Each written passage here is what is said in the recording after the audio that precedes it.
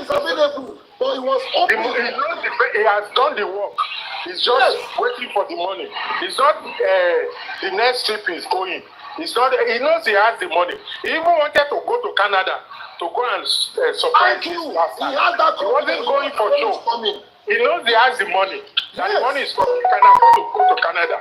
He can, and I bet you that second house he will have bought it. But exactly, simple. He wanted to be close to his studio. He wanted to do everything close nearby. That is why I told the father, I said, no, I'm not disagreeing that he wants to buy that. This is very happy. Let me play this one to you. This is exactly what happened. This is the news what we had last year. If I go last year, so now, if President will stop him, Baba Manjibure, we have left the property for Baba. Kuba for Alamo. Certainly, our property here, all after, throughout April, that part of information can come on to close the inquest. All our property, if it got it, everybody was like, Mohbad is rented. Currently, Mohbad owns the house. What I tell you here, until two women go to Jawale. All our Ebureti Jade, àti ọ̀rọ̀ Lagata. But let us just move. IYABO have done a lot of things in this justice for Mohbad. For what? In fact, to our brain and when you're doing justice for Mohbad. Look at all the narrative. If Polo can do that to Mohbad, and at the end of the day, this man is not talking, but because of very dark man came out, Polo wants sorrow. There's a lot of things you people are hiding. You people will pay. Polo, you will pay. That but it pay.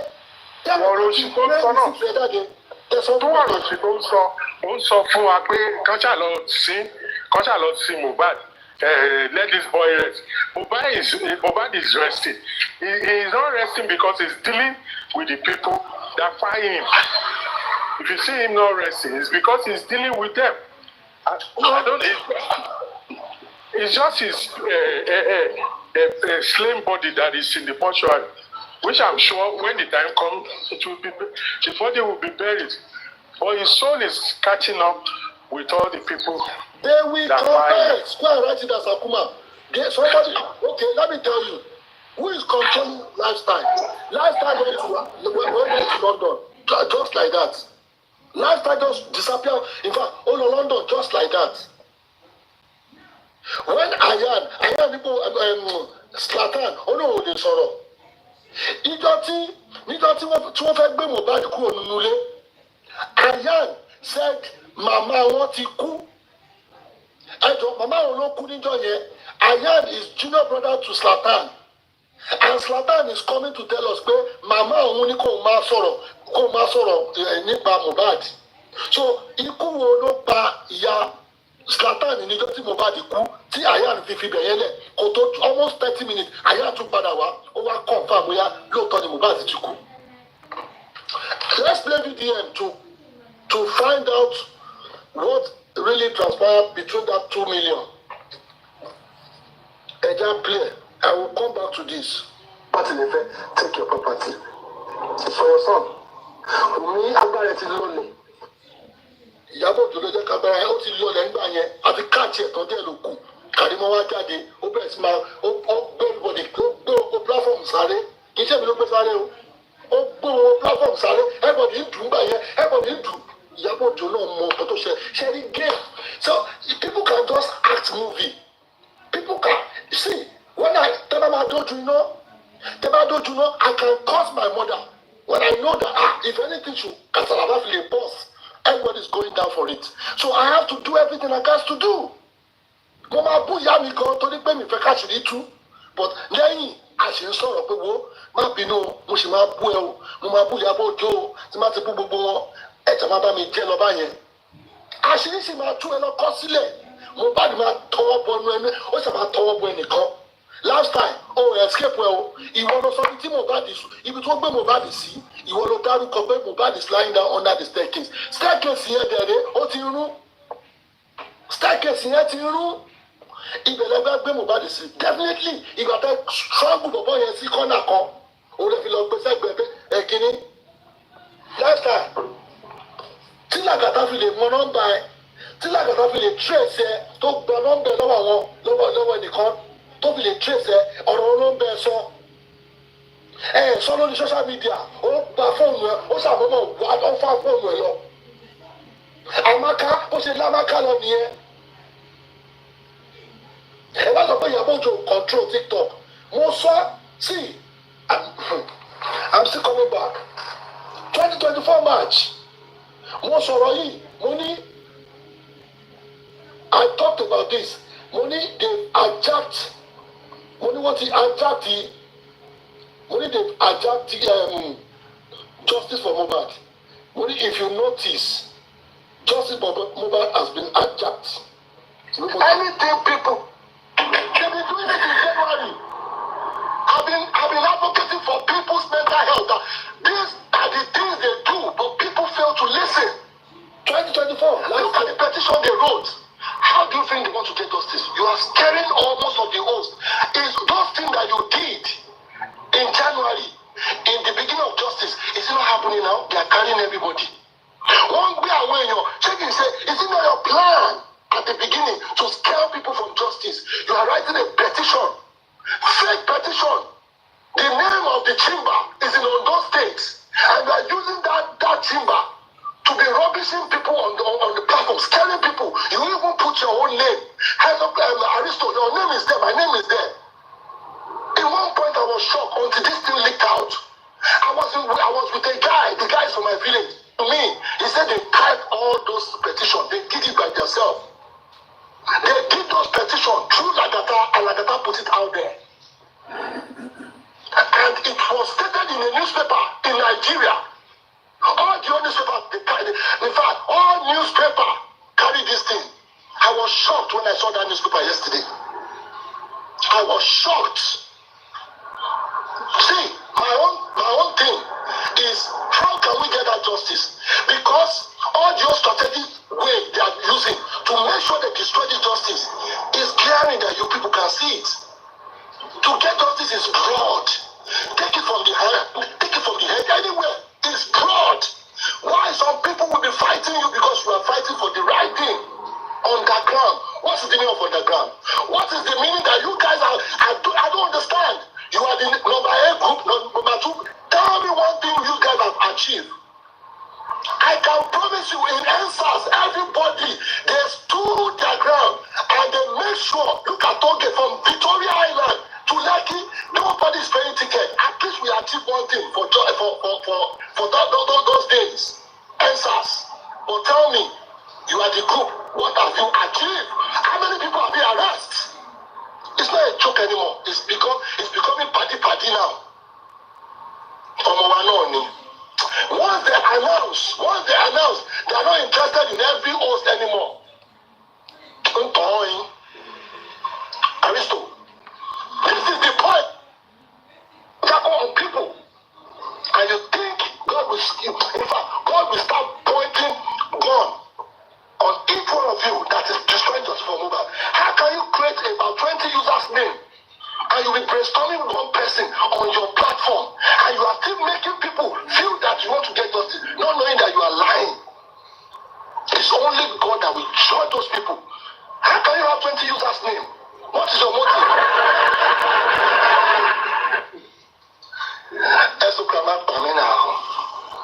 Look at what happened. A fake petition. 20 users' name. I'm telling you. One person brainstorming with himself. I'm telling you, you think that person is making sense? They've been doing it in January. I've been advocating for people's mental health. These are the things they do, but people fail to listen. So let's go to video. So that is our own part. That is our own part. Alright, so DMW and more than DMW. Lately, when I was just in different comment section where they talk about me, when I go to comment very soon, when I go open with time. Sometimes when I go write very dark man don't cast. Well, in natural sense, very dark man did not cast. Now you DMW now he cast, and on guilty conscience, they make you they jump for different comment section. They go to comment. You usually don't do this before. Now, you see, some some things that I don't discover about this Mohbad matter that make me keep quiet. And you try to add 2 plus 2 together to make it make sense. Not 2 plus 2, because those things don't really make sense. Like for starters, you drink the probably. I just discovered that when Mohbad died, he was one of the earliest people who first reached that house. As a matter of fact, the craziest part we say, you go to that house before Papa Mohbad. You drink DMW, you were in that house with Mohbad dead body. And some other persons, you were in the house with lawyer and Alpha. And some other person, before Papa Mohbad arrived to come see him begin, you don't did it. But you say you did it when they embalmed Mohbad. You see, what is it that make me never talk? Because I try to understand how you, when not they related to Mohbad, when you know the Mohbad record label, you don't have, people don't see you and Mohbad like that, you know. I try to understand how you were able to begin so quick before Papa Mohbad. Again, after Papa Mohbad come, you were the one that approached Papa Mohbad and told him you want to transfer 2 million naira to him. Why you go want to transfer 2 million naira to Papa Mohbad just for 1 hour when Papa Mohbad, the 2 hours when Papa Mohbad land?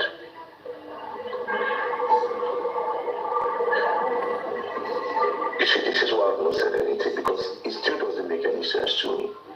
How Dre DMW was in the house before Papa Mohbad with Mohbad dead body. Me say, when I don't talk with it by Mohbad, you don't ask questions. But again, why were you there? With some other persons. Me say, that's blood of Duvi. You said we don't see him.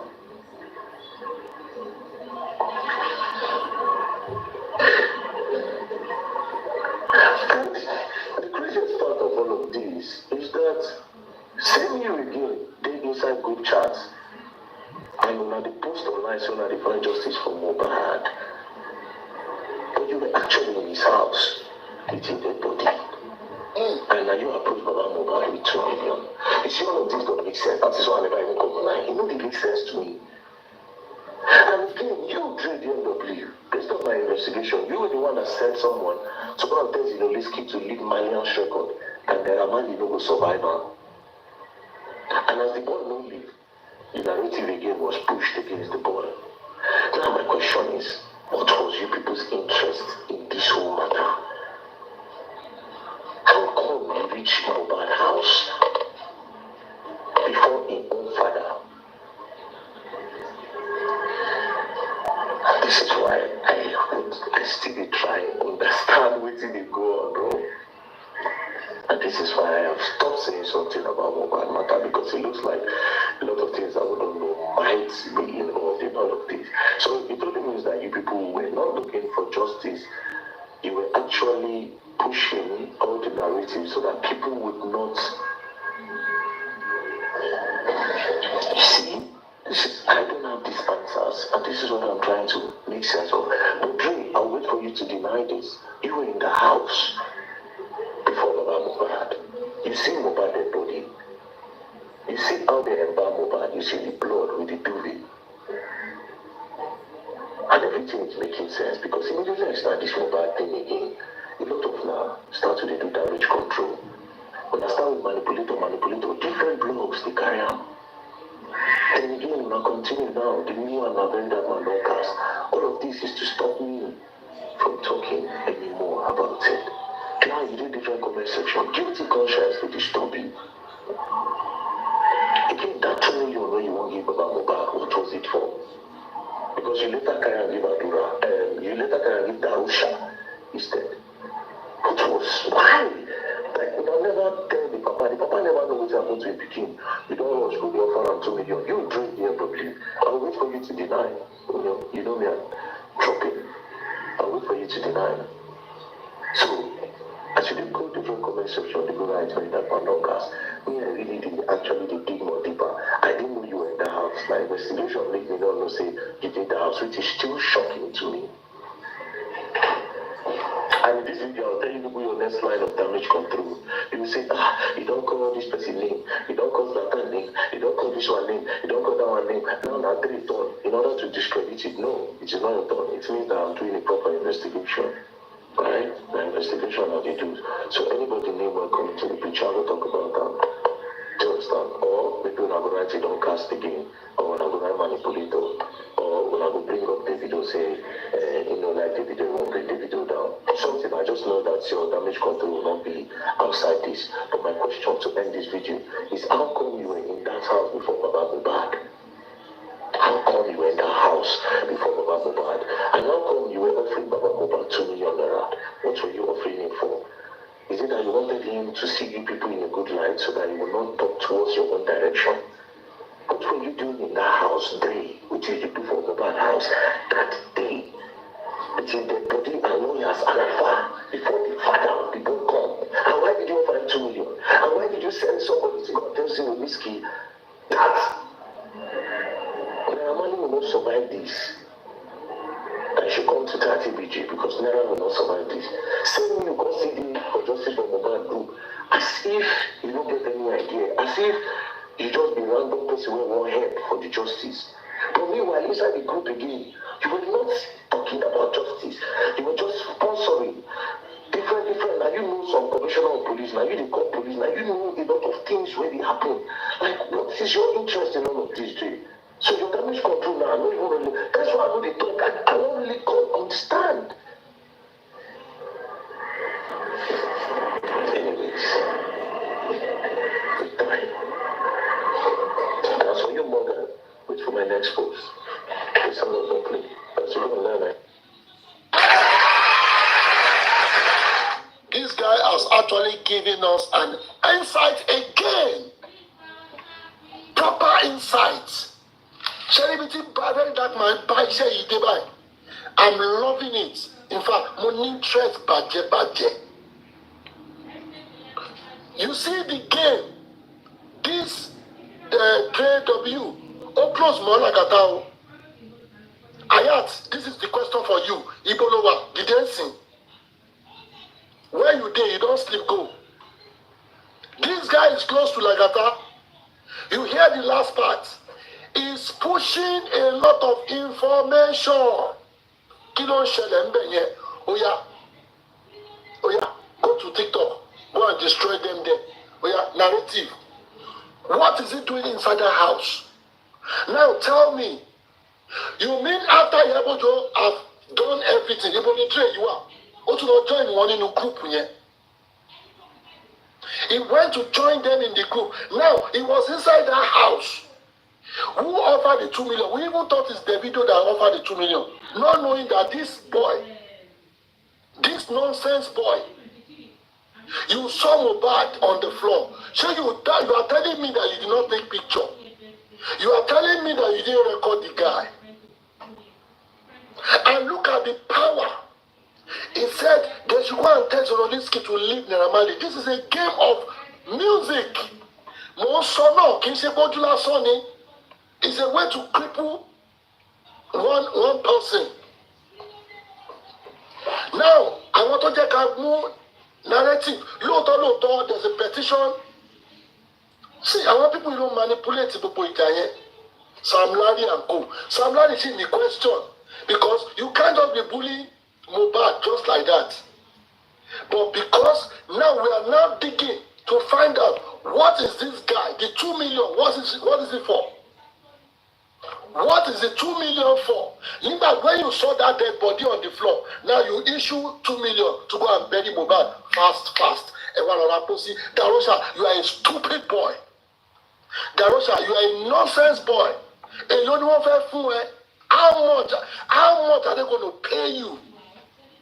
You are a snitch. This useless boy, DW and Dre, is inside that house. He gave you 2 million. Oh, they were all bound to it. But you know, kicking the meaning here. Oh, finish it. Oh, rush here.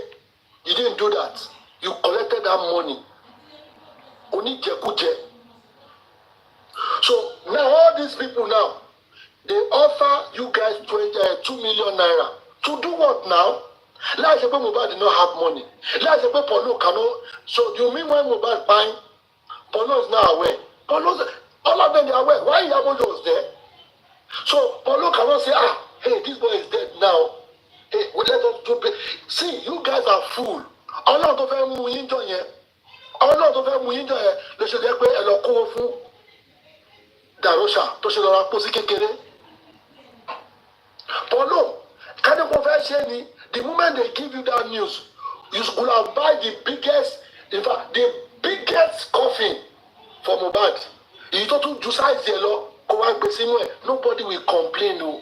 But Ọlọ́run tó fẹ́ mú yín jọ yẹn ló jẹ́ kí lọ́ra pósí kékeré.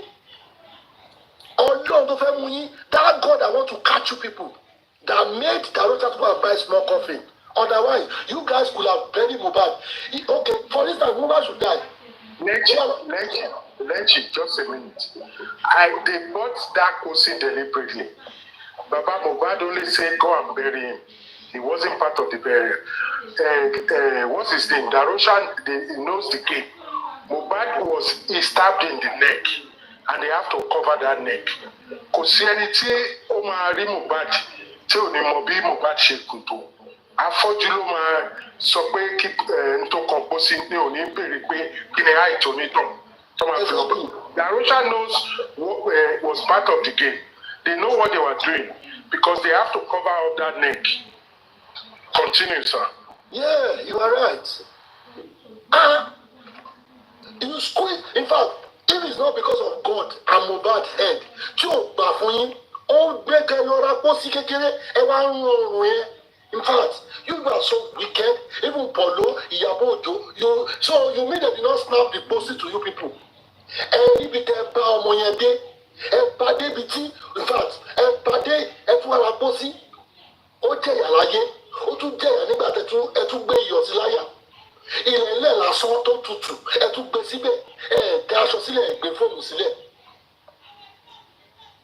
Ẹni tí nǹkan ṣe báyẹn, you could have put the guy kí àìṣe pé Mohbad ò ní bed ẹ wá tẹ sábẹ́ step. You people are very wicked. I don't know how to. Mi ìmọ̀ kan tí mo lè fi come in fact. Mi ìmọ̀ kan tí mo lè fi wé gbogbo yín. You people are so wicked. They have bed. Proper bed in the house. You can't take Mohbad to bed to go and rest that body there. You now left it on the staircase. Very wicked people. Look at the drain. The drain have people, he have other people in TikTok. Sorry, Lechi. Another thing. I'm just hearing it from your mouth now. So Ilele no tell Mohbad see. Ilele what I see now? What be see? Ẹ̀dùn ralé fún yín tó lè raṣọ tẹ́sílẹ̀ rí bedsheet rí quit kan lè gbé bẹ́ẹ̀dì wa látòkè ilẹ̀ lẹ̀lẹ̀ wá sí àti Darosha àti àdúrà can you imagine lè gbé fún dignify kínní kò sí pillow kò sí quit kò sí bẹ́ẹ̀dì tẹ́lẹ̀ gbé sí olórí burúkú yìí wá ń gbé bẹ́ẹ̀ ẹ̀tọ́ fẹ́ ta lé olórí burúkú àti Wùnmí àti gbogbo wọn náà lè ṣòro ìrìn gbogbo wọn olórí burúkú ni wọn. 100%. Imagine how can somebody just go to show ó wá kú ìgbà tó kú yẹn kí ló yẹ kẹ́ ṣe ṣé bí bàbá ẹ̀ ló yẹ kẹ́ pè ẹ wá sá káàkiri nígbà tó ti mọ plan yẹn drain tún wà nulẹ̀ ó tún lọ gbé àwọn àfáà wá omi Mohbad tó fi wẹ̀ Darosha wo orí Mohbad máa mú ẹ omi tẹ́ fi wẹ̀ Mohbad ta lẹ lọ gbé fún nítorí àwọn lẹ fi ṣe ògùn wo lẹ fẹ́ ní ògùn yẹn máa bàjẹ́ mọ́ yín lọ́wọ́. Ó dàbí pé kí babaláwo sọ fún yàn pé táyà bá ti níbẹ̀ ilé ẹ wúkẹ́ẹ̀dì o gbogbo àwọn àfáàtà ẹgbẹ́ wa yẹn láì ṣe pé Mohbad jẹ́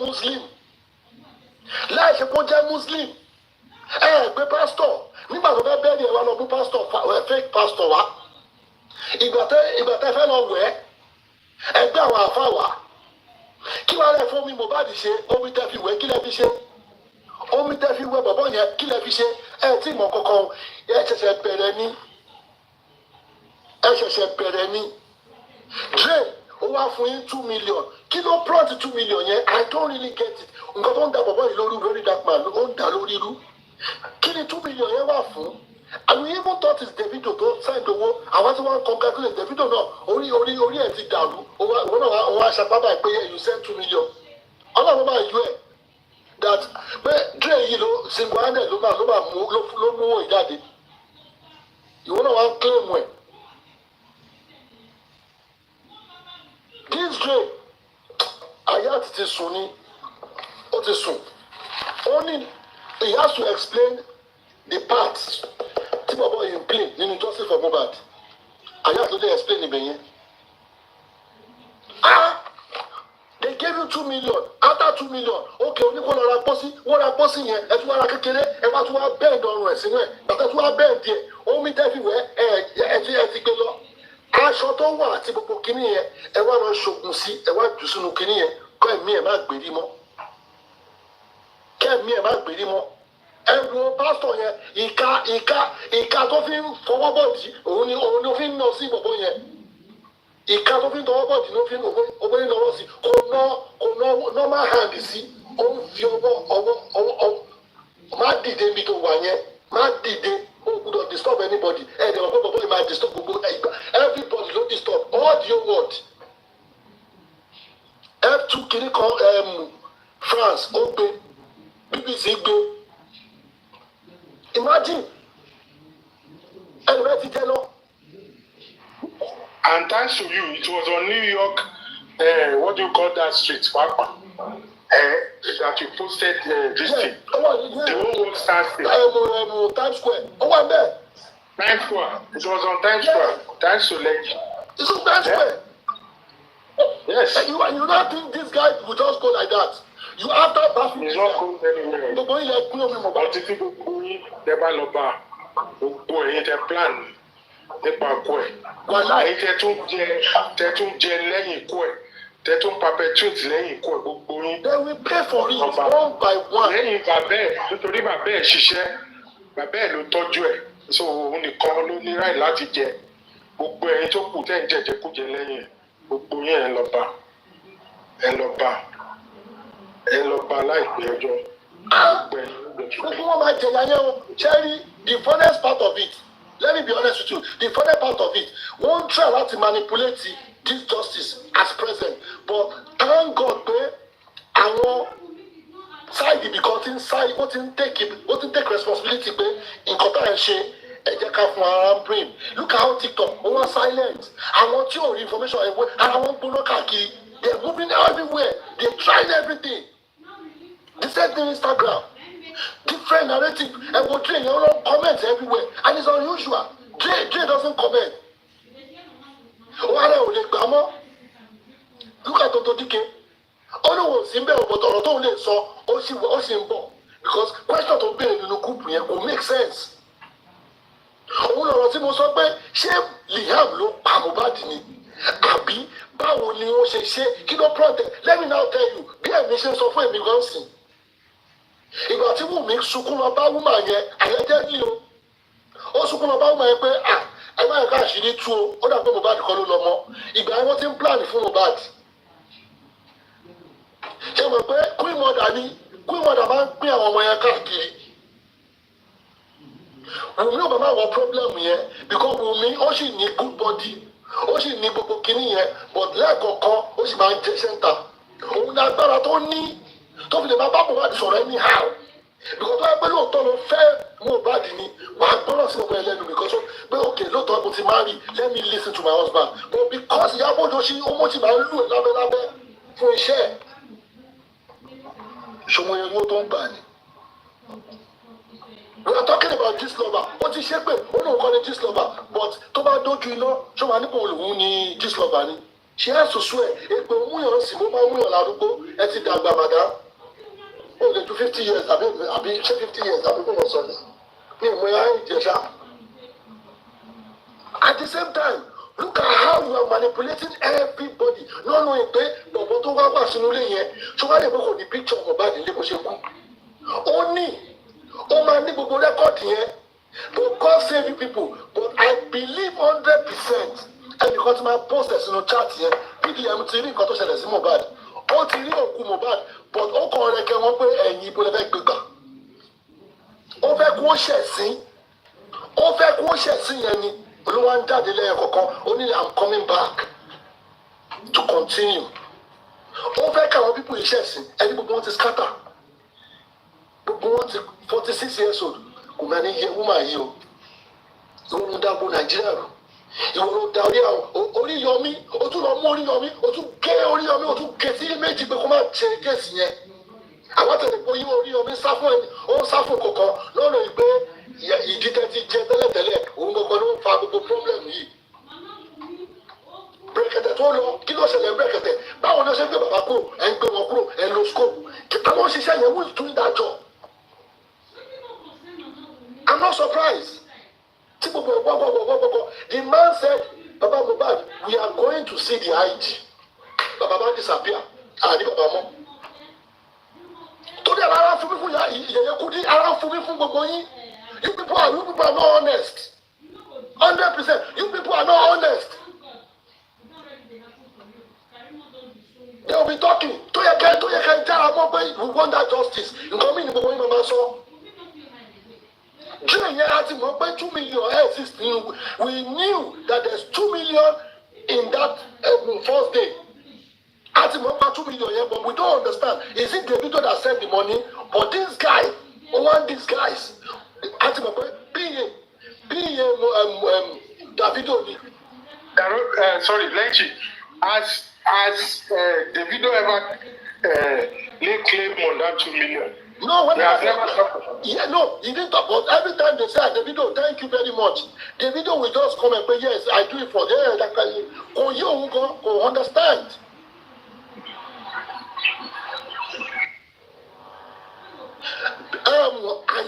Ayat one need the same category pẹ̀lú Dre. One more Dre àti Ayat. So Dre àti Ayat Lagata, the same train gbogbo wa. Wọ́n ti pe Ayat fún the same job yẹn manipulation yẹn ó náà ò lè ṣe.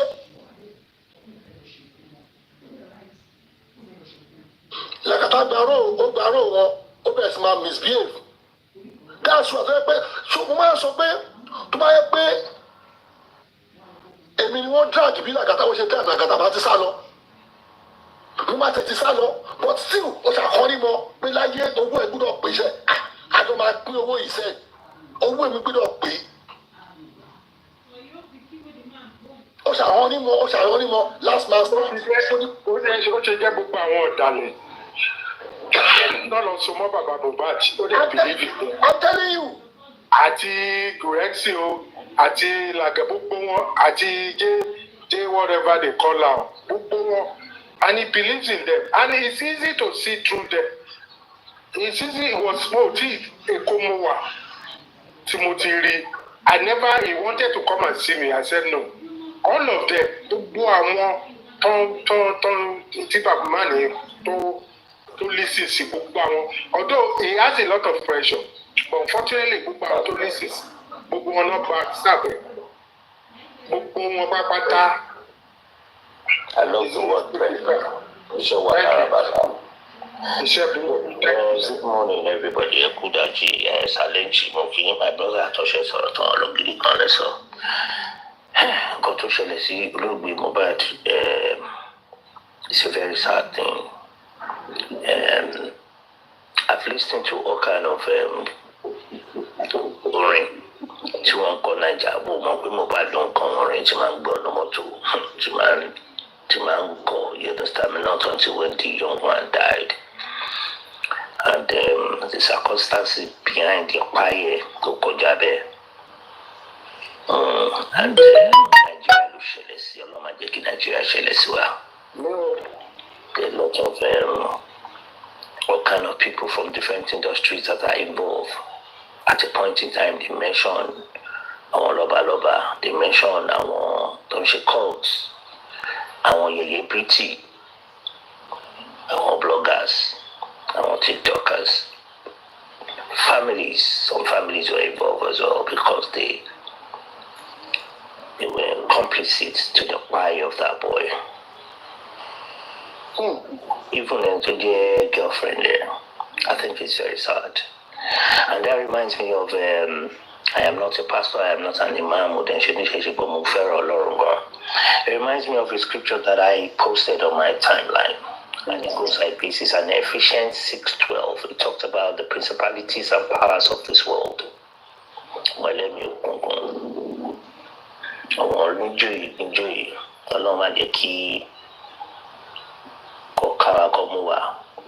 Our institution to feel Mohbad only our lopa. Because I strongly believe that when the young man was alive, we had to come up with a lengthy petition. It could have been addressed duly.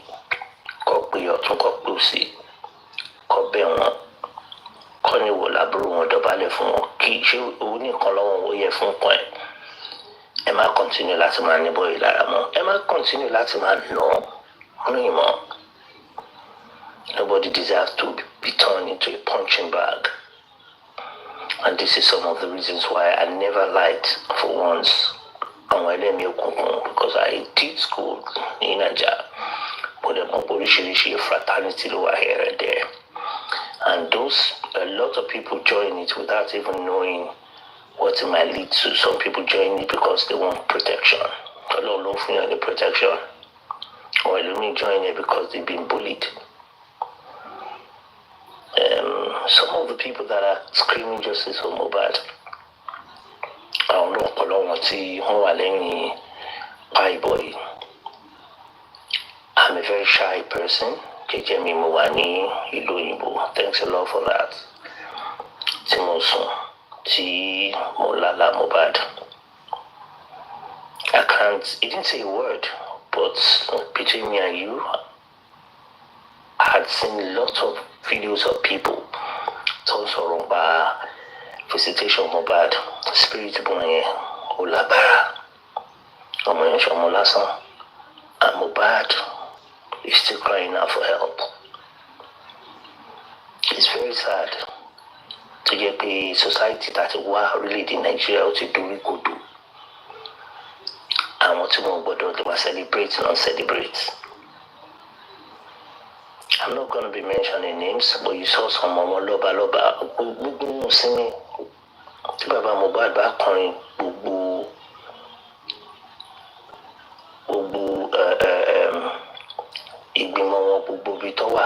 Campo, man shaking, man unsettled. Some of them will say,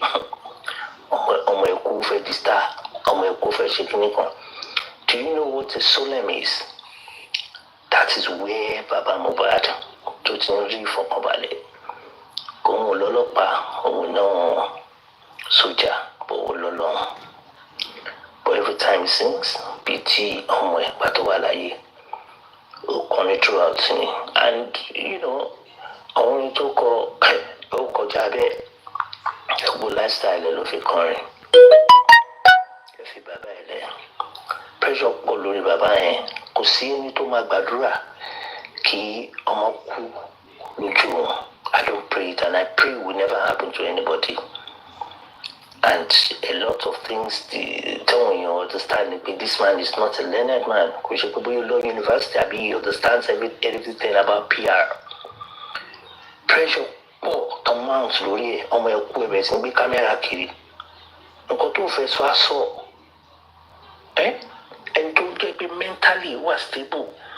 Tó bá drill ẹ̀ lórí àwọn tó journalist bá drill ẹ̀, nǹkan tó fẹ́ sọ aṣọ, ká tó wá máa sọ ẹni tó jẹ́ pé ọmọ ẹ̀kú jẹ́ kó yí máa kọ́ ni. Kò ní lè sùn, á kàn máa wọ́n dàbí ṣé ṣọ́ọ̀ṣì rí ni? Ẹ wá ń gbé kámẹ́rà kiri, ẹ bẹ̀rẹ̀ sí ń bú bàbá yẹn. You can't do that. It's very, very sad. Ẹ sọ di ẹgbẹ́ yín, sọ àlọ́ba di ẹgbẹ́ yín. Nigerians are so evil. But they get people young lopa, due diligence. I swear to Almighty God, you got to share by less than 24 hours, 24 hours. Because the listen, you know, they don't even need to drill each one of them for 2 hours. You understand? Mama kaburu buruni. Mama kaburu buruni. I remember going to that young man platform, boy, cotton penny white. I was like, kí ló dé tó ṣe di bodyguard àdúrà ẹ̀kú all of a sudden ó di bodyguard tí àdúrà bá àpòlù bàbá ẹ̀ for less than 12 hours tọ́jọ́ súnlé kan náà tọ́jọ́ sọ̀rọ̀ bọ́ọ̀ yẹn á sọ nǹkan tí àwọn èèyàn believe ẹ̀dẹ̀ pé bọ́ọ̀ yẹn sá lọ fún bàbá ẹ̀ ṣé wọ́n ló bí. That was the question I asked him. The guy went, he remained incommunicado. The platform and okay. Please don't drop me. I don't know how to abuse people. But just I saw it. Kilo did to the bodyguard boy overnight. Oh, Polo gone. Oramoto. Toti Lupa in Nigeria for my man. It's all about cover up. Continue láti máa please wọn so that wọ́n lè dákẹ́ and unfortunately ìyẹn clever gan ká má sọ ní look at what they've turned this boy into when he was alive he became a paranoia ó wá sí ìlú òyìnbó gan wá ṣíṣú ẹ̀rú ń gbàgbé they will come after me they will come and beat me who deserve to live a life like that? Are you people normal? Ó tún kú ẹ̀ tún jẹ́ kó ní ìsinmi ayé mà ní ká o. Àwọn èèyàn kan support ilé àwọn èèyàn kan support ilé àwọn èèyàn kan support àwọn èèyàn kan láti cover up àwọn èèyàn kan sọ pé ẹ má sọ̀rọ̀ nípa abúlé mà no you have to talk about it has to be stopped in our society it's so mad n pé anybody wọ́n lè máa torment ẹ̀ ó wà láyé ò sí láyé it's unacceptable ẹ̀yin kan wá kóra ń jọ ẹ lọ ṣe group oríṣiríṣi ẹ sọ oríṣiríṣi ń bẹ ṣé ẹ ní conscience ni ṣé bẹ́ẹ̀ náà máa bímọ tí ẹ ń jẹ́ pé tọ́bátọ̀ kándù lẹ́gbẹ̀ẹ́ gbogbo dì í máa yọ ni ẹ máa bímọ tí ẹ fún sókè ń jábàlẹ̀ but Nigerian police I swear to God but I really know because you guys don't have good reputation from time anyway. Do you want to talk about the legal luminary? Hello lórúkọ set up corona bí kílẹ̀ ń pè kọ́wọ́n yà máa lọ ẹ fún wọn yẹn jẹ́ kó máa jẹ lọ.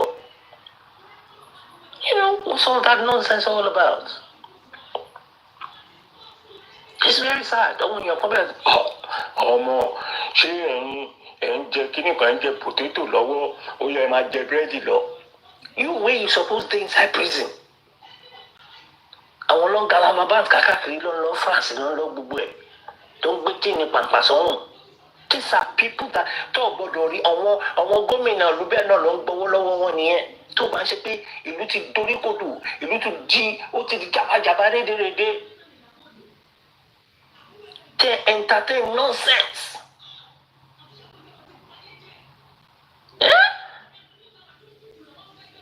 Lastly, spiriti Mohbad Oṣuwa life ọmọ yẹn wọn ti sin up to now. Yes, some people say kí ló dé tó ṣe ń call for kìíní kan DNA blah blah blah ọ̀rọ̀ ti di omi sí omi ò tó ẹgbàá Yorùbá mi bíi tí mo ṣe ń sọ. You understand me? Ọ̀rọ̀ ti di public space àbí public discourse. You understand me? Ẹ fọkàn balẹ̀ now. It's so nice. Very, handsome boy. Ẹ wo ọmọ yẹn. Very handsome. Kí ló dé tí wọ́n tún jẹ́ bàbá tó ṣe come forward? Claim your child. Tó bá lè jẹ́ pé kò rí bẹ́ẹ̀ ni, ìwọ́n tún jẹ́ màmá come on. Where kokona where I'm conclusion DNA now. When is DNA crime? Nigeria mo put the crime now they saw the come here. Ordinary DNA. Very, very simple. Tó bá ṣe pé cover nǹkan tó bá ṣe pé ń bù kankan. They saw the kini DNA no collusion. Okay, you are going to do DNA in 3 countries. 3 countries. Where are you going? Where are you going?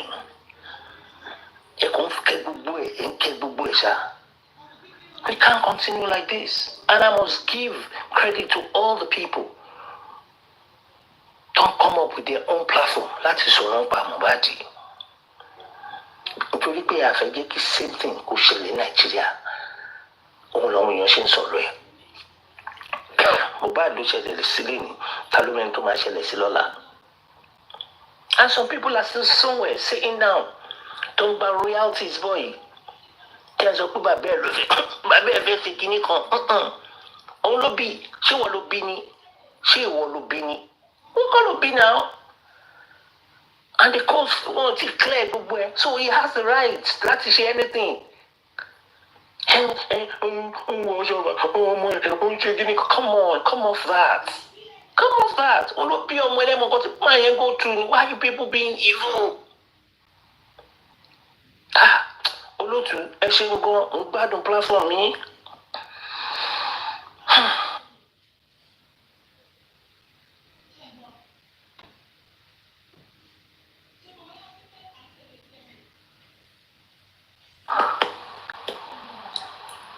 Hello, ṣé kò séyàn bí ni?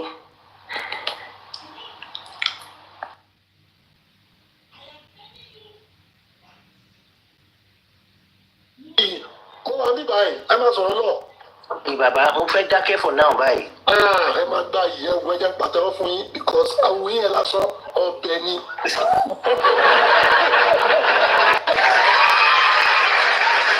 Ẹ máa gbá yìí wàláì number one náà ṣé jìbò lẹ ti wá. Èmi ọmọ arómisálẹ̀ bẹ̀rẹ̀ gbọ́n mi kú.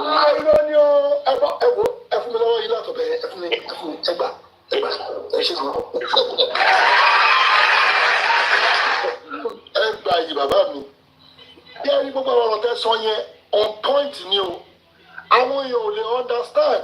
Ṣé ibi tẹ́ tuntun mú nǹkan ó dà pé ẹ tún mú síbí ẹ tún fa fi àwọn ọbẹ̀ yẹn ká tún understand. Lóòótọ́ rẹ̀ ni náà.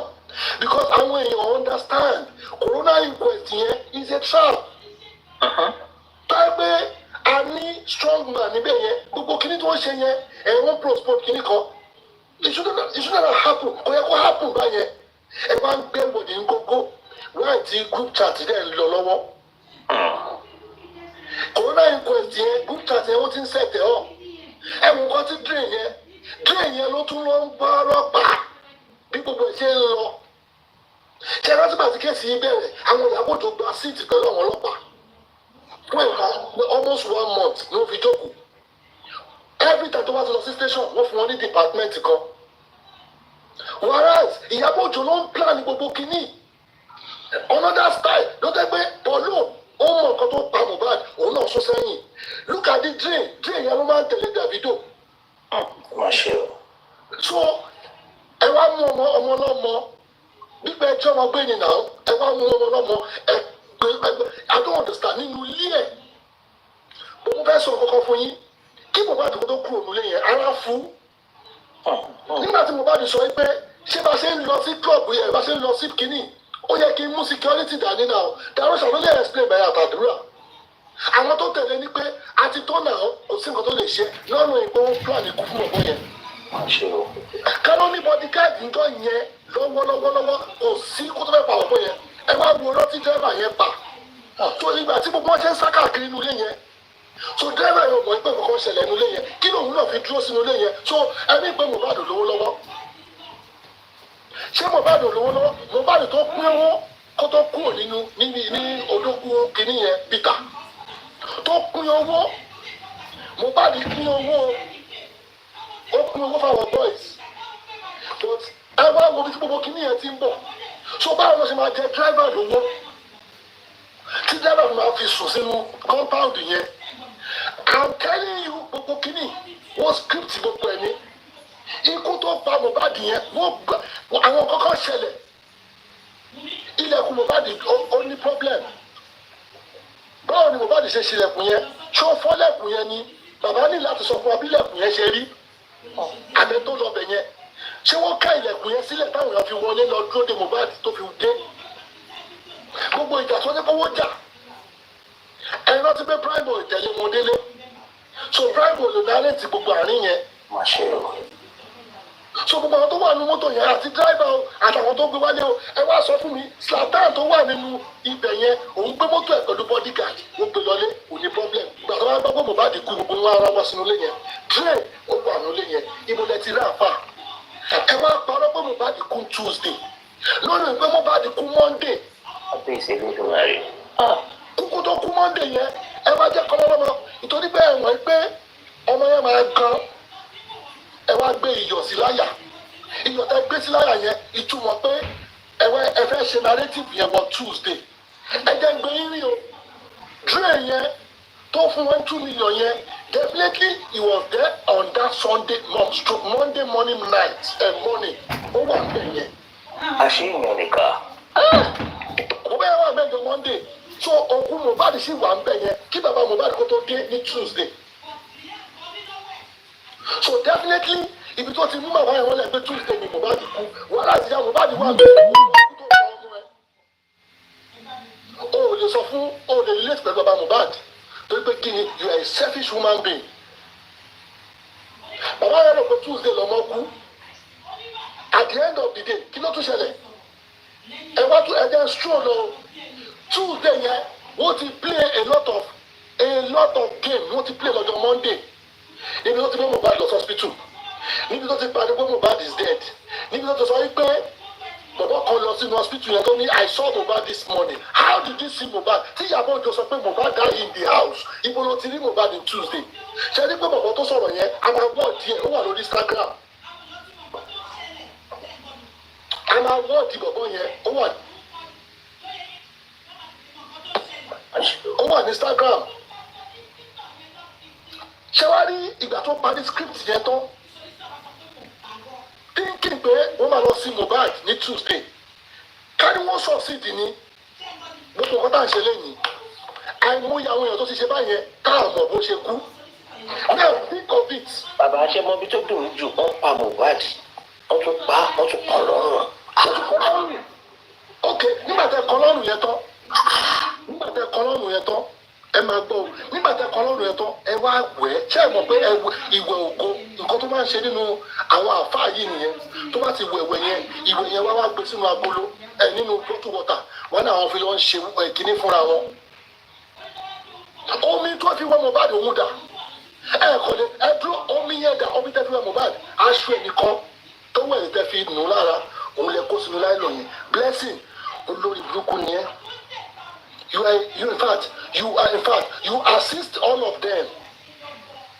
Lórí ikú bọ̀bọ̀ yẹn, ìwọ lọ tún lọ July lọ sínú I don't understand.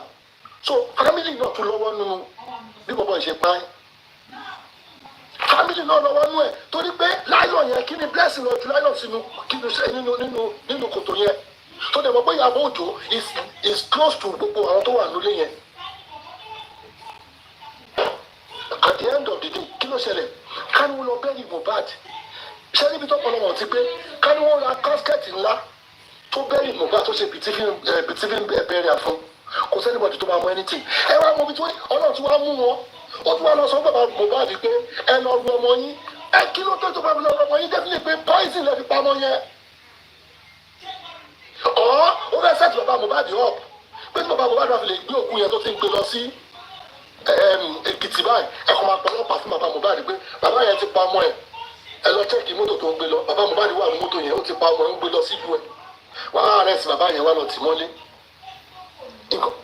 Ìyábọ̀ Òjó lè ṣe yẹn òun ló tì sí wọn mọ pé Wùmí sọ fún báyìí kó lọ ru ọmọ ẹ it can happen like that at the end of the day báwo ni Wùmí ṣe gbé sí bàbá létí pé bàbá ẹ lọ ru ọmọ yín kí ló rò débẹ̀ ikú ló pa Mohbad definitely kì í ṣe ẹnìkan ló pa Mohbad because kó tó lè máa ro èèyàn definitely about 5 people ló pa èèyàn dágbẹ́ ẹnìkan ni ó ní láti rò wá náwó sẹ́ni tó pa but àwọn tó pa Mohbad ò lè ju bí mẹ́rin márùn lọ mo kàn sọ àtẹ́dẹ́ nínú but kó tó lè sọ pé ẹ lọ ru ọmọ yín yẹn èrò wà lórí ọmọ yẹn tó fi pa gbogbo yín dẹ̀ rí ó ti tẹ́tì yín dábàá sọ̀rọ̀ so at the same time kí ló prompt ìwọ tó sọ pé kó lọ ru ọmọ yín bàbá náà wá sọ pé kó lọ àwọn òun ṣe oníṣègùn ọmọ I'm a Christ man I don't do all this kéèyàn máa gbé ọmọ gbé wa no If that man has fallen into that category to go and bury the they could have just arrest that man and that's the end of the game. Forget about it. No, in fact, game yet it all. But at the same time, you guys tried to go and bury Mohbad. You guys tried to go and bury. Am I the one talking like, try not to bury Mohbad? The one is my jello. Okute, any temper, SNT, your daddy. But that means you go.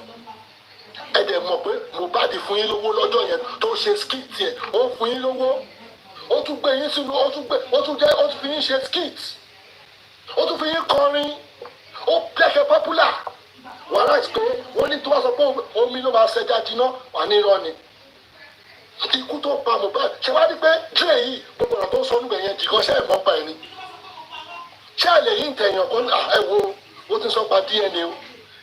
What's up at the end? Hint anycom. That means you people are wicked. In your brukuni, Jiko, you are a wicked woman being. Mohbad was close to you. Mohbad chose you because of the disability. And look at how you pay this guy back. You pay him with pain. He trusted you. Do you make use of it? No. You didn't make use of anything. You didn't fight for him. Even the same thing Slatan. Okay, if IYABO can use Bella to lie to people, go and bury Mohbad. The same thing they did to the mother. I come Monday, I come Tuesday. And I bury your money because there's something behind all this thing. IYABO jẹ́ ọ̀tí sáwá sáà lọ́ba ìpolówó ọmọgọ́ níbi ibì kan ṣé kò ní padà wá Nàìjíríà so everywhere sees now ẹni pé gbogbo wọn sákàkiri TikTok mọ́ they are not doing TikTok wọn dákẹ́ wọn wo line of action kí ló fẹ́ ṣẹlẹ̀ very dark man is coming for most of you people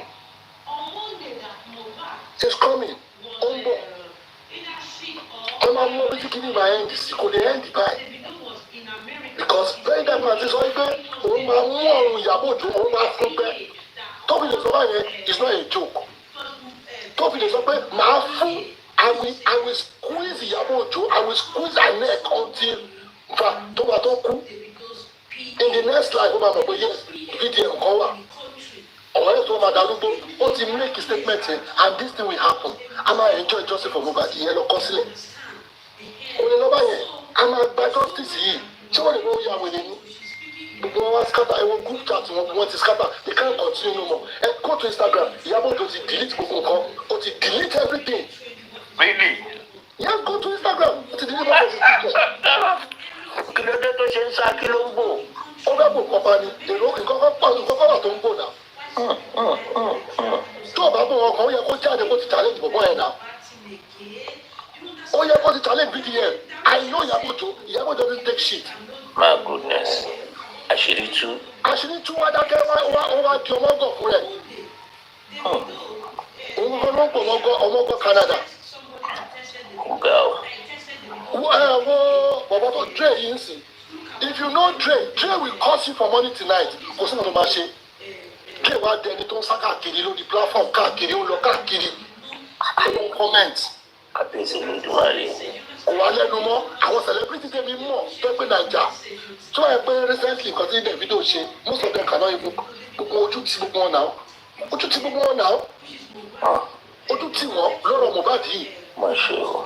Look at Polo wa di ẹni tí Danny Freeze ń gbọ̀n tó ń gbọ̀n lórí. Tó yẹ pé if Polo is talking 2010 ní London if you see Polo white will be anybody that big boy. Wow. You are the little drag insane. You can't even say anything. Polo, you will tell us what by Mohbad. We want that receipt. I want to sọ fún Mohbad. We want that receipt. Receipt yẹn mo ní ìdí ẹ̀. Iṣẹ́ pé mo ní ìdí ẹ̀ gbogbo àwọn tó wà gbogbo àgbáyé ló ní ìdí ẹ̀. All the young ones they need it. If really you pay Mohbad lọ ná mọ́tò kò sanwó ẹ̀ ẹ̀ tó àmọ́ ìgbé first mọ́tò tó rà cash ló rà. Cash ló ra mọ́tò yẹn. Tó san díẹ̀ ló fi ṣe mọ́tò yẹn. No, Range Rover 1200. Nígbà tó dé láti London. Tó kọrin tán. You know, stage kan ní London ní pounds okay can I calculate in Nigeria wey I will make like 45 million o ṣe stage mẹ́ta èmi ò ṣe pé club o stage ni o stage ilé òṣèpẹ́ ọdún abẹ́ o lọ sí Wazobia club tó wà ní Chelmsford o lọ sí Renish club àwọn yẹn kékèké nìyẹn kò lọ sí kọ́ńpùkù èèyàn pé Mohbad is coming tó mọ ó ní Mohbad tó gba ap yẹn ó máa lẹ́gbàá gan tó kárí gbogbo everywhere táwọn èèyàn tó plenty enemy wey dey follow me people just want to dance to that music.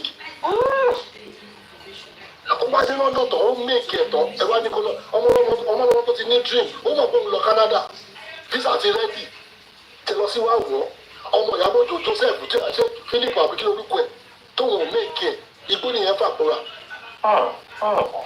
Ó wá ní pé ọmọ tí ọmọlọ́mọ ṣoríire ọmọ tí ẹ ò ṣoríire ó tún wá wá ọmọ tí ẹ lọ sílé náírà tí náírà ò sí nlé ọlọ́run ò kó ṣe nǹkan tó ń ṣẹlẹ̀.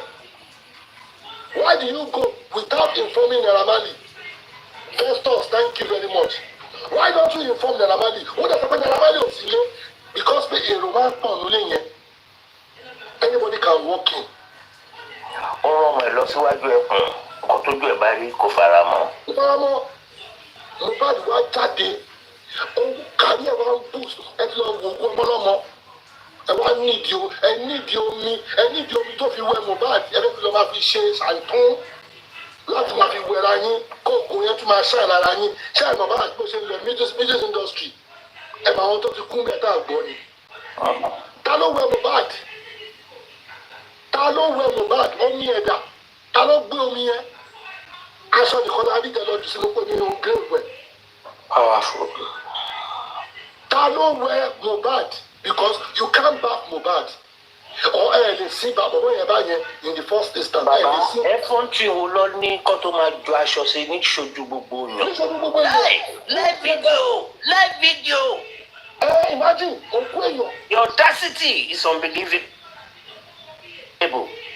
Where did they get that kind of thing? Wọ́n ti dá agbára yẹn ẹ̀dúró ọmọ kẹjọ níjẹta ọmọdé rí níjẹta tó lọ kọrin ẹ̀rù bàyí kò yẹ kí gbogbo yín wá. Ó yẹ kí gbogbo yín yọjú ó yẹ kí máa bà yín dáàbò ẹ ti ń pa èèyàn tipẹ́ ẹ ti ń pa èèyàn tipẹ́. Wọ́n ti ń pa èèyàn tí ò fi jọ yín lójú inú ẹ̀mí ò lè dúró síbẹ̀ ẹ̀rọ máa bà mí kó òkú ẹ̀ máa lé mi torí gbogbo yín yẹ fọ́ tí òkú ẹ̀ máa lé gbogbo wọn báyìí nísìn. Ó lé wọn nísìnyí. Àwọn tó ń sọ̀rọ̀ báyìí ni èmi ò sọ̀rọ̀ báyìí mi ò mọ bí gbogbo kìíní ti ń bọ̀ wẹ̀. Àní spirit Mohbad wà láìfù. Tí máa ń ronú ọ̀bọ̀ ìyára ìgbé kó ti gba justice yẹn kí eré ẹgbẹ́ pa bọ̀bọ̀ yìí nǹkan tẹ̀mí tiẹ̀ fẹ́ gbọ́ nìyẹn ìyókù lágbájá ló pa because mo ti ń try láti sọ pọ́sù yẹn nǹkan tí very dark man sọ.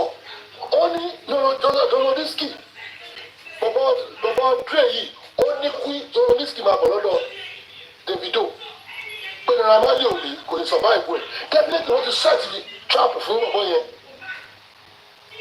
Ní pé kí ẹjọ́ tó wà lẹ́yìn òkú Mohbad tó wà lẹ́yìn Naira Marley ò lè survive ẹ̀ which is true. Àwọn èèyàn máa rò pé bọ̀bọ̀ yẹn ló pa Mohbad lóòótọ́ tí Dre fi lè survive definitely there is more to it. But this was said after Mohbad died, so that means they were still threatening Naira Marley that Zino should come to them. If you release Niski. Yeah, what did I say the other time? Money that the cash, when the cash falling don't go trap àwọn people yìí. The cash yìí ó jẹ́jẹ́ lọ sí London lọ tó ti ka mọ́ bí tó ka mọ́. Ta ló dìde fún Ọlámídé ní pé ẹja ju owó lẹ̀ 50-50 ẹ gbàgbé ẹ̀. Because the cash náà máa ń jí orí olórin. Ìgbà tí the cash kọ́ ní lókè o dáàmì lókè o ẹjọ́ wá orí ẹ̀ trend ó dẹ̀ make owó ẹ̀. Ìgbà yẹn wọ́n ti wá fẹ́fẹ́ pa the cash nígbà yẹn. But Ọlámídé stood for him. Naira Marley the same thing. Ìgbà tí Naira Marley kọ́kọ́ dé ó ní ibo lòun bílíọ̀nù sí Ọlámídé gbà ó gba Naira Marley tọwọ́ tẹsẹ̀. Ó tún wò ó pé 3 people lòun fẹ́ for this year 2 years lòun dẹ̀ fi ṣe gbogbo kínní ẹ tó bá ti serious kó máa bá ti jẹ lọ Naira Marley lòun kọ́ dé. Ẹkùn náà tẹ̀lé Wale Gold àbí kí lórúkọ ọ̀bọ yẹn òun náà tẹ̀lé that's 3 people. Àwọn small artists yẹn àwọn náà wà pending. Ìgbà tí 2 years Naira Marley dẹ̀ pé Naira Marley dẹ̀ ti understand street ó ní wá street lòun fi kọrin lọ bá street ẹ̀ wá sí lọ síwájú normally choose gbogbo ìdí nǹkan báyẹn bó ṣe lọ títẹ̀ nìyẹn gold wálé gold yẹn ó náà choose títẹ̀ lifestyle kí ló ṣẹ́kù nígbà tẹ́kùn kọ́kọ́ gbóni yẹn jáde ṣé wò ya bàbá yẹn wèrè díẹ̀ ló kù orí òkè ló ti lọ parí láì tó ìwà orí òkè ló ti lọ. wáì tí Naira Marley náà ṣe jẹ́ kí Mohbad move on. ó jẹ́ kó move on no manipulation yẹn ti pọ̀ jù it's too much the manipulation within all of them ó ti pọ̀ jù favourite Naira Marley ni Mohbad but because pé Ìyábọ̀ tó sì ní because kí ni Ìyábọ̀ tó mú Festus wá bá wọn nu lé bẹ̀yẹ fún ẹ̀rọ ti pọ̀ nílé yẹn náà Complicity wà bẹ́ẹ̀ Mohbad wà bẹ́ẹ̀ àtàwọn other artists tí wọ́n lè ní sùúrù wọn kókó tó tàbí fídíò àbí kó gbé Festus lọ bù mí wọ́n àti wọ́n pé Naira Marley yẹn Naira Marley ò tún wá sílé ó tún ní ọ̀dá city láti wà nulẹ̀ yẹn ó tún wọ nulẹ̀ yẹn bóyá lọ gbókùn sínú lẹ́yìn kò tẹ̀ yéèyàn bóyá àṣìṣe ló lọ ṣe sínú lẹ́yìn yẹn àwọn ọmọ yẹn kékeré how old is Naira Marley 32 years àbí 33 years. That was then he was 30.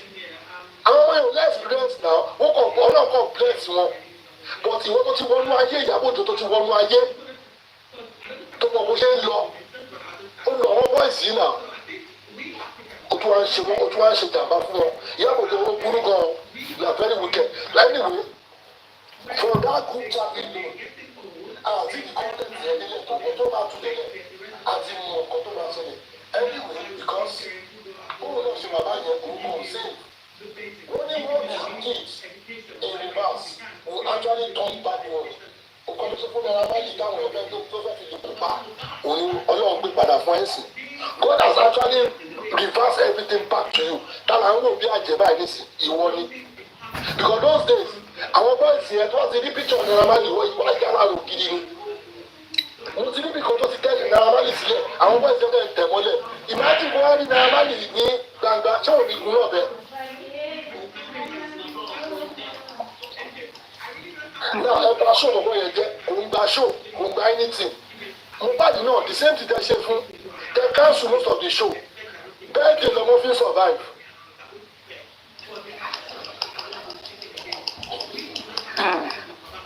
Remember that time, like, because I used to say Davido is the industry god. When people were asking who is the industry god, I said Davido is the industry god. And he used to give us this narration then. I don't know if you remember that. I remember that one. Davido has a studio. Mohbad has the same thing. No, Mohbad has a studio as well. Davido's studio, you pay a lot of money, and there's a long waiting list. Mohbad studio, sometimes he gives artists free access to come and sing and stuff. So he had more people than Davido. So that was one reason where Davido could have been like gotten jealous of that success. And remember, he also said as well that every time people want to release music, they now have to re-release it featuring Davido. So again, that's like some kind of bullying thing going on there as well. You know, so I don't know, maybe that's one of the reasons, like, you know, because even where God is, yeah, you know, Mohbad's death, yeah, it's not just from one factor. Mohbad's death has multiple people involved in it, you know, the industry gods. So maybe there's a nurse that, you know, they said, okay, go and inject him, because even they've been injecting him even before then. Because one of the medication we saw, not injection, midazolam, is not only used for anesthesia, they use it for end of life as well. When somebody is about to die, so they give it to them to ease the pain or whatever. So that was found in Mohbad's system. You know, so who gave him that even before he died? Who's been giving him those kind of medication? So I hope this case shall hopefully before this year runs out, I know we're going to get a lot of headway. Because 2 years is too long, for if you ask me. But people keep saying, oh, some other case can take 10 years. No way. This one, it will be solved this year. Solved this.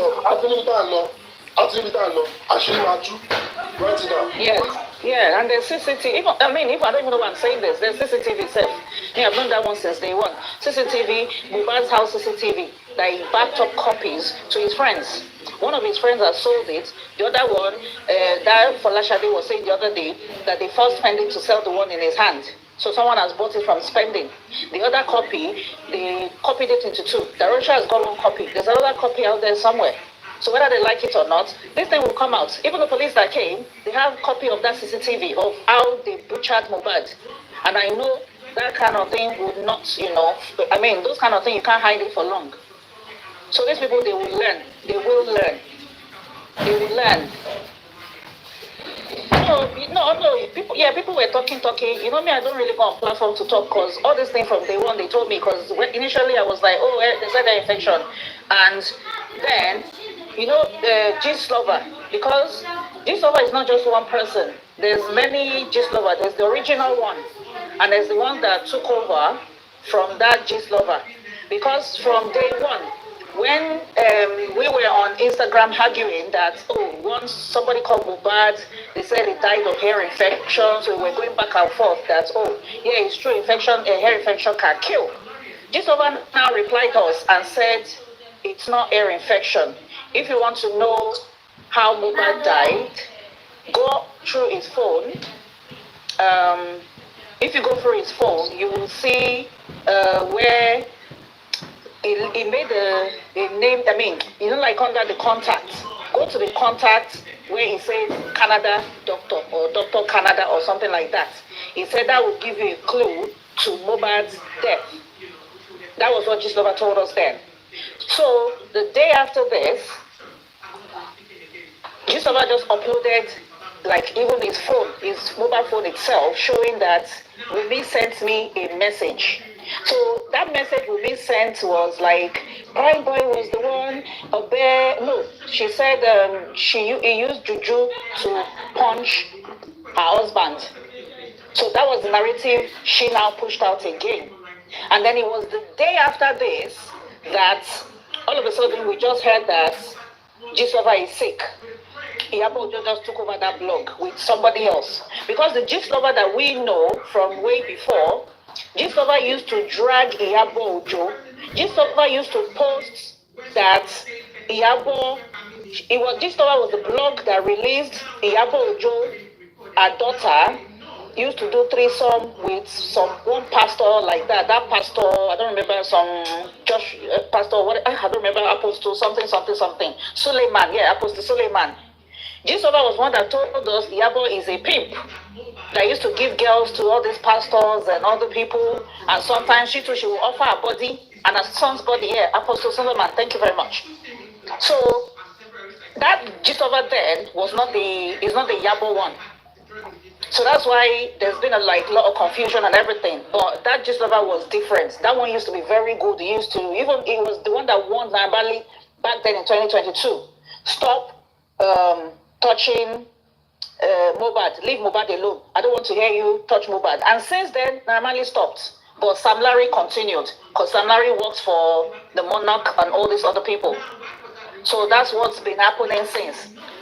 That day that the Gislova said, go and look through Mohbad's phone, you'll see Dr. Canada. That will give you a clue to what killed Mohbad. That person will tell you who killed Mohbad. The next day, we'll be sent a screenshot. We'll be sent a message straight away. It's Prime Boy that did it. Prime Boy used juju to punch him and stuff. Then another narration started flying. So these people cannot know what they've been doing. And they just went somehow, blackmailed the other Gislova. That one just fell sick. So they took him out of action. So it's all kind of linked now. And then they told me, they said, this is like an issue of the birthing issue and all those kind of things. So industry, gods, cultism, the bad wife is a mixture of a lot of things.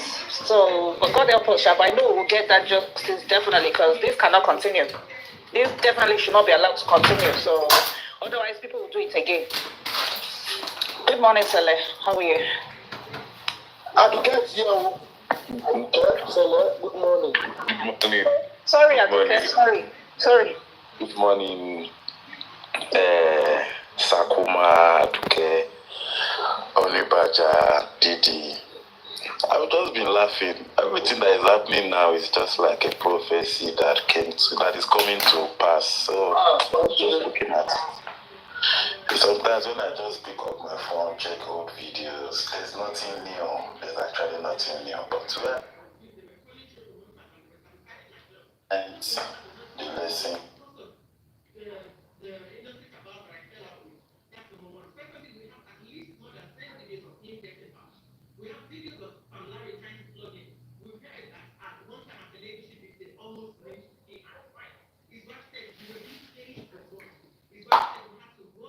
How to turn on your video games? Ọmọ ní òun fẹ́ lọ sìnkú ọkọ̀wọ́ fún but bàbá ní kọ́lọ̀ kó fún wọn kọ́lọ̀ wọn tó pa náà ní kọ́lọ̀ fọwọ́ ara wọn kọ́ fi.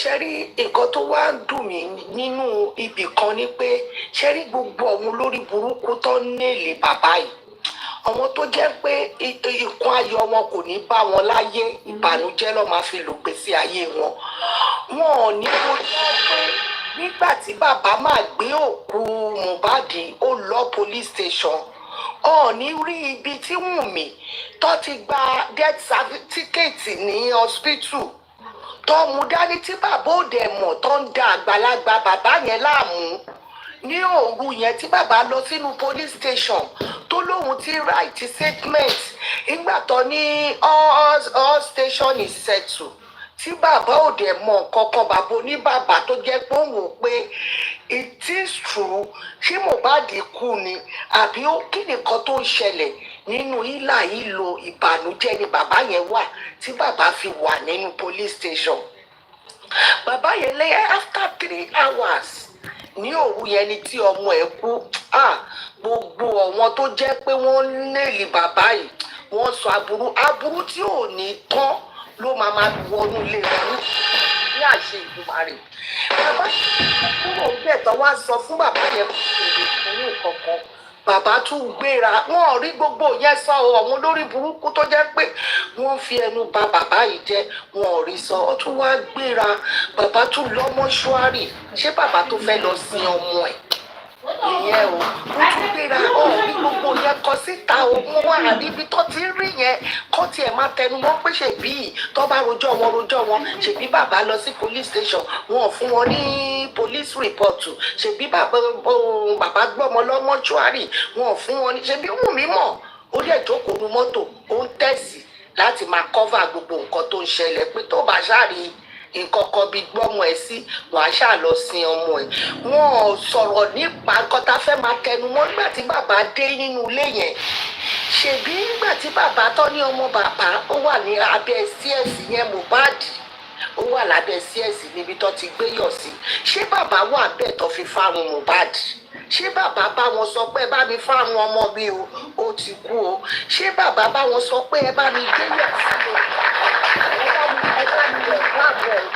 wọ́n ti ṣe gbogbo kìíní yìí pátá kí bàbá yìí tó wọlé gbogbo àwọn tó náwó sínú kó Mohbad gbogbo wọn pátápátá ní ìbànújẹ́ ayérayé ló máa jẹ́ títí wọn láìpẹ́ láì jìnnà wọn náà máa lọ síbi tí Mohbad lọ wọ́n wá ṣèyẹn tán nígbà tó parí gbogbo yẹn tí bàbá tún wá dé mọ́ṣúárì bàbá tún bẹ̀bẹ̀ ní mọ́ṣúárì náà máa gba òkú Mohbad lọ́wọ́ bàbá tó gbé síbẹ̀ so tó bá jẹ́ àwọn olórí burúkú náà ni because wọ́n ti plan everything wọ́n mọ̀ pé without any police report wọn ò lè gba ọmọ ní mọ́ṣúárì if there is no any doctor report wọn ò lè gba ọmọ ní mọ́ṣúárì wọ́n ti ṣe gbogbo ẹ̀ ọmú yẹn dání sọ́wọ́ wọn ò rí gbogbo yẹn pé ọmọ tó dẹ̀ wà ní tó ti gbé Mohbad lọ sí hospital kí bàbá tó dé wọ́n ti fún wọn rí sọ pé òkè ẹ ó ní kẹ́ gbé ọmọ kẹ́ máa gbé lọ́mọ́ṣúárì ìyẹn ló yẹ ká tún máa tẹnu mọ́ pé gbàtọ́ ní kọ́ máa gbé ọmọ lọ́mọ́ṣúárì ẹ gbé lọ́mọ́ṣúárì ó dẹ̀ fún yín ní death certificate wá ìtọ́ ẹ̀kú ló bá because wọ́n ti plan gbogbo ẹ̀ ni wọ́n fẹ́ kí bàbá yẹn sáré lọ sí ni nítorí gbogbo plan work wọn nìyẹn lọ́ọ́ ṣe mú kinní yẹn sílẹ̀ fún bàbá yẹn ṣùgbọ́n kò sí ẹ̀dá ó ní kò yàn lè gbin àlùbọ́sà kó wá ká ẹ̀fọ́ gbogbo ohun tí gbogbo wọn gbè pátá ni wọ́n máa ká àwa ká tó wá fìyẹn sílẹ̀ again òkè bàbá wa tún dúró pé abiyamọ òun kò sí ẹni tí Ọlọ́run má jẹ́ ká burú ṣẹlẹ̀ sí wa ó wá ṣẹlẹ̀ ni ṣé tó bá jí ọ̀wọ́n ni ṣọ́ máa gbé òkú ọmọ wọn lọ́lé wọn á máa wò àbí wọn máa sún jẹ bàbá wa ní òkè kò sí nǹkan tóun fẹ́ ṣe mọ́ bàbá ní ẹ jẹ́ kóun lọ prepare ibi tí wọ́n máa sí ẹ ṣe sílẹ̀ ọ̀wọ́n ló lọ ra kó sí o kẹ́lẹ̀ mọ́ pé ká èèyàn ni wọ́n ó pé kọ́ṣà lè sin Mohbad ṣáá ni kọ́ṣà lè sin Mohbad yìí kó lè wọlé ní ṣùgbọ́n wá mọ̀ pé spirit ọmọ yẹn wà nágbára ìjọ wo lẹ rí òkú tó ti sin nílùú Nàìjíríà tó tún wá wú padà ọmọ yẹn ní wà ní òun ò ní sùn òun ò ní lọ tẹ́tí fẹ́ ka gidi sí òun yìí tí òun ò bá gba ẹ̀san tí òun ò bá gba ìdájọ́ òdodo òun ní gbogbo wa ṣe dìde lẹ́yìn yìí ó káàbọ̀ tí Mohbad ní àníṣe òun ò ní wọlé òun ni ìtumọ̀ ẹ̀ pé wọ́n lọ wú yẹn spirit Mohbad ló ń jà ó ń jà rántí pé òun ò ní dúró bẹ́ẹ̀ Ọlọ́run dẹ̀ wá ṣe kí ni pé pẹ̀lú gbogbo bó ṣe finú kan lò pẹ̀lú gbogbo àwọn pípù yìí òótọ́ ó yẹ kó gbàdájọ́ òdodo ó wọnú gbogbo wọn lọ wú òkú yẹn jáde ṣé mímọ̀ ṣe wọn ni agbára Ọlọ́run ni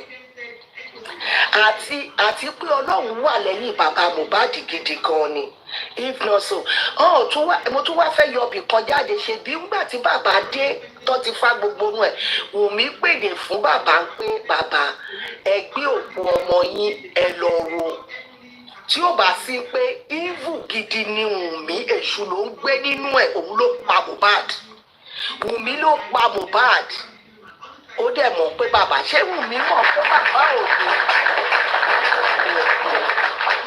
tẹ̀bí Wùmí mọ̀ pé bàbá kírísítẹ́nì ni bàbá kò bá ìṣègùn lọ́wọ́ bàbá kò bá pé bàbá ń kọwọ́ bọ ilé olóògùn kiri náà ṣèbó sọ pé ńgbà tí bàbá ńgbà tó máa rojọ́ tó ń wá sympathy ẹ̀ ṣèbó aríbi tó ti sọ pé bàbá gan ló mú òun lọ sí ṣọ́ọ̀ṣì nígbà tó ń wá oyún Liam tó ti gbé wá látọ̀dọ̀ bàbá Liam rẹ̀ kí tó wá tì mọ́ Mohbad lọ́rùn tó ti poríṣiríṣi fún Mohbad láti fi pa iye ẹ̀ kóun lè máa kọńtrólù òun àtọwọn Wùmí káyé kò ní dáa fún ẹ àárọ̀ àwọn òbí méjèèjì tó ti ta ẹ̀ láti wọ́n oríire òfò lọ máa ṣe torí wọn lọ́pọ̀. nígbà tí bàbá wa gbé òkú ọmọ kí bàbá wa lọ sin Mohbad tí ó bá sí pé gbogbo plan ẹ̀ ó ti mọ̀ pé tí bàbá bá ti lè gbé òkú yẹn Ọlọ́run wà lẹ́yìn bàbá gan ni àdúrà bàbá gbà ní ká ní bàbá ṣe mistake gbé òkú ọmọ yẹn nìkan kúrò bẹ́ẹ̀ yẹn Wùmí gangan ló máa pọlọ́pàá pé kọ́ àdìsí bàbá pé ẹni tó ọmọ títí Mohbad ti kú already tẹ̀tí ṣoríṣiríṣi tẹ̀tí fáànù ẹ̀ tẹ̀tí gbé lọ sí kínní ṣèbí Wùmí náà ló sọ pé ìgbà tó gbé dé hospital abẹ́ ìrántí ni mo fẹ́ máa jẹ́ ká máa lábẹ́ yẹn ó ní after 20 minutes tó gbé wọlé wọ́n wá àyáòsì wọ́n ọ̀wọ́ wípé Mohbad ti kú kò fẹ́ jẹ́ kí ọ sọ pé ṣèbí nínú ilé ló kú sí ló ṣe ń tì kẹlẹ̀ rí pọ̀ ọmọ yẹn ìfù ló gbé nínú ẹ̀ o ṣe mọ̀ pé tí nígbà míì aṣèrè máa ń sọ̀rọ̀ nínú ọ̀rọ̀ aṣèrè a máa rí díẹ̀ tó jóòtọ́ ẹ ti kìtú gbé yín dédé nígbà tí olóṣì ẹ̀gbọ́n ẹ̀ ìyẹn Kàrímọ́ Àtọ́lé nígbà tí yẹn náà máa sọ̀rọ̀ ó ní gbogbo àwọn tó ń sọ̀pọ́tì Wùmí ó ní Wùmí gbọ́n ju gbogbo wọn lọ pátá Wùmí lè ta gbogbo wọn látòkè délẹ̀ ṣé Wùmí ò gbọ́ lóòótọ́ pẹ̀lú gbogbo àrékèrèkè irọ́ èké gbogbo ọtí ní tí èèyàn bá ń jalè adọ́kọ̀ àṣekè gbogbo àìsàn burúkú ló máa wà láyé ẹ̀ òun ló gbénú ayé Wùmí Ọlọ́run má jẹ́ kọ́wọn ọmọ wa ṣìnà Ọlọ́run má jẹ́ káwọn ọmọ wa gbé egun eléegun bí irú ti Wùmí o àní mọ Wùmí nínú ayé wa o Wùmí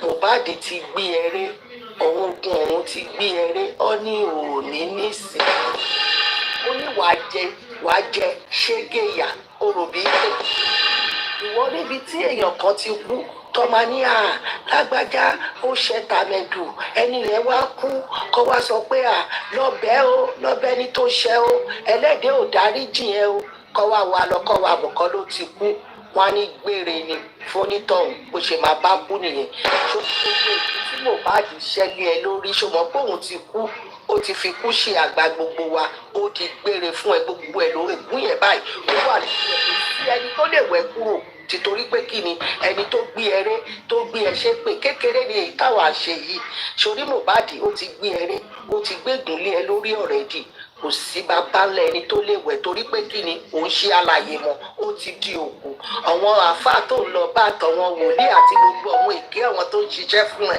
ó yẹ kó lè máa là ẹ́ lóye pé ẹni tó bá ti kú tó bá ti gbéyàn rèé ó ti di gbére fún ẹ kò sí nǹkan táwọn lè ṣe wọ́n gba owó lọ́wọ́ ẹ̀ ni wọ́n parọ́ tún ẹ̀ ní Wùnmí jẹ́ káwa sọ fún ẹ pé ìkún tí Mohbad ti gbélé ẹ lórí kò sí oníṣègùn kò sí babaláwo kan tó lè wẹ̀ bó ṣe máa bá kú nìyẹn wàláì gbogbo ìkún tó ṣẹ́ fún ẹ yẹn ó máa mú ẹ ó tiẹ̀ ti mú ẹ ó nísìnyí gbogbo èyí tó ń ṣe yẹn ọkọ̀ yìí ń ṣe ni ipò wà ní jẹ ṣégeyà yẹn Wùnmí gbàgbé ẹ̀ wá jẹ́ kinní kan ìyá ni ọmọ tó wá gbé dání yẹn ọmọ àlè tó wá fi dá lérú yẹn tó o bá gbé ọmọ lọ fọlọmọ Mohbad kan ló ní ọmọ tí wọn náà ọmọ tó o bá gbé ọmọ lọ fọlọmọ tó o sáré kìràkìtà gbogbo owó Mohbad tó o ná òun kó ègún mẹ́gùn èèyàn kú o pa tán nígbà tó tún pa tó tún gbowó ẹ̀ o tún fi ń ṣàbùrú sí pé kó má lè rí ìdájọ́ Wùnmí ìkà ní olórí burúkú ọmọ ní ẹ̀ ẹni òfò ẹni àdánù ni ẹ àti gbogbo ọmọ tó wá jókòó tó jẹ́ pé wọ́n wá tún dọ́fìdì jókòó wọ́n wá ń sọ̀pọ̀tì ẹ̀ gbogbo wọn irú aburú tó ṣẹlẹ̀ sí Mohbad ó máa ṣẹlẹ̀ sílé wọn níkọ̀ọ̀kan ní àṣẹ ìgbìmọ̀ rẹ̀ ìyẹn wá tún lọ bẹ́ẹ̀ ṣó tiẹ̀ wá rí Ìyábọ̀ èyí tó dálẹ̀ òun ló ń lọ wájú yẹn ọwọ́ Ìyábọ̀ mọ́ nínú ikú Mohbad wàláì ọwọ́ Ìyábọ̀ mọ̀ ṣẹ́rí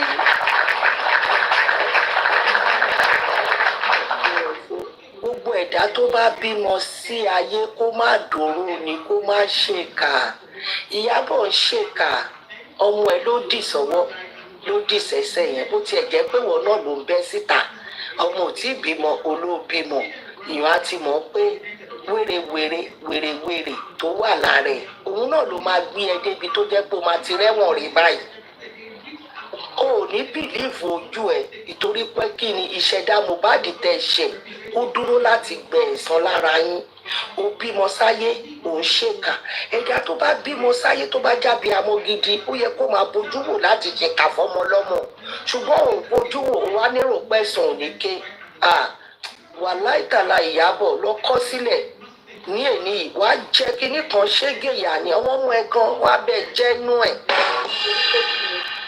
ẹni tó bá bímọ sáyé tó ń ṣèkà ó di dandan káwọn ọmọ ẹ bá forí kó nínú ẹ̀ òun lọ ṣe ní ẹ̀dá tó bá bímọ kó má ṣèkà torí ijọ́ tẹ̀sán bá máa ké Ìyábọ̀ ẹ̀sùn á ké lórí ọmọ ọmọ ẹ̀ ìtorí kò ní bàbá Mohbad tó bá jẹ́wọ́ ní òun pé tó bá jẹ́wọ́ ní ṣé wọ́n lè gbàdúrà kí irú ẹ̀ ṣẹlẹ̀ sí ẹ o ò dúró ní ìdúró abiyamọ gidi o ò dúró ní ibi tẹ́mi ti mọ̀ ẹ wo ibi tí Ìyábọ̀ ta ti máa mọ̀ ti fẹ́ pàkíyèsí yín sí tíyàn bá wà neutral níbì kan tó náwó nínú ìdí ìbàjẹ́ tó jí abiyamọ gidi èèyàn méjì ló ń bímọ ìyá Mohbad Abọ́sẹ̀dé alámọ̀lá olórí burúkú abíagbá àti bàbá Mohbad ló bí Mohbad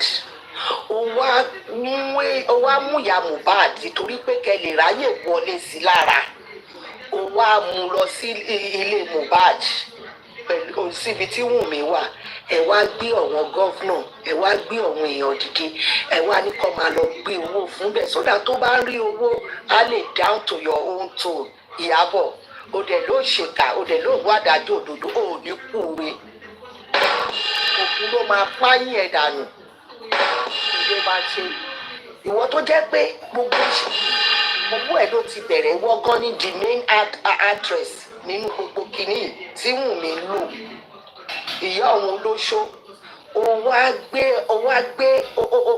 gbé wọn dìde kó máa lọ kí èèyàn ṣùgbọ́n ògbà tó máa sọ̀rọ̀ ó ní wọ́n fẹ́ mú ọ̀hún ò lè lọ sí kóòtù tó rọ́wọ́n ọmọ ọ̀tá wà ní kóòtù ó dẹ̀ lè sọ pé kí bàbá jọ kọ́ wá síbi báyìí kọ́ wá pàdé ẹ̀ kó wá gbé ọ̀wọ́n tó gbé irú ọ̀wọ́n ohun bí yẹn kó gbé lọ fún bàbá ọmọ yìí ó dẹ̀ ló ṣe kà Ìyábọ̀ ò ní kú re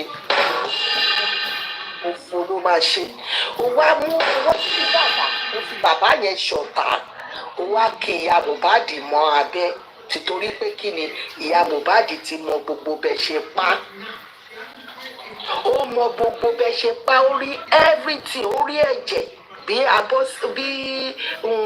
Ṣadé àbúrò ìyá Mohbad ṣe rí ẹ̀jẹ̀ gbogbo nǹkan tẹ́ ṣe yẹn fi bribe ìyá Mohbad nù so that a lè pa ẹnu ẹ̀ mọ́ àti àdúrà gbogbo owó tẹ́ mú wá pé so that a lè máa sọ pé gbogbo ṣèbáyé ọ fún ẹ níye báyìí ṣọwọ́n dọ́dọ̀ bàbá yẹn ṣọwọ́n dọ́dọ̀ bàbá yẹn Ìyábọ̀ ò máa kí bàbá yẹn pé pẹ̀lẹ́ àmà ní rírú ẹ̀ mọ́ bàbá ẹ pẹ̀lẹ́ kó tiẹ̀ ká ṣáájú bàbá yẹn kó káràmásìkí ẹ̀ bó tiẹ̀ pọ̀ wọ́n tẹ lọ ní kọ́ bribe ya Mohbad kan fún lówó bó pè wọ́n kọ́ lọ kí bàbá yẹn Ìyábọ̀ ó wá ló ṣèkà ó ṣe burúkú ó ní ṣoríire ṣé gbogbo àwọn èyí tó ṣe yẹn ṣé kò ṣe kà ìwọ gangan lọ bà yé jẹ́ tó bá ní kó ju òkò fáṣetánì kò nídìí kọ́ lọ́mọ kà lọ ju òkò fáṣetánì mọ́ ìwọ gangan ló yẹ kó máa ju òkò pa ó wá ṣe gbogbo ẹ̀ ó wá sáré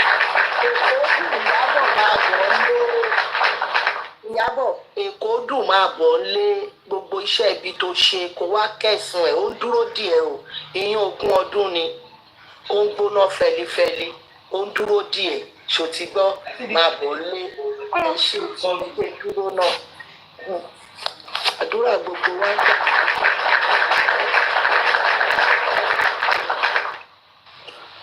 Thanks so much. God bless you. Our talk about boutique. God bless you.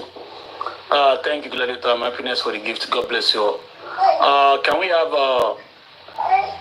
blood of Jesus, general blood of Jesus, show me. General blood of Jesus, are you there? Morning, sir. Good morning, General. Thank you. Sir. I appreciate you, sir. Happy weekend, sir. Mommy, 70. Good morning, ma. Mommy, good morning, ma.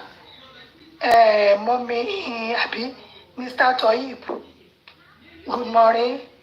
Our TV, Abi. Good afternoon, my sister. Yes, our TK boutique. Our TK boutique. Good morning. And all the commenters. Good afternoon. Good morning. General Vengeance. Shatiri. Mo máa mú ọ̀rọ̀ mi láti ọ̀dọ̀ Mọ́mì Yétì. Ní alẹ́ show tí Mohbad lọ last yẹn wọ́n show wa níbi kan tí èèyàn kan sọ wípé Mohbad Sam Larry máa pẹ́ lálẹ́. Am I correct? Yeah, people said it. Yeah, people said it. Yes. Ṣé tí rí gbogbo scenario yẹn gbogbo plan yẹn ti wà ńlẹ̀ láti ilẹ̀. Ṣé tí rí Naamali àti Ìyábọ̀ ṣé tí Ìyábọ̀ ti ní Naamali sínú láti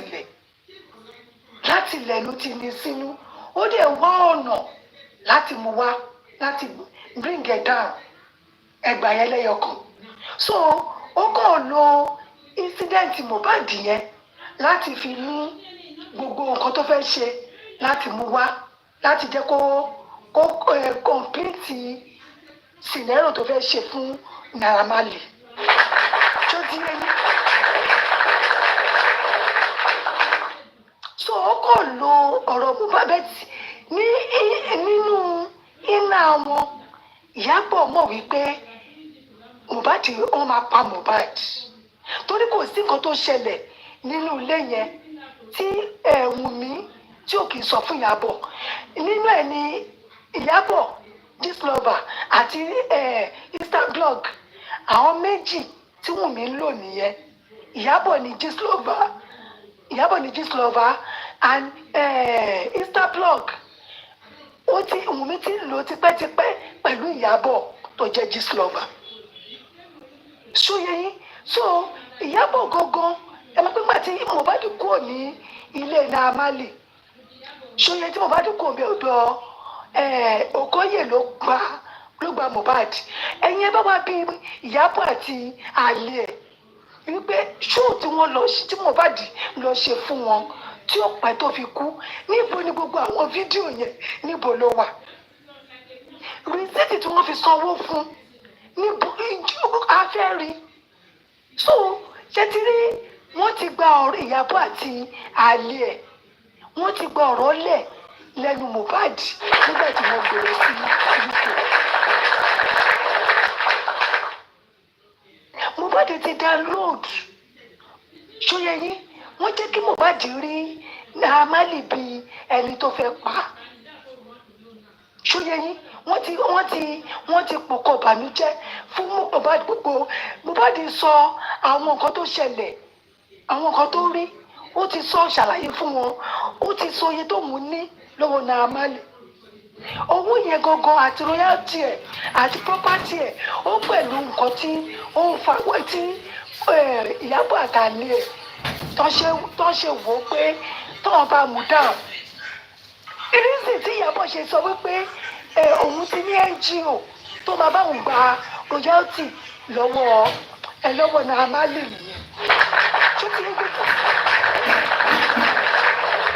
ẹ ṣe sà sórí ìsìn tí Ìyábọ̀ ṣe torí gbogbo pé Mohbad ti sọ gbogbo ọ̀rọ̀ yẹn ibi nǹkan báyìí ni mo ní lọ́dọ̀ Naamali nǹkan báyìí ni mo ní òun ló dé kí Ìyábọ̀ kọ́kọ́ jáde lẹ́yìn tó pe àwọn tó wà nù petition tó sọ pé Sam Larry kìnnì kan ọba ṣe understand lẹ́yìn ẹ̀ ló ṣe wá sọ wípé alice níjọ́ kejì tó sọ ọ̀rọ̀ yẹn ló sọ ti royalty ká fi mọ̀ wípé torí royalty yẹn àárín Ìyábọ̀ Pọ̀lọ́ àti Wùnmí àwọn ló fẹ́ gbé ṣá gbogbo royalty yẹn àárín àwọn mẹ́ta yẹn ló ti gbé fẹ́ pẹ́ so gbogbo ìyẹn wọ́n ṣètìlẹ́ ibi títí bàbá àwọn dáàdi Liam ti gbé wọlé rẹ̀ bàbá Liam náà òun náà ò fojú rẹ̀ wo Mohbad kò fojú rẹ̀ torí Wùnmí elétekéte ni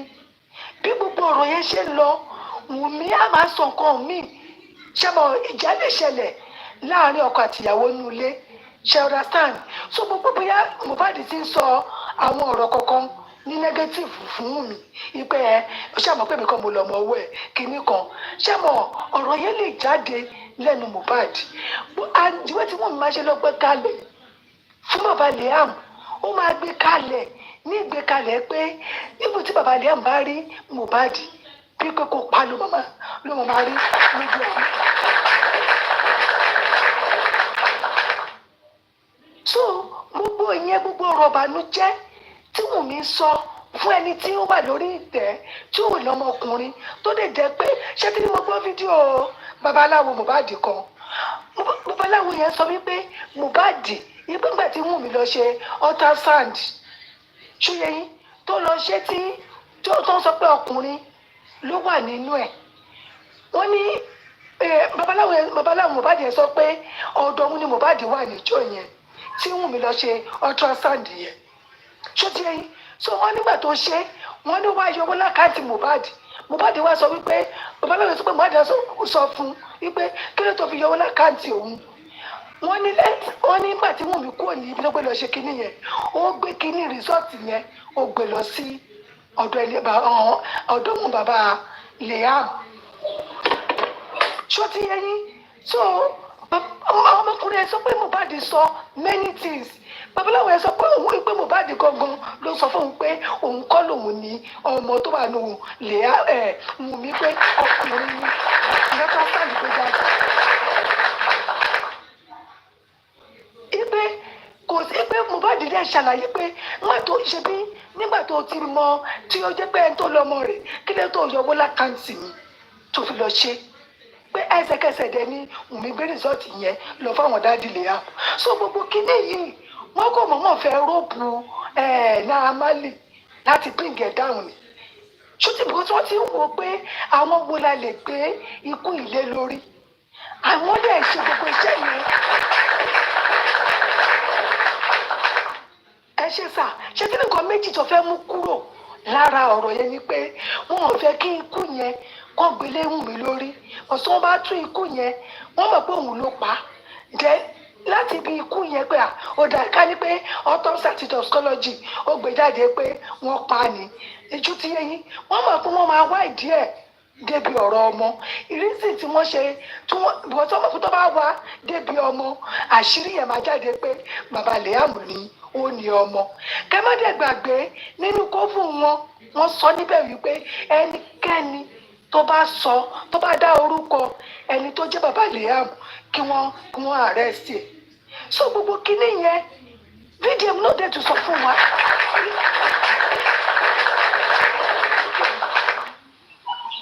VDM náà sọ fún wa wípé inú kófù wọn yẹn wípé at least tí gbogbo èèyàn bá jẹ́ innocent pọ̀wọ́n méjì nínú wọn pé wọn ò ṣe innocent and number one inú ẹni tí ò ṣe innocent òun ni Ìyábọ̀ òun ni first person ṣó ti yé yín so ẹnì kejì tó máa jẹ́ òun ni Dre àbí kí lórúkọ ẹ̀ tó jẹ́ PA Davido so wọn kò mọ̀ọ́mọ̀ fẹ́ lo gbogbo kinní yẹn then ìgbà tọ́rọ̀ yẹn ti ṣẹlẹ̀ òun ni bàbá Liam ti wò pé kí pààtì àwọn má bàa yọ jáde ló ṣe gbé Ìyábọ̀ dìde láti máa kọ street lé gbogbo wọn lọ́wọ́.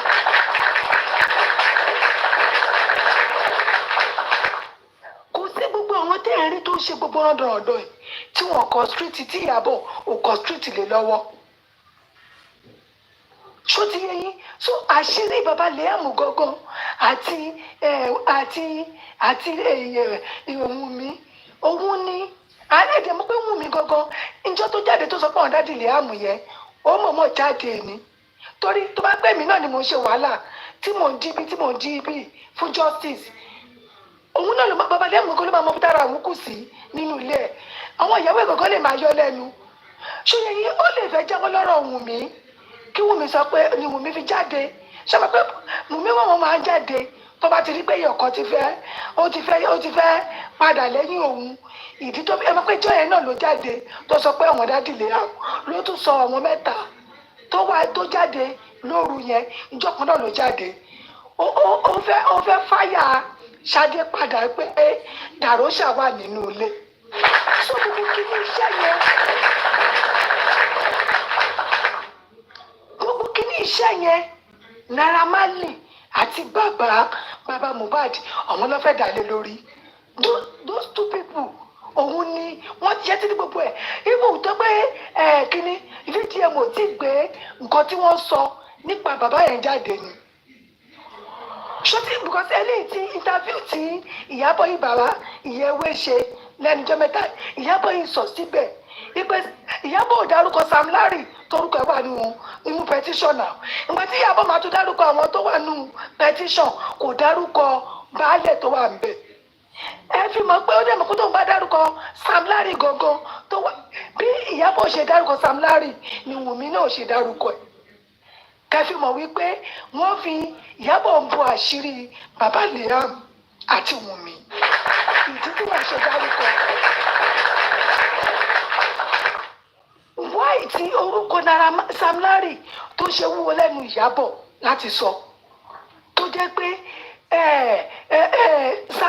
Naira Marley òun ni ó ń gba ẹnu Ìyábọ̀ àti Wùnmí ló ń gba Wùnmí sọ pé òun mọ Sam Larry ó lóun mọ Naira Marley rí ibù Wùnmí náà sọ pé òun mọ Sam Larry òun ò mọ rí ṣùgbọ́n ibi tí àṣírí wọ́n ti gbé yes olóhùn mọ Sam Larry rí olóhùn mọ rí Sam Larry nígbà tí Sam Larry dẹ̀ máa sọ̀rọ̀ Sam Larry sọ wípé kí wọ́n bèèrè lọ Wùnmí pé Wùnmí gangan mọ̀ pé òun gangan òun lọ́ọ̀fù Mohbad Wùnmí tó sọ pé òun mọ Sam Larry rí so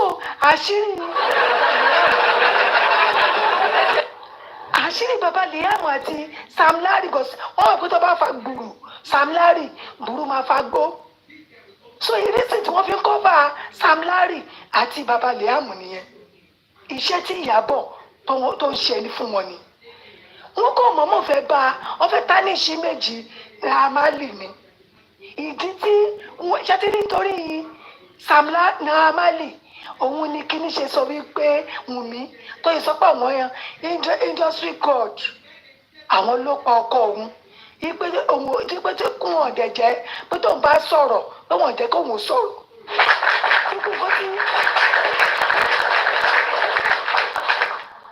ṣó ti yẹ yín kó tí Ìyábọ̀ sọ pé kí Wùnmí sọ nìyẹn ipe àwọn industrial god tó sọ yẹn Sam Naamali ló mìíràn ṣó ti yẹ yín torí ó ti wà nílẹ̀ àwọn fídíò 3 seconds yẹn ó ti pọ̀ ńlẹ̀ ẹ má gbàgbé pé Ìyábọ̀ sọ wípé àwọn fídíò ibi tí gbogbo àwọn fídíò nǹkan tó ṣẹlẹ̀ yẹn epo tó 1000 tó mú nílẹ̀ tó wà lọ́dọ̀ wọn ọlọ́pàá ẹ bá wa bi Ìyábọ̀ níbo ni Naamali ibi tó ti gbé na Mohbad tó ti gbé búlé ẹ̀ nínú 1000 tó lóhùn nìyẹn ẹni kó mọ̀ ẹ̀kọ́ jáde.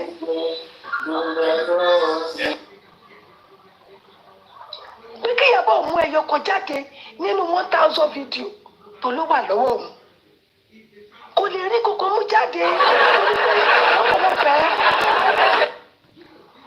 wọ́n mọ̀ fẹ́ gbé nǹkan tí ò ṣe ti Naamali lé lórí ni agbogbo plan yẹn dèrè Ìyábọ̀ àtọkọ ẹ̀ àti bàbá Liam àwọn ló ń ṣe gbogbo sẹ́yìn even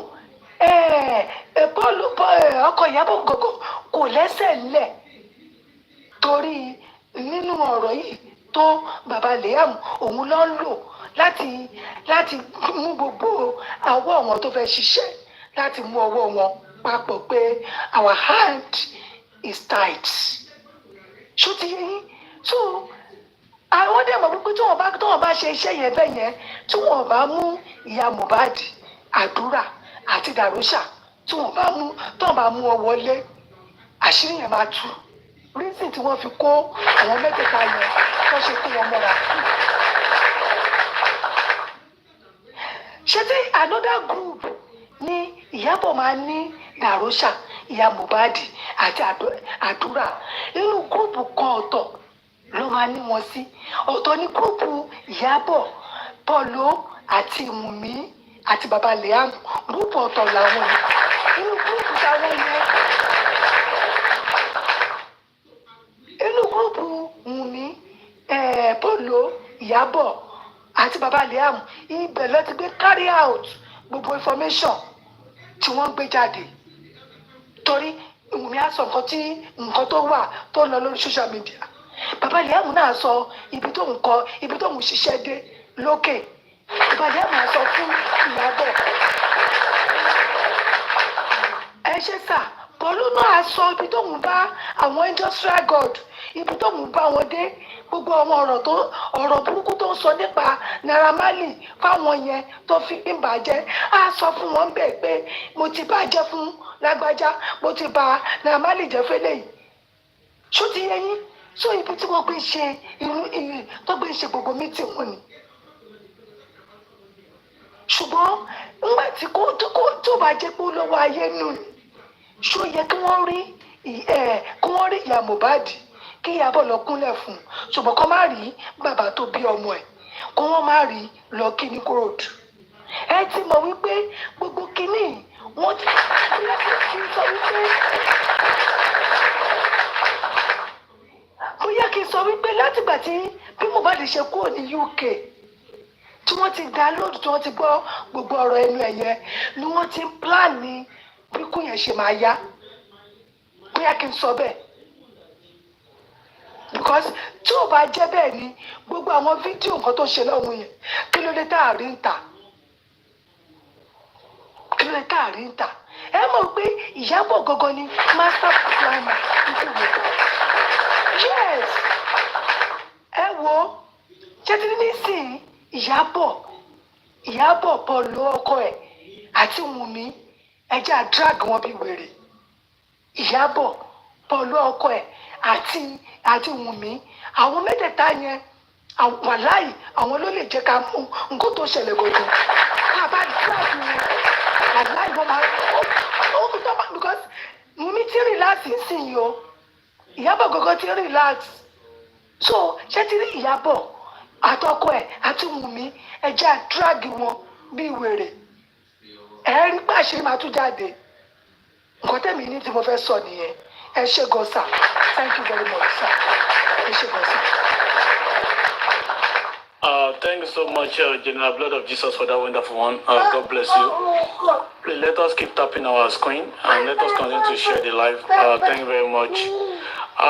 Just like you said, General Blood of Jesus, IYABO, Polo, Wunmi, Baba Liam, and the government, those are the 5 people that need to be called out.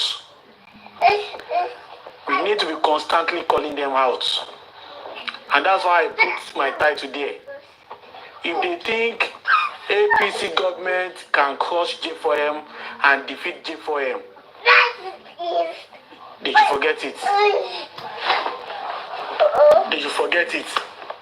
APC government cannot defeat J4M. Their mission is to crush J4M before 2027. And that's why you see them arranging kangaroo courts. That's why you see them arranging kangaroo courts for the North. They've arranged a kangaroo, an illegal court for the North. And they think they have started the case of who killed Mohbad. And they want to round up everything.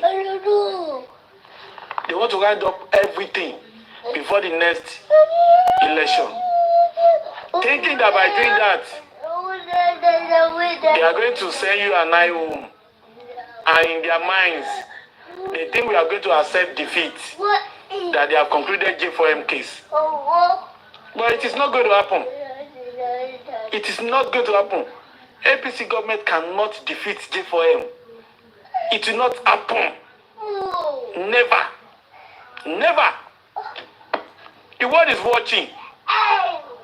The whole world is aware that whatever you people are doing in that court, that enclosed court, you are doing it in your pocket. It is not about who killed Mohbad. In fact, the court is about protecting who killed Mohbad. I was shocked when somebody told me that Mrs. Adebanjo is the #1 witness. Let me laugh 3 times.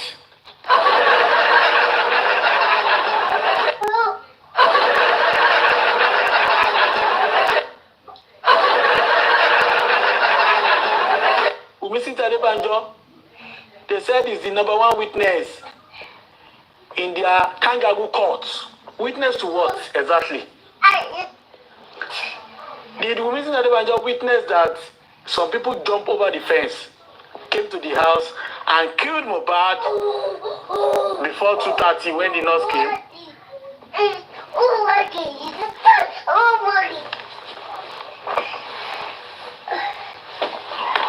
Or is Mrs. Adebanjo a witness to the fact that they already announced Mohbad's death to the driver 9 o'clock and 11:30 on Tuesday? Or is Mrs. Adebanjo a witness to the fact that Dagosha said it, that they called him that Mohbad was dead by 12 o'clock on Tuesday already? Or is it Mrs. Adebanjo a witness to the fact that she fought Mohbad seriously and tore his necklace and tore his shirt in the car? Is Mrs. Adebanjo a witness to the fact that she told Mohbad that she will ruin his career? Which one is Mrs. Adebanjo witness to? Eh? Okay, she was a witness to the fact that she threw a white cloth and charms into Mohbad's grave. Or a witness to the fact that she fought Mohbad on the staircase and broke the railings. Or witness to the fact that at 3 a.m. on Monday, she hit Mohbad with a hard object and Mohbad was bleeding. And they rushed out to call the driver to help them. Or a witness to what? A witness to what is Wunmi? What is Wunmi witnessing to? That Mohbad already died before the nurse they invited came into the house by 2:30. What is Wunmi actually witnessing to? And that's why I'm telling you that you don't hold the power to crush J4M. not Sanwo-Olu, not San Pedro. The Chief Justice of Lagos State, or Attorney General, that has the power to crush J4M. You guys can go and do whatever you want to do in your own courts. Go and do. In fact, if you like, go and declare that even the nurse is even innocent. Go and set her free. That one is not justice of a bad case. You guys are in big trouble. I'm telling you. You guys are doomed. About this case of Mohbad, you guys are doomed. There's nothing you guys do.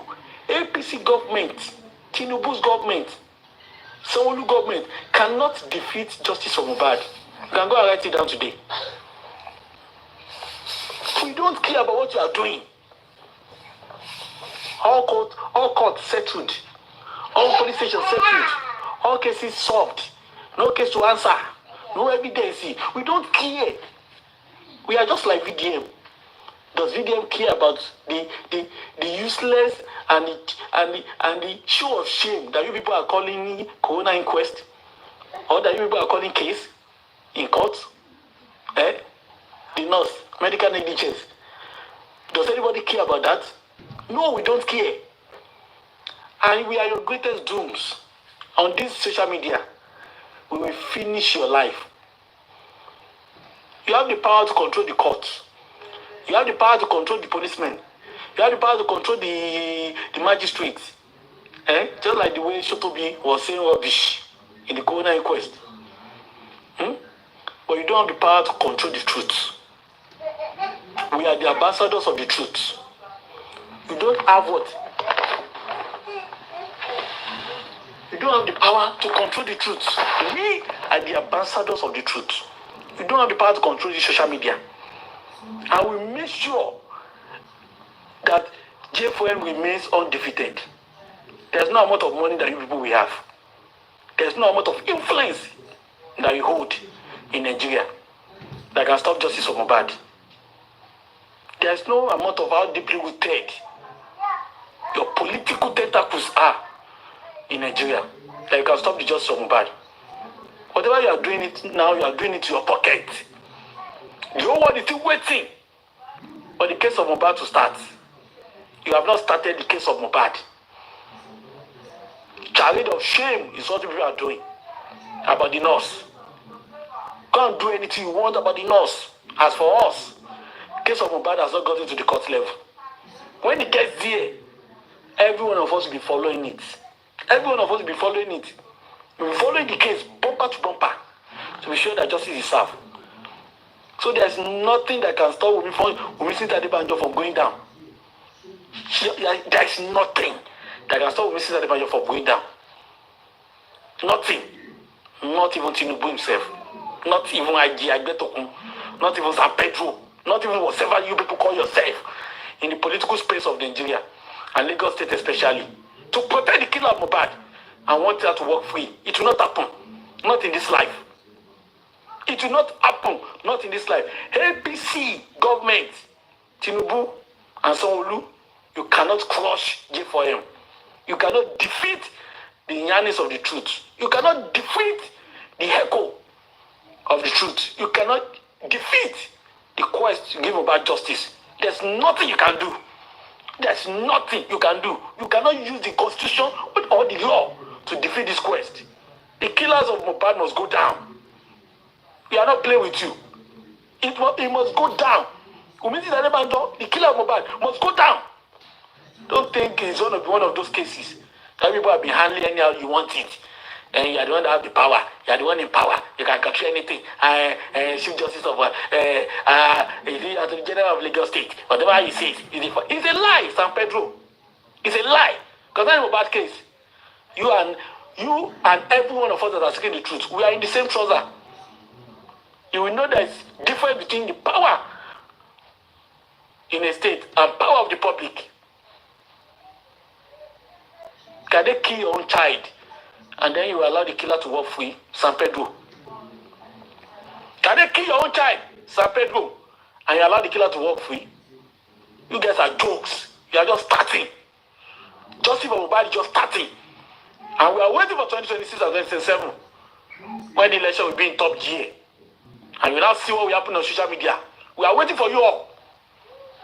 We are waiting for you all. You cannot crush J4M. Go and let that one sink into your brains, all of you. Let it sink into your brain. You cannot crush J4M. You see your political maneuver. It will not work. It will never work. Go write it down. You guys are in serious trouble. Even Baba Liam, the engineer blood, he said maybe Wunmi is relaxing. It's a lie. None of them is relaxing. They know they are doomed forever. They know the cost is not clear. They know their life is in jeopardy. I'm telling you the truth. They are not seeing fear repeatedly. As long as Mohbad's body is unburied, there's no peace for them. I've been saying that for the past 3 days now. The only thing that can give them peace is when Mohbad's body is buried. As long as that body is not buried, they know anything can happen. And the case will receive a lifeline again. And that's why you see them, Madura, all of them calling, and go and bury Mohbad. That Polo, that useless idiot. Maybe the day he came to say that, maybe he just received blowjob from IYABO. You know, that one cannot knock anything now. That Polo, old fool. The one that is closer to his grave. That one cannot knock anything. Maybe IYABO just gave him a blowjob. That was why he was happy. And IYABO now pushed his head and send him forward to go there and say rubbish. You understand? You know, I say, let them settle it and go and bury Mohbad. It shall not be well with you, Polo. You will bury all your children first before they bury Mohbad. Olori Buruku. I say, let them come together and go and bury Mohbad. Ayé ti bàjẹ́. Gbogbo ẹ̀yin tẹ́ ẹ náà pé kí wọ́n lọ sí Mohbad yìí kò ní dá fún gbogbo yín tẹ́ ẹ ní kọ́ lọ sí Mohbad. Ẹ̀yin olórí burúkú yìí. Ẹ pọ̀ mọ́ lọ́mọ tán ẹ̀ wọ́n á ní pé kí wọ́n lọ máa sín. Ẹ̀yin náà lọ gbọ́ ọmọ yín sìn. Ẹ lọ gbé ọmọ yín sìn. Ibi tó bá ti ń ṣe wẹ̀ tó bá ti mú jẹ́ lọ gbé sìn. Ẹni adájọ́ tó bá ní kí wọ́n lọ sí Mohbad òfò máa ṣe ni òfò á ṣe tilétilé. Anybody tó bá ní kí wọ́n lọ sí Mohbad pẹ̀lú bí tíkẹ́ẹ̀tì ìdógbédó yìí tó sọ pé kí wọ́n lọ sí Mohbad kò ní dá fún wọn kò ní dá fún àwọn táyé wọn ti bàjẹ́. Kí wọ́n lọ sí Mohbad tó yẹ kiri láti gba justice kí wọ́n lọ máa sí Mohbad. Ókè kí gbogbo ilé kí ó kún lè bọ̀ lọ́wọ́ yín sí Mohbad bí báwo ẹ gbàgbé ẹ̀ Mohbad ò ní ṣe kókó wọn ní sí Mohbad ẹni tó bá kán lójú kó lọ sí gbogbo àwọn ọmọ ìbáratá ayé ti ta. Kéèsì tí ilẹ̀ yìí ti ṣe yẹn náà kéèsì ilẹ̀ yìí ti ṣe ní Lagos State ẹ ṣe kéèsì yìí ni ẹ ti ṣe kéèsì Mohbad tó bá ti ṣe kéèsì Mohbad tán tí àwọn tó pa Mohbad tí wọ́n ti fojú wọn ẹ̀yin kọ́ lè máa sọ fún bàbá pé kó lọ sín láti mọ̀ pé justice ti dé pásítọ̀ ti tó láti sin ọmọ ẹ̀yin kọ́ lè máa sọ fún bẹ́ẹ̀ you don't need to tell him before kò tó mọ̀ pé time ti tó láti lọ sí Mohbad bọ̀ pé ìyá máa sọ fún pé kó lọ sí Mohbad nígbà tẹ́ ti ṣe kéèsì ẹ̀ tí o ti rí pé àwọn tó pa ọmọ pé wọ́n ti wà lẹ́wọ̀n anybody tó bá ń sọ bẹ́ẹ̀ ayé gbogbo yóò ní dá ẹ̀yin tẹ́ sọ bẹ́ẹ̀ pé kó lọ sí Mohbad òfò lè máa ṣe bí omi ẹ̀fọ́ kò ní dá fún yín kò ní sàn fún yín ẹ̀yin tó bá ní kó lọ sí Mohbad ẹ lọ pa ogun ọmọ yín dànù sígbó kẹ́ tó para yín mọ́ kẹ́ lọ sanra yín sípa CBC gbẹ́gbọ́n máa sí Mohbad ẹ gbàgbé ẹ̀ wọ́n máa gbàgbé ẹ̀ tó bá yẹ di ìjọba tó bá bí da tó bá Mohbad ra pampers sí di Mohbad kó lọ sọ fún bàbá Mohbad kó gbọ́dọ̀ lọ sin ọmọ yẹn we are waiting for them we are waiting for you kẹ́ wá fagídí mú bàbá Mohbad kẹ́ kó ní pápá mọ́ra kẹ́ sọ fún pé kó wá lọ sin Mohbad tipátipá we are waiting for you people to get to that level.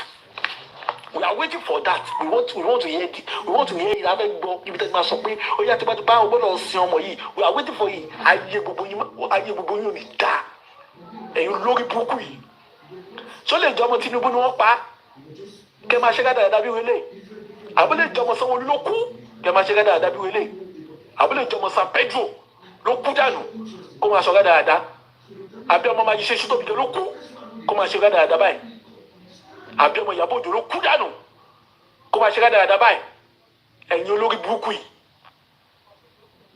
ayé gbogbo yóò ní da we are waiting for you ká gbọ́ pé sọ pé kó lọ sí Mohbad tipátipá nǹkan tá a fẹ́ gbọ́ nìyẹn o kẹ́ sọ pé kó wá lọ sí tipátipá bóyá ẹ̀yin gẹ́gẹ́gẹ́gẹ́ ẹ̀yin lórí ilé ẹ̀yin lẹ bá bí ní o àbí ẹ̀yin lẹ bá tọ́ ẹ̀ wọ́n máa sọ ẹ̀yin olórí burúkú ẹ̀yin olófò yìí ayé ń di bàjẹ́ we are waiting for you tí ṣe case Mohbad na just dey play na play you people dey do when you na start the real justice we go know say you don start the case this one when you pack yourself inside one parlour when you say you dey do case with the nurse even police have no come for some time na your own kapala be that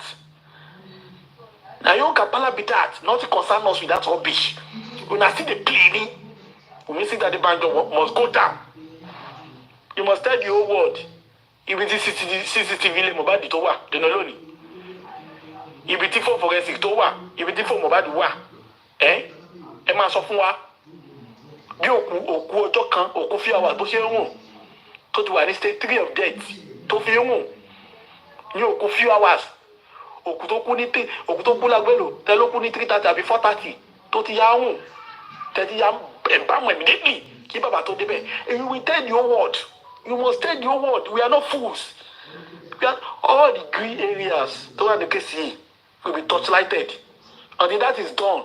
That is when you will know that the case of Mohbad is over. They should go and bury Mohbad. But you will do it any yama like this and you will be saying, can you call us Mohbad? Èpè ní gbogbo yín àti ìran yín lè máa forí gbà. Ìran dínà yín lè máa fi orí gbà ìpè yẹn. Mohbad body will not be buried anywhere. Ẹ gbàgbé ẹ̀. Ẹ̀yin tẹ́yìn ìṣẹ́jú àkànní, ẹ máa pẹ́ létí omi. We are expecting you. Ẹ pẹ́ yín lẹ wà níjọba. Ẹ̀yin ní APC government in Abuja, ẹ̀yin ní APC kìíní. I expect yín kẹ́ lọ wo constitution, kẹ́ lọ wá òfin, kẹ́ wá fúra sọ́n bàbá ọlọ́mọ yín pé you must go and bury the boy. We are expecting you to do that. We are expecting you to do that. Ṣẹ̀pẹ́ yìí lẹ ẹ̀yin ní controller general of Nigeria. Ẹ̀yin ní controller general of the whole Nigeria. Baba Gusi, Mr. Saidi, ìwọ lọ̀rẹ́ government in power. Nǹkan tó bá sọ fún wọn ni wọ́n ń ṣe. Òtún sọ pé kí wọ́n da corona inquest kí wọ́n dàrú. Òtún sọ pé kí wọ́n bá tọ́sí àtọ́síkọ́lọ́jìsì ẹ̀. Òtún sọ pé kí wọ́n protect Wùmí nítorí pé ó bí ọmọ lórí burúkú fún ẹ. Tòun bóyá ó máa dórí àlefa. We are expecting you to use the same influence and tell the father of the deceased. Kẹ́ ẹ̀ kó ní papá mọ́ra. Kẹ́ ẹ̀ fọ́ọ̀sì ẹ̀ ìgbé kọ́ ọ lọ sí tìpátìpá. We are expecting you. Ayé yín máa ta. We are expecting you. Ayé yín máa ta. Tí mọ̀ kan kékeré ṣe very dark malẹ̀tìrí tó gbé chat jáde ní gbogbo yín sáré kiri. I said many evidences will come out and I know exactly what I'm talking about. Nígbà táwọn olórí burúkú gọ́ọ̀mẹ̀ntì bá gbéra kó àwọn kó bẹ̀. Many evidences will come out about how Wunmi kpai Mohbad and everybody will be shocked when this olórí burúkú gọ́ọ̀mẹ̀ntì tó protect Wunmi sí Adébánjọ tó rí Mr. Gucci nítorí Liam tó bá kó burúkú ọkọ bẹ you will see what will happen with this case. Everybody will speak but until then àwa náà bàbá yín fà ó ẹ̀dí dọ́kọ̀délé dání mọ́ wọ́n lẹ́ni tó gbé tó ní ààfin ní àlè wọ́n ló ti dẹ́kun àlè ní àbàbá yín pò èmi sọ wípé àbàbá yín pò àlè ẹ̀ mọ́ anything. Thank you very much and God bless you. Can I have is it water Richie? Are you there?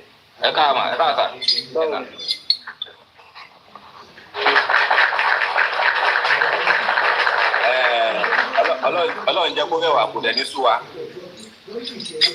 Ṣẹ́ẹ̀rì ọ̀rọ̀ yìí ó ti nójútùú àwọn ènìyàn tí fẹ́ sòótọ́ ọ̀rọ̀. Adé ẹ má bínú kọ́ ti fẹ́ sọ yìí o ṣẹ́ẹ̀rì ọ̀rọ̀ yìí gangan ní a máa lè ló da gbogbo ọ̀rọ̀ yìí rẹ̀ ní a máa lè ló ní ọ̀pọ̀lọpọ̀. Tó pé gbàtẹ́ ti fojú ríra yín tí wọ́n sọ fún pé ó ti bẹ̀ẹ́ kó máa lọ ó wá lọ ṣe apology ìyẹn tó wá jáde kò túnṣe kankan wá filẹ̀ pé kó máa lọ wọ́n jẹ́ pé bàtọ́ kó yàgbá ẹ̀ ní a máa lè ti dìtẹ́ ìyẹn pé ẹ̀wọ̀n ló máa kú sí gbogbo ilé ìta ẹ̀sọ̀ ìyá ni máa sọmọ́ àwọn àti mọ̀gbé yẹ̀ àìkòlẹ̀ ní ká máa lọ fún àbáyọ̀ bọ̀dọ̀ ọlọ́run tí ìfẹ́ jẹ́ kí àṣírí tú náà ni ọ̀kẹ́ jọ́kọ̀jọ́kọ̀ ṣá àṣírí ọmọ tú yẹ̀rí ìyàbò tó ẹ̀rọ kan lórí kúkú ní olódàgbò wà láyé lẹ̀ òun ló bá wọn àwọn olódàgbò ẹ̀ lẹ̀ tó bá jẹ́ pọ́ ọmọ tiẹ̀ ló kù ní wọn ní sọ ẹṣin yẹn pẹ̀lú ọ̀gẹ́ ìtajọ́ sí ìta wà báyìí sìn stéèjì tàwa yìí kò sí ọ̀kan mọ́ kò sí bẹ́ẹ̀ wù mọ́ ká ṣàmàwò kan tó fẹ́ ṣe é sìn àwọn onídìí ká máa pariwo bíi ti tẹ́lẹ̀ mọ́ bọ̀ nǹkan tó wọ́n fẹ́ ṣe é sì láfẹ́ máa wò láfẹ́ mọ̀ bí ẹ máa lọ pé kọ́ lọ sí Mohbad bàbá àdàkọ bí kọ́ lọ sí bí bàbá yín bí ọmọ bàbá yín ni bí ọmọ ìyá yín ni ẹ máa sọ ẹ máa fi sọ pé kọ́ lọ sí lásìkò tàwa yẹn sìn láti lóòótọ́ ìwọ́dọ̀.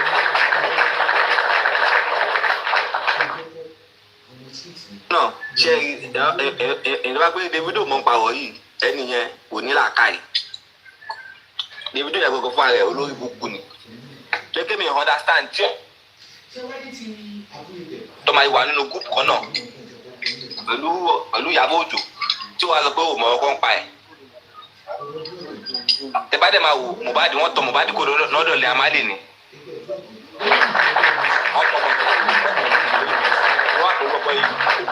gbogbo máa ju ọmọ èèyàn kan lọ ṣe tán kúrò bẹ́ẹ̀ pé bọ̀wọ̀ kúrò bẹ́ẹ̀ kò sí kò tó fẹ́ ṣe fún ẹ ìbọn náà láti gbọ́n sí ọgbọ́n deception náà fún ìdílé oríṣiríṣi pé kó kúrò bẹ́ẹ̀ pé nàmá ló lè survive wọn dẹ̀ wọ́n pé kọ́lọ̀ wọn pa ṣé wọn lọ lọ́hùn ni ṣé wọn jọ́ lọ́hùn tẹ máa fi sọ pé kí ọkọ máa ṣe kan kí ọmọ kan máa gbọ́ ọ̀sìn lẹ́nu lẹ́yìn ọba tí ná ọmọ ológo nílé yín ẹ fi wọn tọ́ lógo lẹ̀ ẹ máa tọ́ ọmọ ológo ẹ máa bá ṣe tọ́ ọmọ láìta yẹn náà kó lọ́dọ̀ lábìdé náà nìyẹn bó ṣe wáyé báyọ̀ ọmọlọ́mọ jẹ́ nìyẹn jì sí ọmọ yẹn kọ̀tẹ́ kò tí balance àwọn Ìyábọ̀ Òjó olóyè púpọ̀ ni wọ́n wọ́n lógo àwọn tọ́lọ̀ ti pa tiwọn jẹ́ àwọn ọlọ́pọ̀ nínú industry yẹn tí wọ́n máa wò pé ẹ kò fẹ́ farawé wọn ó lè farawé anybody. àwọn bíbí olóyè púpọ̀ ni wọ́n èèyàn tẹ́ kí wọ́n sá fún ni wọ́n èèyàn gbọ́dọ̀ wá pẹ̀lú àwọn agáṣẹ́ Islam tá yẹn náà olóyè púpọ̀ nìyẹn.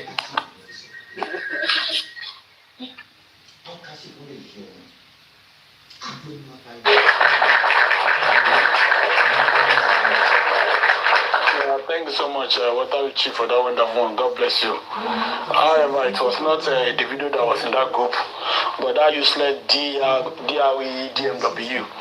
Of course, I cannot say the video's hands are clean too, because he knows who the father of Liam is. He also knows those that buy Mohbad. Do you understand? And the video has not dissociated himself from that useless DRE DMW up to today. So, but whosoever that is involved, God will expose them. And they will also share from the causes that are going to befall Wunmi Sita Adebanjo. They will also share from it. And that is it. Thank you very much. God bless you once again. Gladiator Elion, are you there, please? Thank you. Yes, please. General Vengeance, good morning to you. One man, Mopo. The only man, the first and the only man in the world history with many personalities, many faces.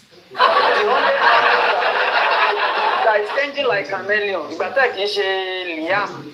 Tó jẹ́ pé tó bá gbé sẹ́gbẹ̀ spending, ó mú spending nìyẹn. Bó gbé sẹ́gbẹ̀ àyà, ó bá yà jù lọ. Èmi kò tẹ wà dára mi gan mọ̀mọ́ báyìí. I don't even know myself. The only man of many faces. Mole Etidi Chameleon, good morning to you. You are doing well. Thank you for everything you do for justice. Good morning, everyone. Moki everybody to Aluri panel. Mami Yeti, Akufoshi, Water Ridge, Blood of Jesus, Mami Ayekoto, Mami Arike Adi, Sadiq. I greet myself, Awati K Beauty. I greet everyone, good morning, and I greet you, the commenters. Good morning to everyone, Aku weekend. Sherry, Oroi, Iku Mohbad is the easiest case ever. Because all easy, all they straightforward. Tí ó bá jẹ́ pé àwọn government wọ́n jẹ́ olórí burúkú èèyàn. Wunmi is the chief suspect. Ẹ̀dẹ̀ wá turn Wunmi to be witness. So who is Wunmi?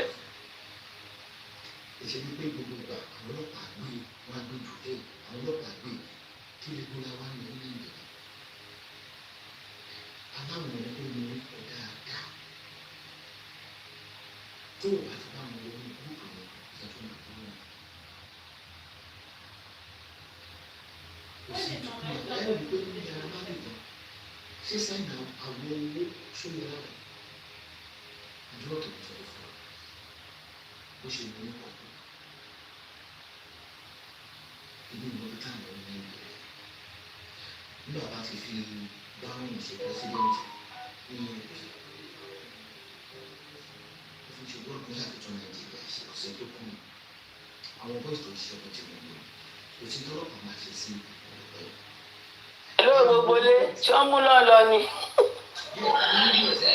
Hello.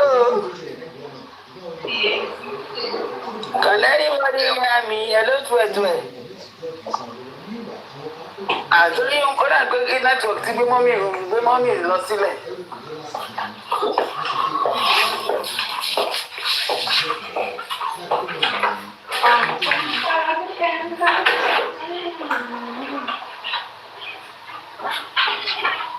Ẹ káàárọ̀ gbogbo ilé o. Ẹ káàárọ̀ o. Ẹ káàárọ̀ bá ń gbọ́ yín. President our general. Kẹ́mi ọlá yóò gùn sá o, ẹ pẹ́ fún wa sá o. Ẹ ní fi owó ẹ̀ gbá o. Ó ní kankan tí. Ẹjọ́ nẹ́tíwọ̀kì mi ló já mi bọ́ o, ẹ má bínú o. Okay ma. Nẹ́tíwọ̀kì mi ló já mi bọ́, sorry. Kàrímọ́ ní kápúlù làwọn mi ní mọ́mì Wùmí àti Ìyábọ̀ ní kápúlù fún gbogbo wọn. Bẹ́ẹ̀ ni, Kàrímọ́ ló kọ́kọ́ make effort láti meet ẹ̀ mọ̀ pé mo ti jábọ̀ mo kàn ń rojọ́ lọ ni. Kàrímọ́ ló kọ́kọ́ make effort láti gbé travel. Kí ló fẹ́ sá fún? Dẹ̀ nínú group chat yẹn, tí VDM kà fún wa, a tún gbọ́ pé Ìyábọ̀ wọ́n arrange for travelling ẹ̀. Why? Ìyábọ̀ had made several efforts. Mo tún gbọ́ pé Tanzania tó lọ yẹn, she was meant to stay there for a while. So wọ́n arrange bó ṣe máa travel. Wọ́n ní Principalities Ọlọ́run ìgòmagí. Ìyẹn ló wà disagree pé kò lè gbé lọ́dọ̀ òun. Ó ti mọ Wùmí kó má lọ gbọ́kọ mọ́ lọ́wọ́. So why are they making effort and attempt for her to travel if she's innocent? I keep asking that question. Mi ìrèyàn dá mi lóhùn. Tó bá wà innocent kí ló fẹ́ travel fún? I understand pé from reliable source pé àwọn kan ti fẹ́ gbé bàbá Mohbad travel pé kí bàbá Mohbad wá relax. Bàbá yẹn lòun kúrò ní Nàìjíríà until tó ń bá gba justice because he knows pé ọwọ́ òun mọ́. Tí ọwọ́ Wùmí bá mọ́ kí ló dé tó fẹ́ sá jáde? Kí ló dé tó fẹ́ travel? Ẹ ń sọ fún wa pé Wùmí is a witness. Wùmí is the #1 prime suspect. Kí ló dé tí wọ́n gbé Àrẹ̀fẹ́lẹ́bí tó ń gbé ẹ̀bí Fáláre? Kí ló ṣẹlẹ̀? Ọ̀rọ̀ Nàìjíríà ó sú mi. Mi mọ̀ bóyá gbọ́ story nǹkan kan tó ṣẹlẹ̀ ní Florida. Mi mọ̀ bóyá mo mi ayé kò tọ́ gbọ́. Last week ní ọ̀rẹ́ mi kan tó wà ní Florida ló ń gist mi. Ó ní this woman is a pastor and she pastors a church ní Florida. Ó lọ́mọ mẹ́ta, àwọn kéékèèké méjì kan dẹ̀ ó ní baby 11 months. Ó ní normally tó bá ti dé church, á kàn sí mọ́tò ṣe mọ̀ being pastor, á jáde, àwọn ushers wọ́n bá káwọn ọmọ wọlé, wọ́n bá gbé baby yẹn, mo rò pé nínú car seat, wọ́n bá gbé wọlé, àwọn ushers ló máa take care ọmọ yẹn, pastor ni ó máa wà lórí pulpit. But this day because she was already running late, bó ṣe dé pàpàpàpà tó park, àwọn ọmọ méjì jáde, ó kò wọlé lọ ni, ó fi ọmọ 11 months sínú mọ́tò. With the hope pé as usual àwọn ushers tó máa ń bá kó àwọn ọmọ wọn bá kó ọmọ. After about 3 hours look on dawn on her pé ọmọdé ìdá òun ò rí àwọn the other 2 girls ọmọdé bèbè ìgbà tó máa débẹ̀ wọ́n pe 911 wọ́n pe ambulance ìgbà tó máa dé hospital ọmọ yẹn ti kú. Heat Florida dẹ̀rẹ̀ ó lè géèyàn lọ́rùn lọ heat yẹn gbóná rírírí ni ọmọ ti kú ọmọ 11 months ṣé mọ̀ pé court ṣé mọ̀ pé wọ́n charge woman ìgbà tó dé court wọ́n ní 30 years náà fún kí náà fún ní 30 years fún tó wọ́n ní doctors lawyer ẹ̀ appeal pé bóyá wọ́n máa reduce ẹ̀ fún torí àwọn kéékèèké yẹn wọ́n ìwà lórí ẹ̀ but wọ́n kọ́kọ́ là ní 30 years in jail for negligence. Mo ní wow ọmọ ẹ̀ ní o kì í ṣe pé ọmọ pa o kò sóbi tó fẹ́ máa sọ pé òun máa mọ̀ pa ọmọ o how much more Wùmí nísìnyí ẹni ẹ charge nurse fún negligence who about Wùmí ṣé tó bá a mọ̀ pé Monday ni Mohbad kú anyway but let's assume bó ṣe sọ ká follow script tí Ìyábọ̀ kọ fún wọn ìjọ Monday rẹ ní Mohbad ti ń complain ẹ dẹ̀ dúró 24 hours kí nurse tó fi máa dé 24 hours tẹ dúró yẹn tó bá jẹ́ pé story tẹ sọ fún wa is true which is not true impossible kọ́ ọmọ yẹn ti pa in between is that not negligence? Kí ló dé tí Lagos State government wà lóṣù kí ló dé tí wọ́n arrest narrative yẹn kò jẹ́ do but we are assuming we are going by your narrative yẹn gan ó ṣùtà rẹ̀ lẹ́sẹ̀ Why would you wait for 24 hours when there are hospitals around, there are pharmacies around? Why would you wait for 24 hours? Is that not negligence? If a woman could be given 30 years in jail sentence for negligence of her own child, how much more? Ṣé pé government ta ní kò ń ṣe government is a useless government. Lagos state government olórí burúkú ni gbogbo yín o. Látòrí Sanwó-Olú títí dórí ẹ̀yìn ọlọ́pàá ká má ti ẹ̀rọ ọlọ́pàá kan tó máa dìde pé ẹ wo bọ́rọ̀ ìṣe ń lọ yìí o. Mo yọwọ́ mi mo yẹsẹ̀ mi. I can't be part of this because ikú la pè é. Ikú la pè ẹ̀yin ọlọ́pàá olórí burúkú tó yẹ kẹ́ ẹ stand fún justice tó yẹ kẹ́ ẹ ṣe nǹkan tó yẹ kẹ́ ẹ ṣe even when every other person is going wrong by virtue of your training èmi ò mọ àwọn tó ń train àwọn ọlọ́pàá by virtue of your training you should stand for the truth kò ń ṣẹ̀yìn ló yẹ kẹ́ ẹ dá justice rú ó yẹ kó kọ́kọ́ la Wùnmí mẹ́wọ̀n fún negligence by the stupid narrative she gave which we know is not true but going by that narrative she is guilty. She should be in jail, but she's sorrow. She should be in jail.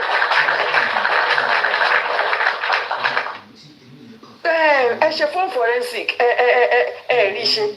In one of BJ's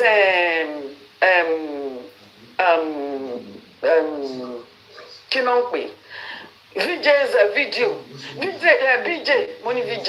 BJ jẹ́ kó yé wa pé wọ́n ti make effort.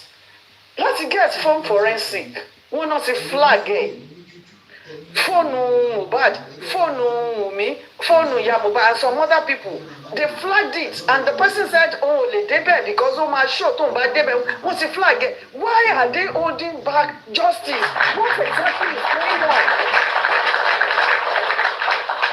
what exactly is going on because there are proofs there are reasons out there baba Mohbad tó lọ ọmọ ó ní ẹ ṣe phone forensic fún gbogbo wa ẹ ṣe tèmi náà bàbá yẹn ní confidence ni ó ní ẹ ṣe tèmi náà kí ló dé tí wọn lè ṣe the right thing ṣe bí justice là ń wá justice àsìkò tó sọ ní irú situation báyìí tó bá ti that has to do with death àtẹ̀yàn tó wà ń bẹ̀ àtẹ̀yàn tó rìn kọjá níwájú gate nígbà yẹn àtẹ̀yàn tó kàn gbọ́ àtẹ̀yàn tí ó dúró síwájú ilé ẹ̀ bóyá ó rí pé something is going on ó kàn dúró síwájú ilé ẹ̀ kì í ṣòun ló ṣe ó mú nǹkan tó ṣẹlẹ̀ lọ́ọ̀kan in western world all of them will be arrested they will not leave any stone unturned kí ló dé tí Nàìjíríà rí báyìí ẹ wá ní olòṣì Ìyábọ̀ olórí burúkú atọkọjáyé ìwọ wá exonerate àwọn 15 idiots tó wà nínú ilé yẹn àwọn 15 people tó jẹ́ pé kò ní dáa fún wọn àwọn 15 people tó jẹ́ pé ayé wọn ò ní nítumọ̀ mọ́ including Wùnmí àtàdúrà gbogbo yín ayé yín ò ní nítumọ̀ mọ́ toró lójú burúkú ni yín bẹ́ẹ̀ ni ayé yín ò ní nítumọ̀ gbogbo yín ẹ̀dẹ̀ dákẹ́ ẹ̀yin olòṣì olórí burúkú at one time or the other ẹ ti jẹ epo Mohbad ẹ ti jẹ iyọ̀ ẹ ti jẹ ata ẹ dẹ̀ tún sùn ọ̀dà rúfẹ̀ ìwọ́n wí ọ̀dẹ̀ ọ̀dà owó Mohbad ti bọ́ sí yín lọ́wọ́ ẹ dẹ̀ dákẹ́ èmi ò ríru eléyìí rí o èmi ò ríru eléyìí rí there is one lady ní bíbáyìí nílùú yìí gbogbo àwọn siblings ẹ̀ wà ní bíbáyìí ó ní màmá wọn ṣáà ránṣẹ́ pé kán wálé she's the first born pé kán wálé ó dẹ̀ lọlé òun ló lọlé ó ní káwọn mẹ́ta wá but this lady went home ìgbà tó délé òun àti màmá ẹ̀ sọ̀rọ̀ ó ṣe kinní kan ó lóun wà pẹ̀lú màmá òun di bóyá bíi 11:36 ibi tí wọn àti màmá ẹ̀ ti ń sọ̀rọ̀ mọ́mí ìdó màmá wọn sick on and off the woman gave up the ghost the woman died ní 11:36 almost 12 ó ní òun ò tí ẹ mọ̀ nǹkan tó ń fẹ́ ṣe she's been here for long kò mọ̀ èèyàn tó máa pè kò lọ́rẹ̀ẹ́ kò mọ̀ nǹkan tó fẹ́ ṣe she was in that house with the mom until around 7 tó wá pe àwọn siblings ẹ̀ lamẹ́ríkà táwọn yẹn wá pe àwọn ọ̀rẹ́ wọn because òun ti pẹ́ bẹ́ẹ̀ ó ti pẹ́ tóun ti wà bí òun kì í wálé she doesn't have close friends only the first person tó dé ọ̀rẹ́ tó dé láti wá assistant láti wo nǹkan tó ń ṣẹlẹ̀ came at 8 that's about how many hours after bóyá bíi 8 hours after mo ní ṣé màmá ẹ̀ ti ń ó ní fresh òkú kò mọ bí símọ̀ bọ́rọ̀ lọ ó ní fresh òkú 8 hours 8 hours after the death. After the death ó sọ mo béèrè lọ́wọ́ ẹ̀ mo ní ṣòkun yẹn ti hùn ó ní fresh body. That's what she told me. She told me the time 11:36 ní ìyá ẹ̀ kú. And ó lóun tiẹ̀ get her room mọ́tò wà ń ta ó lóun tiẹ̀ lè drive she doesn't have the stamina. She had to stay. Please, can you start that story again, please? Thank you. Okay. There is somebody. Tí màmá ẹ̀ kú. Màmá yẹn wà ní Nigeria. All her children are abroad. UK, Canada, US. Màmá yẹn ti sick in and out. Ó ti sick in and out. But ara màmá ti yá. Màmá wá ní káwọn ọmọ wálé. Àwọn mẹ́ta ni màmá ní kán wálé. Bó ṣe mọ̀ pé lu èèyàn kan lè fi ṣẹlẹ̀. So the firstborn màmá yẹn ṣáà ń jẹ lẹ́nu. Ó ṣáà ń jẹ lẹ́nu. The firstborn wá lọlé. Ó délé. Òun àti màmá ẹ̀ wọ́n jọ sọ̀rọ̀, wọ́n jọ ṣe. She has her room, the mother has her room. So she was with the mother. Ìjọ́ tí màmá yẹn máa kú. Ó dẹ̀ ṣe àmọ́ pé wọ́n ní sometimes àwọn àgbàlagbà máa mọ̀ tó bá máa kú. She wanted to go to her room and sleep. She's been there for like 4 days. Màmá ní kó dúró tóun kó ìjẹ́ káwọn máa sọ̀rọ̀ wọ́n enjoy gist. So they were talking. They were still talking and talking and talking and the woman died at 11:36 p.m. Nigerian time. Ó ní bó ṣe kú nìyẹn pé kí leléyìí ẹ̀rù bà. Ó ní initially the first 2 hours òun ti ẹ̀mọ̀ kan tó máa ṣe ṣùkúdùn kọ́ ló ní ṣe lọ́wọ́ òun gbọ̀n òun ṣèkì màmá yẹn 11:36 òun ṣèkì màmá yẹn mọ́mì this and that dídẹ̀dẹ̀ ó ní ìyá ti kú and I think she's in professional field bóyá pharmacist ní lady yẹn so she was able to detect pé màmá yẹn ti kú but tí màmá yẹn kú she said she didn't know what to do it was over the night. Kò mọ̀yàn kò lọ́rẹ̀ẹ́ kò mọ̀yàn tó máa pè ó ti pẹ́ nílùú òyìnbó no friends again in Nigeria so she called her siblings only around she died at 11:36 she said she called her siblings around past 2 Nigerian time 2 a.m. Àwọn siblings ẹ̀ náà wá ń pe àwọn ọ̀rẹ́ wọn but ó níbi tó ń gbé yes I left out this is gated àwọn ilé tó máa ń ti gate wọn ní bóyá 6 or bóyá 10 p.m. or so tó máa ń ṣe ní 6 a.m. ní Èkó ṣe àmọ́ pàwọn ilé kan wà báyìí so the siblings called their friends to come and check up on the sister pé màmá àwọn ti kú ẹjọ́ ẹ̀ pé onìkan ló wà ń bẹ̀ o but the friends couldn't come because wọ́n ti ilé wọn she doesn't know the procedure bóyá kó lọ bá wọn ní gate she didn't know what to do so she stayed. Only the first person tó dé ní to 8 like 7:45 according to her the first person tó dé but she was just telling me her story in general just this thing pé màmá ti kú àti bámọ̀ kan tójú òun rí ṣé mo first person tí mo béèrè lọ́wọ́ ẹ̀ kò mọ ní títẹ́ mi ṣe béèrè question o mo ní I hope she did not smell was she smelling already ó ní smell. Only fresh corpse òkú tó ṣẹ̀ṣẹ̀ kú báwo ló ṣe máa rùn that was what she told me mo wá forí calculate torí justice for Mohbad lèmi ṣe béèrè kì í ṣe pé mo kàn déédéé béèrè pé mo fẹ́ máa mọ̀ ọ̀kẹ́ ọ̀ mo fẹ́ fi yẹ ṣe yẹ̀yẹ́ no ó ní báwo ni ó ṣe máa rùn that was what she told me ó lókùú tó ṣẹ̀ṣẹ̀ kú fresh corpse ó ní so the person came ìgbà tó ń dé ó ní èèyàn kan ní wọ́n á jẹ́ kí ọlọ́pàá mọ̀ o because when they are going there when they want to. How many hours now from the time of death and the time the people arrived please. 8 hours. 8 hours and he was not smelling. No. I want you to talk about that hours and not smelling very well.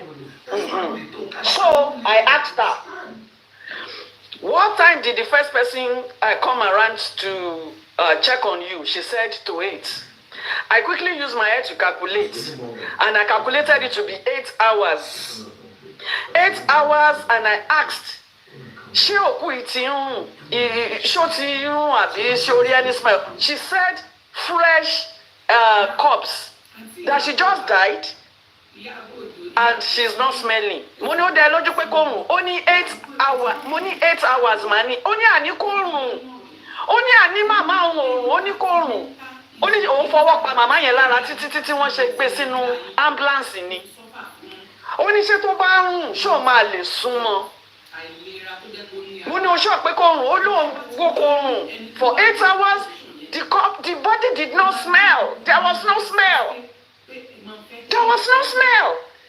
òkú wà fún 8 hours my sisters and my brothers she did not smell until tó fi wá gbé. So this is a true life story tí mo sọ fún yín. I don't know if this lady will not mind when they do wá sọ story lórí platform. If she will not mind, I can link her up to come and give this narrative. Coffee example. Káwọn olòṣì olórí burúkú Wùmí àti Dàróṣà kó wá fetí ara wọn gbọ́ pé òkú kú fún 8 hours kò dẹrùn ọ̀tí ìgbà tán gbé lọ. Wọ́n dẹ̀ pé ọlọ́pàá. Mohbad died less than 2 hours and he has started smelling. God bless you. Wọ́n pe ọlọ́pàá gave them police reports. It is one of the friends that said tó bá ń gbé lọ lọ́nà anything can happen o. She doesn't know the law in Nigeria and they got a police report. And when they got the police report, the police gave them the report. They took the report to an hospital. Wọ́n gbé ìyá ẹ̀ lọ sí hospital wọ́n tún check ìyá ẹ̀ wọ́n certify pé woman BID ni pé kò dẹ̀ ń ṣe pé ó ṣẹ̀ṣẹ̀ kú BID. Wọ́n dẹ̀ dé hospital wọ́n dẹ̀ kọ death certificate fún wọ́n dẹ̀ deposit màmá yẹn sí mortuary. 8 hours she did not smell. Dàróṣà kò ní dáa fún ẹ. Àṣẹ. Kò ní dáa fún ẹ. Àṣẹ. Ojú ẹ máa rí bí ni. Olòṣì olórí burúkú àtúbọ̀tán ẹ ò ní dáa. Gbogbo nǹkan tó bá dáwọ́lé kò ní yọrí sí rere. Tó bá ń fà kò ní tóra wọn.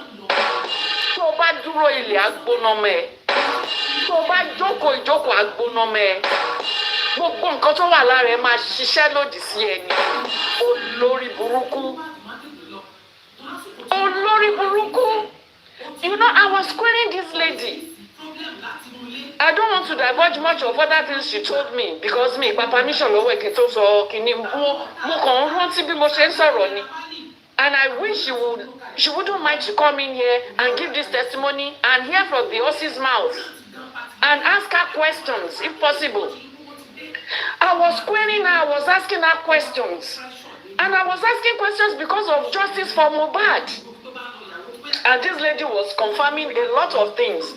Wọ́n gba police report wọ́n sọ pé all case settled o, no case to answer o. Wọ́n gba police report o. Wọ́n gba doctor's report hospital yẹn kọ́ ló kú sí o. Doctor fún wọn ní report o. Wọ́n gbé lọ mortuary gbà o. Kó tó ṣẹ̀ṣẹ̀ wá di fún àtàwọn siblings ẹ̀. But ìyá yẹn ò kú. 8 hours after death, the woman did not smell. Olòṣì olórí burúkú ni gbogbo yín àtàṣánà. 8 hours after death. 8 hours. Body did not smell. She did not smell. Mohbad body that died 3:30 and started smelling by 5:30, 6 o'clock. Environment. It shall not be well with all the supporters of Mrs. Adebanjo. And Baba Liam. Amen. And all the politicians supporting this Olori Buruku kò ní dá fún gbogbo wọn for the one man. Àmín Jésù. Ẹ̀yin olórí burúkú. Àtàdúrà olòṣì, ọmọ rádaràda, ọmọ tó go ẹ̀ tí ò ní rógo lò mọ́. Gbogbo yín ẹ̀ ní rógo yín lò mọ́. Ẹ̀ṣẹ̀ tí ẹ̀ lógo ni. Ṣé yàn tó lógo máa pa yín? Àti Wùmí o, àtàdúrà o, àti Dàróṣà o, àti gbogbo ẹ̀yin tẹ́ wà nulẹ̀, including ìyá Mohbad. Ayé yín máa bàjẹ́ ni. Olòṣì olórí burúkú. It hurts badly. Ó máa ń dùn mí tí n bá ń gbọ́ story similar to this story. Tàdé rí bó ṣe ṣe. Ẹ̀yin ìjọba ayé yín máa bàjẹ́ ní tọmọtọmọ tẹbítẹbí taratara. Kò ní dáa fún yín. Tẹ́ bá ṣe kò ní tóra wọn. Tẹ́ bá ṣe ń lù ú kò ní tó fún yín torí ẹ ṣe ìkà. Ẹ pọ̀ ọmọ ológo tó ń ra ẹ̀dẹ̀ fún ọmọdé yìí ní justice kí ló dé? Ẹ frustrate bàbá yìí. Ẹ sọ pé ní ti bàbá Mohbad mọ́lẹ̀. Tó bá jẹ́ pé bàbá Mohbad kò ní àti àwọn alátìlẹyìn ni àbí sí bàbá Mohbad gan jẹ́ ọ̀dẹ̀ fún rẹ̀ tí ó bá ṣe pé máàlù yẹn agídí bàbá Mohbad ń sìn ló ń wọ́ọ̀kì fún ó dákẹ́yàn lágídí ń gbà mí wọ́n ti bàbá yẹn mọ́lé láìṣẹ̀ olórí burúkú Wùmí kò ní ta fún ẹ kò ní dá fún ẹ kò ní dá fún ìran ẹ thank you virgins kò ní dá fún ẹ kò ní dá fún ẹ ẹ̀yin olòṣì olórí burúkú kí ni bàbá Mohbad ṣe ẹ ṣe fún forensic ẹ nírọ́ ẹ petition bàbá yìí ẹ petition bàbá yìí olórí burúkú bàbá tó mẹ kú ìwọ olórí burúkú Wùmí tó yẹ kó petition ó petition bàbá Mohbad a ní kò ní dá fún ẹ Wùmí ibikíbi tó bá wà gbogbo omi ara ẹ ẹ̀jẹ̀ ara ẹ iṣan ara ẹ ó máa ṣiṣẹ́ lòdì fún ẹni tó bá jẹun ó máa pa ẹ lórí tó bá fún ó máa gbòdì lára ẹ kò sí nǹkan tó máa work for you again everything in your body will go dead. Like earlier, please, when you are mentioning Wumi, be adding Adebanjo to it because of other Wumi. Okay. Adebanjo. Thank you. I will repeat again. Wumi Adebanjo Cynthia. Wùmí Cynthia Adébájọ láìtí kò gbọ́ gbogbo omi ara ẹ ẹ̀jẹ̀ ara ẹ iṣan ara ẹ ó máa ṣiṣẹ́ lòdì fún ẹni. Wùmí Cynthia Adébájọ láìtí kò gbọ́ tó bá jẹun ó máa pa ẹ lórí. Wùmí Cynthia Adébájọ tó bá mumi ó máa gbòdì lára ẹ. Gbogbo nǹkan tí ó wà lára ẹ ó máa ṣiṣẹ́ lòdì sí ara wọn. Wùmí Cynthia Adébájọ ò ní rí bá ti ṣe ò ní rọ́ọ̀nù pé. Wùmí Cynthia Adébánjọ ayé òní nítumọ̀ olóṣèlú lórí burúkú kí ni máa ń ká mi lára ó máa ń ká mi lára pé kí ló dé irú ìlú burúkú wo ni Nàìjíríà. My husband used to say pé ó yẹ kán erase Nàìjíríà kúrò nínú map of the world ni cousin mi ní tán bá erase ẹ̀ bó náà máa kó gbogbo àwọn tó kù sí bó làwọn máa wá wà ẹ wo bó ṣe ń tọ́ ìlú tí ó ní ọkú ibo ni wọ́n máa kó àwa tó kù sí báyìí. wọ́n á kún wọn lórí ara wọn náà ni lórí neighboring country. ó ní mo náà máa wá kó àwa tó kù sí tán báyìí raise Nigeria kúrò nínú map of the world mo máa ń rẹ́rìn ni because of gbogbo rátiràti tó ń ṣe ni ẹ̀yin olòṣì olórí burúkú Ìyábọ̀ kò ní dáa fún àtúbọ̀tán ẹ̀ ò ní dáa Ìyábọ̀ Òjó olòṣì ṣé Ìyábọ̀ Àlọ́ba lórúkọ ẹni ṣé wọ́n ló bí Mohbad ní ṣó jẹ́ bí Mohbad ní kí ló dé tó tara bọ̀rọ̀ lọ́rọ̀ ó gbé tiẹ̀ lórí ó gbé ẹ̀rọ ẹlẹ́rù lórí ó fa tiẹ̀ dání ayé àwọn ọmọ ẹ̀ bàjẹ́ lójú ayé ẹ̀ ó jáde síta kó máa pè é pé Ìyábọ̀ Òjó dà kó ló ti lọ wá nǹkan ṣe sọ́rọ̀ ọ̀rọ̀ àwọn ọmọ ẹ̀ kan mú gbó ìkan strippers club ló fi ṣe lé ó bẹ́ síta kó ṣáájú abiyamọ ó wá fa ẹrù tiẹ̀ dání ó gbẹ́rù ẹ̀ lẹ́rù lórí olòṣì olórí burúkú torí nǹkan tó fẹ́ jẹ́ ń bẹ̀ àwọn olòṣì olórí burúkú wọ́n ń bú VDM ò tiẹ̀ gbọ́ yín in the first place kò tiẹ̀ gbọ́ wọ́n ti gé tiẹ̀ lọ I like that guy wọ́n ti gé tiẹ̀ lọ ẹni manipulator ni somebody came out with proof and evidence this guy is not just telling us stories from nowhere. He's reading in us from the stupid group chat and showing us evidence. Still, you said he is manipulating us. He let him manipulate us. We love him as he's manipulating us. Ìyábọ̀ olórí burúkú tó jáde tó sọ̀rọ̀ fún 20 hours at the end of the day kò rí nǹkan kan sọ. Tí ò rí proof, ó ní ò manipulate. Ó kàn sọ kátikàti, olòṣì. Mohbad kú sínú ilé. Ear infection ló pa. Mohbad kú sí hospital. On their way to the hospital driver tó ń drive lọ fojú ẹ̀yìn tó fọwọ́ kan tó rí pàrọ̀ ẹ̀ ti tutù lójú pókú this same Mohbad ní ikú mélòó ló pa Mohbad ikú tó yẹ kí Liam kú ni Mohbad gbà kú àwọn dádì Mohbad ló pa prime boy ló fi ọ̀bẹ mágẹ̀kẹ̀jẹ̀ gún at a time olòṣì olórí burúkú ya Mohbad má ṣàǹfààní ó ní bàbá Mohbad ló gún pa olòṣì tó ẹ ti ẹ̀ mọ̀ pé ń gún pa ni kò ní dáa fún gbogbo yín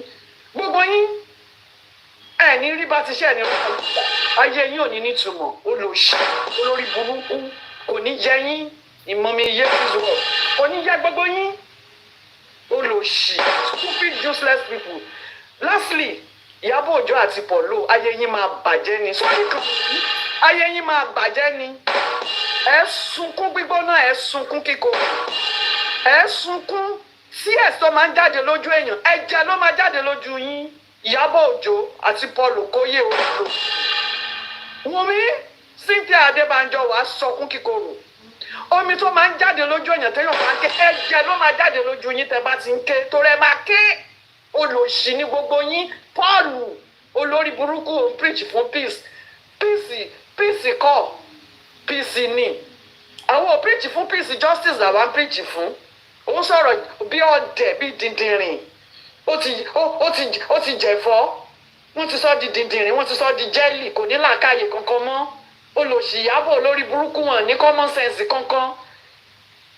Vengeance ìjọ tẹ bá l'opportunity ẹjọ ẹ pè Ìyábọ̀ ẹ béèrè no on a more serious note ẹ béèrè lọ́wọ́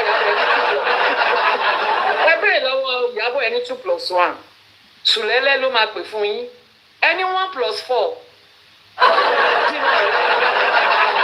ẹ béèrè lọ́wọ́ ẹ ẹni 3+3 Ọba Níkòrò ẹni 10+2 Paul Okoye ẹni 1×4 Oko Àtòbò nǹkan ṣoṣo tó mọ̀ nìyẹn kò ní common sense nǹkan olóṣì wọ́n ní ṣe paternity test PA not maternity test ó gbé ìyá Mohbad abiyagba ìyá òṣì. ó sọ di maternity test o. ó sọ di maternity test. Òyìnbó tó ní paternity test àbí DNA ṣé wọn mọ̀ nǹkan tó ń sọ ni mọ Ìyábọ̀ ọgbà tí ò ní làákàyè tó jẹ́ pé Oko Àtòbò ló wà lórí ẹ̀ ó change paternity test ó fi ṣe change of name ó sọ di maternity test mọ́ wa lọ́wọ́ àdẹ̀gbà tó bá da yín lójú ẹ̀ ṣe gbé result yẹn jáde ẹ̀yin olòṣì olórí burúkú ẹ̀yin ìkà kò ní jẹ yín kò ní da fún yín olòṣì àti Lagos State Government kó o ní gbogbo ní máa kú dànù. Thank you the host inú bí mi láàárọ̀ yìí pẹ̀lú rubbish justice for Mohbad. Have a beautiful morning and enjoy your weekend. Thank you. Thank you so much, Gladitelian, for that wonderful one. Part of the submission that actually interests me is that part of a mother died and 8 hours after her death, the body was not smelling. We have said it before. It is highly impossible for someone to die and within few hours the body will start smelling. Highly impossible. For the fact that Darusha said that Mohbad's body was already smelling. When they got back to the house,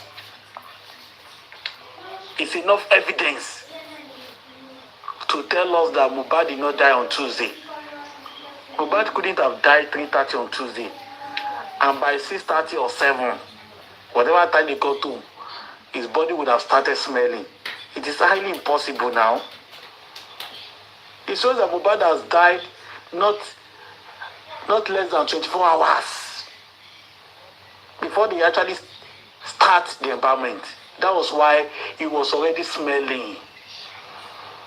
In a country that works, if not because of Mr. Gusi has settled everywhere, if not because that the judges, the magistrate, and the police have all been bought, that statement alone, that Darusha said the body was already smelling, the statement is enough to tell them that something was not adding up. 2 hours body wouldn't have started smelling. Highly impossible. 2 hours. Before the body starts smelling, there are a lot of reactions that will take place within that body. It means the internal organs have started decaying. Yes, even though the body has not decayed. General Benja. And you know, look, anyway.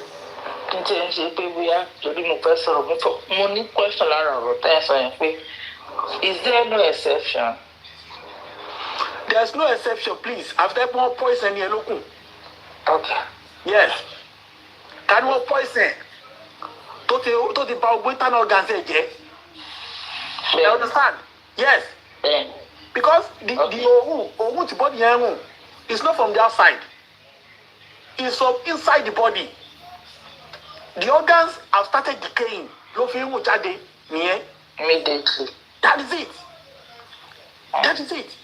So if now this is a lifetime experience. Tigla tell you also. Do you understand? At least I remember when Mohbad died and this revelation came out about Mbami. I remember Jokem said something that when her mom passed, 14 hours later, it was not smelling and there was no environment. 14 hours. I remember she said the woman died maybe 4 a.m. or 3 a.m. in the night, and before she was buried, he calculated it for me and it was 14 hours. And it was still looking fresh. Of course. But why I'm asking that is there no exception? You know, sometimes I don't want to believe Mohbad died on the 12th, of which the driver already told us. Far away from it. Far. But the thing is, we learn every day. There are a lot of lessons in this justice for Mohbad. For a father, for a mother, for children, for sisters, for family. Number one, you know, it has happened to Baba. We don't pray it happen to any one of us. But in case of eventuality, you have to be patient, observant, listen, ask questions, and then know the next step. Baba Mohbad was in that house with shock. He didn't know what to do. When the people that dug that pit for him, they dug that pit and he eventually fell into it 75%, let's say 75%. Had they been, he can go back. I know he'll be thinking like, if I have the time to go back to time, there are things in his head that I want to know that he was unable to come around with that time. And we pray every day. And this question I ask people, I'm a Christian, I pray every day. Have you heard in any of your prayer that God said you have answered your prayer? Or does the God you serve don't answer prayer? He answered prayer. Baba Mohbad prayed, he's a pastor, he sees visions, he dreams, he sees a lot of things. But this still happened to him. Does that mean God did not answer his prayer? God answered his prayer in some certain place. But there's something where I'm going is that if it happened to anybody, we should learn from what happened to Baba Mohbad and be able to stand and ask a lot of questions. Baba, because there was no money. Now, the law will not say, because of no money. Especially those that know people. Because this thing we are seeing is about knowing, especially Lagos State. Because I listened to that Puma that day that said, I know how Lagos works. For someone to tell you that I know how a state works, I live in Lagos State for probably 15 to 20 years. And I don't know how Lagos works. One, I don't go out at night. I don't have friends.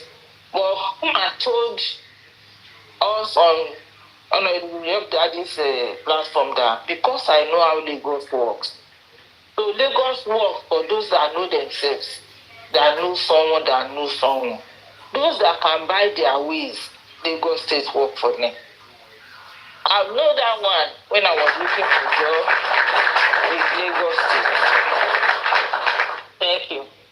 With Lagos State in Lasso. I was working in Lagos Island, in Naija, to be precise. And I had a baby, a very small baby. And the lady that was working with me to take care of my baby was young, and that was my first child. And I was living around Lasso, let's say Lasso area.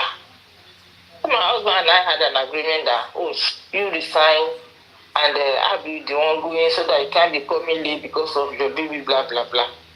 And I went to Lasso to go and look for a job. And when I do my interview and pass, they say I need to be, because they are employing people from Lagos State.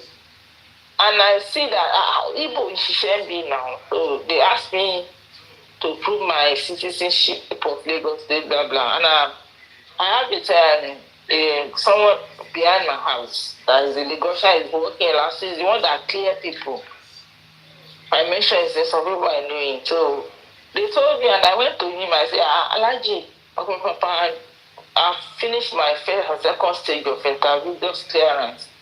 Lagos State now say, no, what will happen is I'll go to office. I don't know that I went to tell the registrar that he knows he like me, and because he cannot date me, he want the registrar to ask me.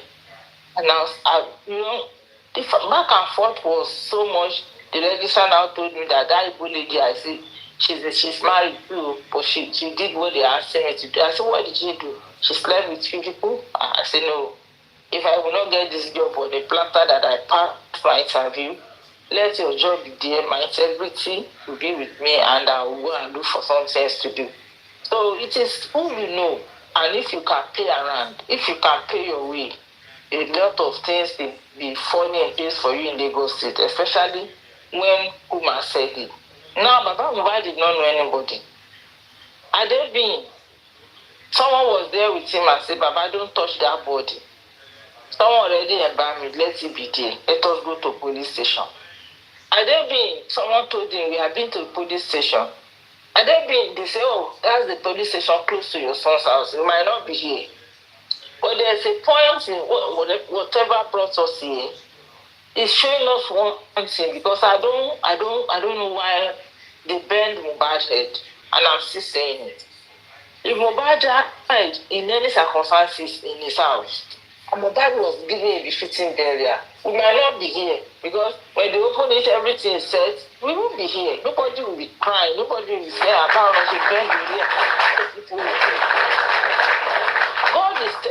God want to show us how Lagos is being run. That the more you look, the less you see is Lagos State. Lagos State belongs to some cabal too. That they can sweep your case the way police do in police detention, the way they harvest people kidney, the way they harvest people, the way they kill people, the way they do their evil thing in police. Police do it to police though. Don't think it's just to citizens.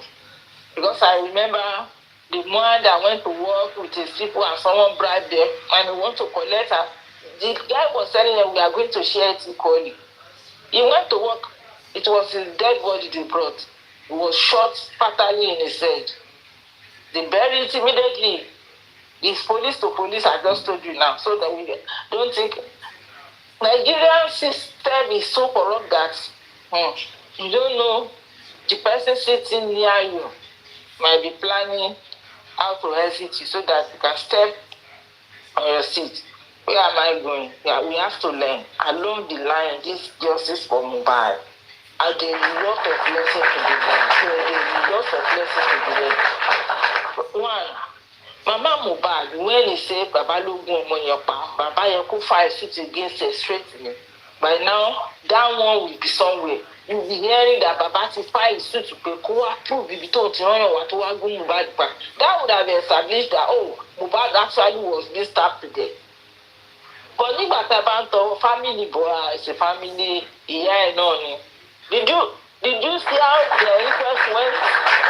Because I didn't believe Baba fight that case as we were suggesting that time pé ó yẹ kí lọ́ọ̀yà Baba gbé màmá yẹn kó ṣe dáadáa. God bless you. God bless you. Inquest cannot come and give me this last road because Mama Mohbad Africa.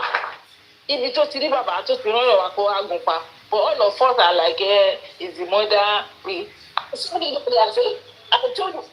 Well, daddy, we know that I said this. Me, no, I'm not part of you people that are saying it's the mother. Me, I'm not there. No. I said, is he part of someone that says it's the mother?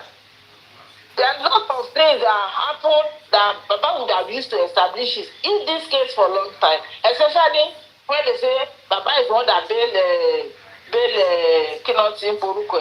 prime board.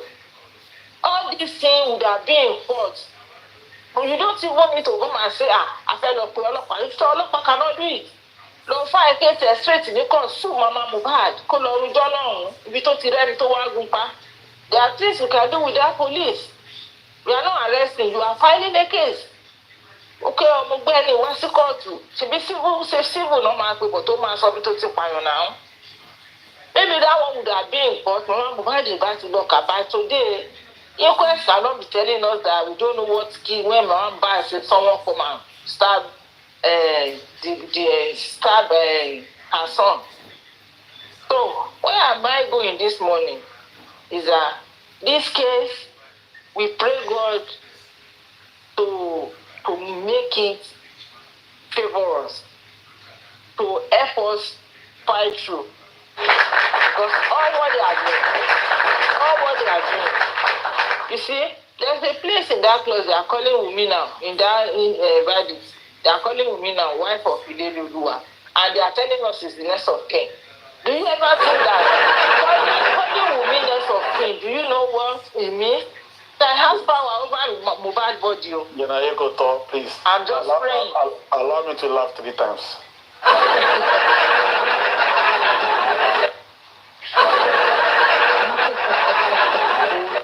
This man,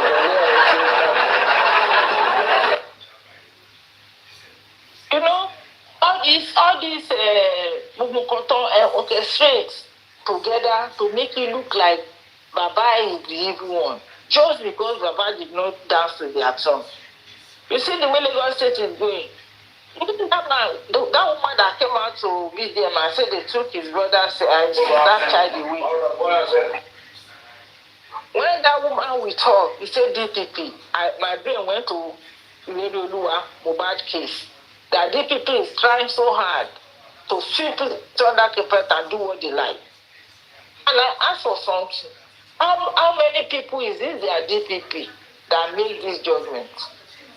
We need their picture so that we will see the amount I'm a fi ìránṣẹ́ sí wọn anywhere over one. I want us to everybody that know any member of that DPP. Let us look for their picture. If you know any member of that DPP, give us their picture. Because èpè tọ́ sí wọn yẹ kó ojú wọn wà gbogbo bíi kí gbogbo embassy deny wọn ayé ni wọn lára. That woman came out because the woman indirectly is telling us that don't expect there's no. This is how this DPP used to do their things. So this is what they do to me. Is preparing us to Ileri Oluwa case. Is telling us because it's the same DPP. It's the same DPP that is destroying this case. It's the same DPP that saw all the loopholes and covered it. It's the same DPP that is doing Mohbad that is behaving like Mohbad is not human. It's the same DPP that is blaming Baba Mohbad for taking the corpse to police. It's the same DPP that did not ask for forensic. Baba have been talking about forensic from the beginning. That okay, if everything is not proving the actual time of death, let us do forensic. Did they answer that man? They did not. They did not.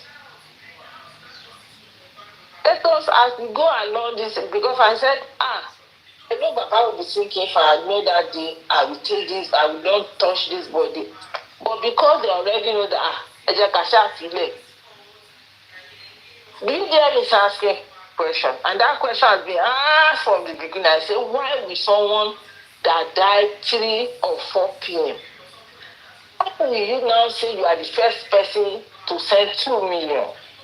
You don't know there's a group that already exists too, when I was asking this 2 million question. This morning, Mommy Eleanor was talking, I laughed. You know why? It is not because that guy Dre DMW. It is Dre Davido PR. Where I'm going this thing is that what is the involvement of Davido in Mohbad part? I don't want to look on the surface. I'm looking deep. If we can believe that Bella's shoulders pumping is booking, is Bella Shmurda talking. Because there are things that guy says that is not supposed to say if it's not Bella. Then, how come Dre PR is we are not looking at it as someone acting for Davido in that group? Was it because they say Davido is following that person? No, I don't want to believe it. Baba said that when they gave the 2 million, Davido called. Only because it's no more Davido now. So why will Davido send that 2 million through his PA or PR? Did they tell Davido that Otikua no Tamasi say that's number one thing? Did they ask Davido for money? And there's something I've been asking anybody that have contact with Naira Marley. The IYABO boyfriend Polo called you to ask you anything about Mohbad before Mohbad went to perform for them. Because the story Mohbad told was the Naira Marley blocking, telling them he was not feeling okay, he was not good, he was cannot do well. And the same story, the first time Polo came out was I called his record label to ask of him, and they told me da. Did they call Naira Marley to ask Naira Marley about the bad performance? Because when these people are lying and you don't catch their lie early, it will be big.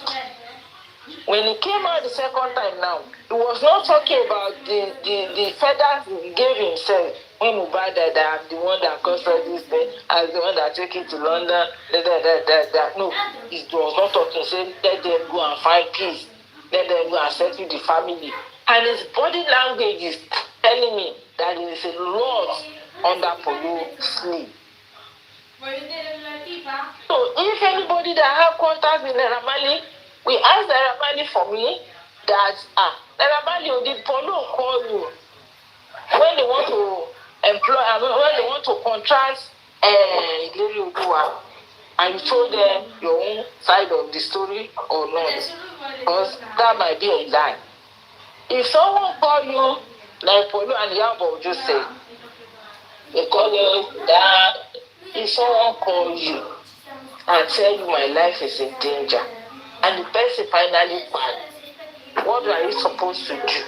You are supposed to come out boldly and say in London, Ileoluwa tell me this, Mohbad told me that, he said this, he said that. IYABO said he told us everything in London. He told IYABO and Polo. The both of them now, Mohbad now fight. And they cannot now relate exactly what he told them in London that was making him running about.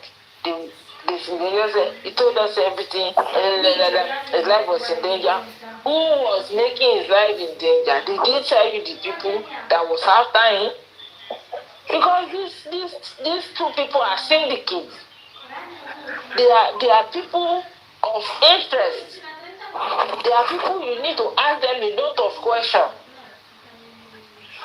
IYABO and Polo, they are handy, they are neck deep in the fight Mohbad.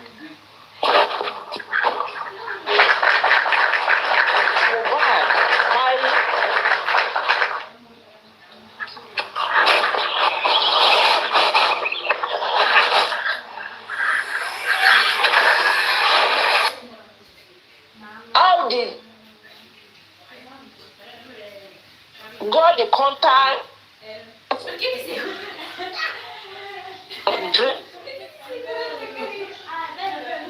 Dre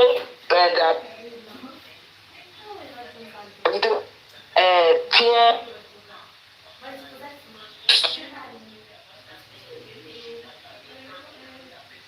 not been talking to me. I've been asking that if Mohbad had been buried and say they want to exhume Mohbad, how come that did they connect? The video PA the Davido camp. You in camp. So question. And then the one that really want Naira Marley down. Something Yabo has spoke price. If you Dre was the one.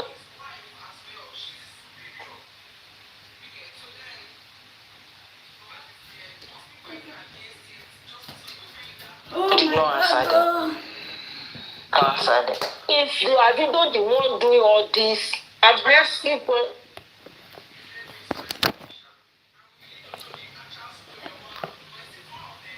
I'm working with Davido.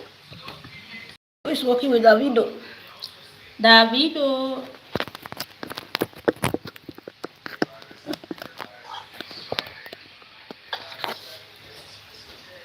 I did.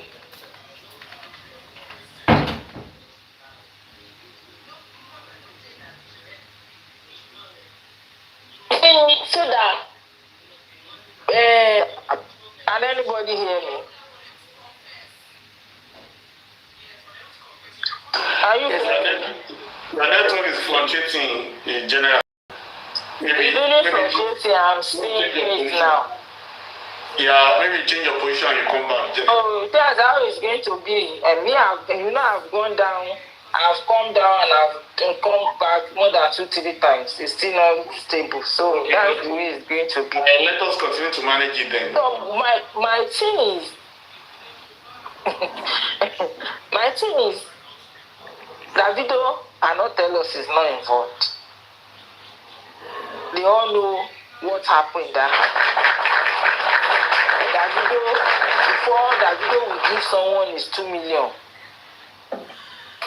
And people are saying, my leader Davido, if it's Davido that give that money, cannot give 2 million. Forget. And they told you Mohbad that you not say call police now. Am I police? Call police. You did not say that.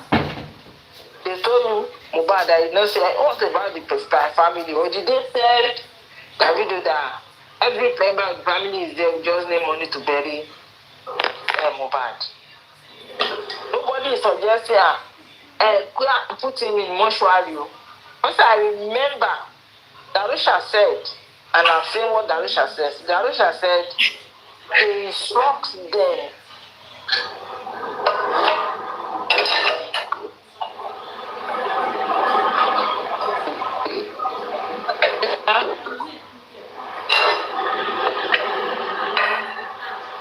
$2 million. This your network is so bad. You just keep breaking, and we're not going to enjoy what you say. So we better probably wait for another time, and hopefully your network get better. The information you are giving out is so cogent that a break in transmission will not align the basic within. You understand? We not align the essentiality of the information. So maybe when your network is better, then you can actually join us. Thank you very much, Jenna Yekoto. God bless you.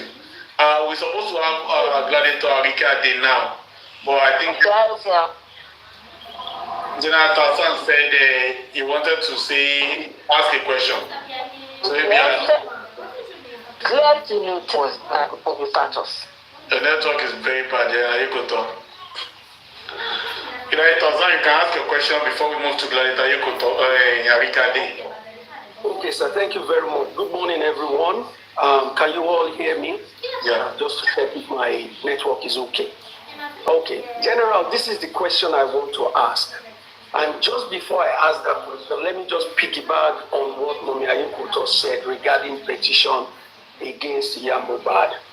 Please, everyone, let us keep in mind that one of the most critical issue in this matter is the issue of embalmment.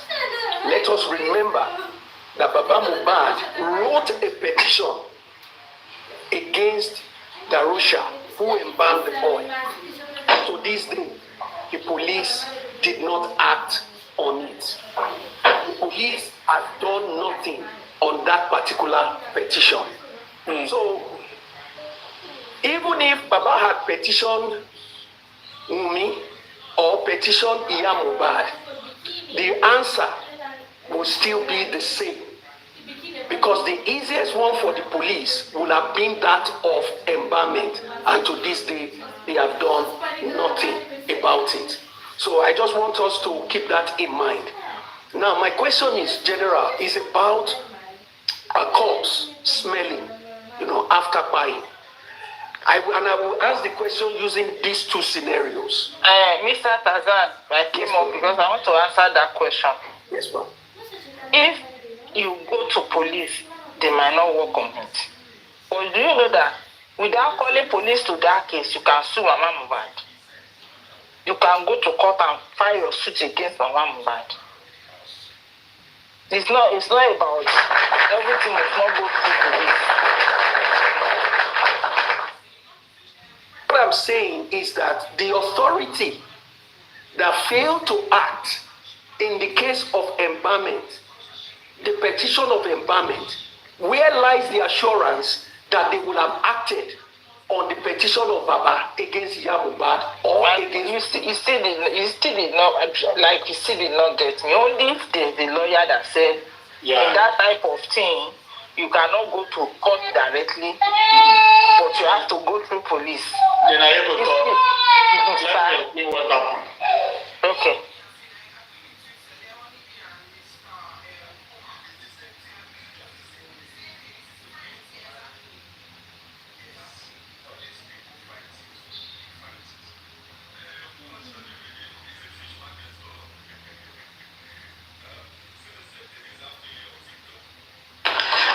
Thank you very much. Let me say this.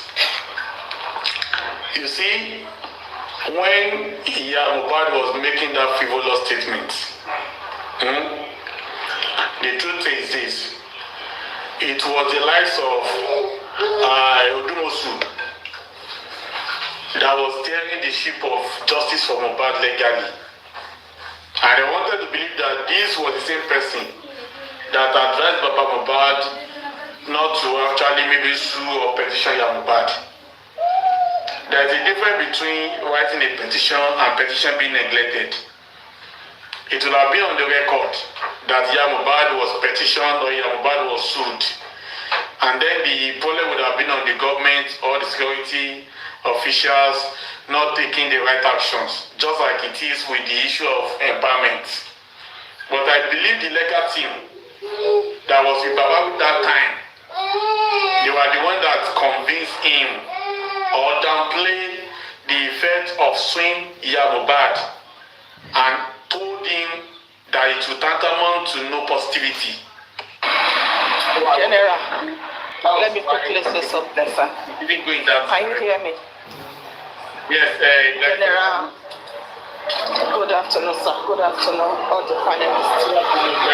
The issue was, yes, and the comment section, good afternoon. I'll make it brief. The issue then was the fact that all of us are too sentimental about this, because it is not that it wasn't raised. We raised that. I could remember vividly that it was raised when she came out to say Josiloni Kologunpa. And we discussed then about so if any to raise eyebrow, no, at this point, we didn't want to know more about what she knows. But people were like, at the end of the day, at the end of the day, we don't need Mohbad. But before now, I knew we pay Mohbad will joke rara. She had Mokoro about 2 years more lower. But right then, but what the society we pay to Sloan Kologupa, I knew for a fact that she wasn't joking. I know she's prepared to go a long way. And I was one of the people that was shouting, we pay a petition woman. Either the government will do something about it or not. At least just like you said, OMOWUMMI no record. Ìyẹn number one. Number two, tó bá sọ pé ọ̀rọ̀ Mohbad deep gan. There's a lot of revelation tí mò ń rí nínú brain mi tí kò tíì jáde. And the restoration will be with the ọlọ́pàá tó kú tí wọ́n sọ pé ó parẹ́ nígbà tí Mohbad kú. There's one police guy tó jẹ́ ọ̀gá tí wọ́n ní ó pokùnso and tí wọ́n mi rò bóyá wọ́n ṣe kéèsì ẹ̀ dọ́là the reason tó fi máa wo ṣùṣù láti pokùnso. I will want to believe from what my brain is telling me allegedly ni ó ti pẹ́ tá ti lo allegedly yẹn gbẹ̀yìn ẹ jẹ́ ká lò láàárọ̀ yẹn jọ allegedly ni. But mo fẹ́ mọ̀ wípé at one point this man tí wọ́n parẹ́ yìí ó rí gbogbo òtítọ́ tó wà nídìí ọ̀rọ̀ Mohbad. Ó dẹ̀ sọ pé òun máa go all the way òun ò ní gbà. Because tí kò bá rí bẹ́ẹ̀ VDM ló ń jáde sìn ló ń kan Ìyábọ̀ mọ́ ló ń sọ nǹkan tí Ìyábọ̀ ṣe tó dẹ̀ fi proof tì.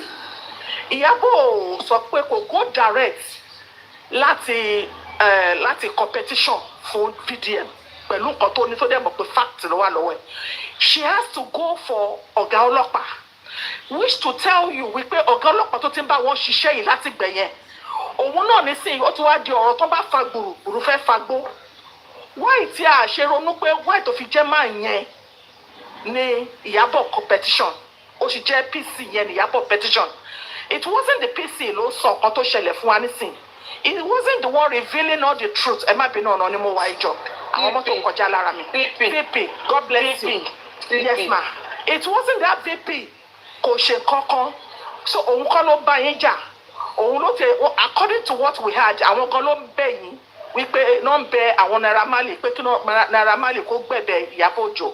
But Ìyábọ̀ Òjó now turn around to say the same VP yẹn òun lòun fẹ́ petition pẹ̀lú VDM, which means gbogbo nǹkan tẹ́tí bá wá ṣe láti bẹ̀rẹ̀ gbogbo nǹkan tẹ́tí bá wá bò gbogbo bá ṣe dé báyìí tèmi náà bá lọlẹ̀ BP wọ́n náà lọlẹ̀ o allegedly.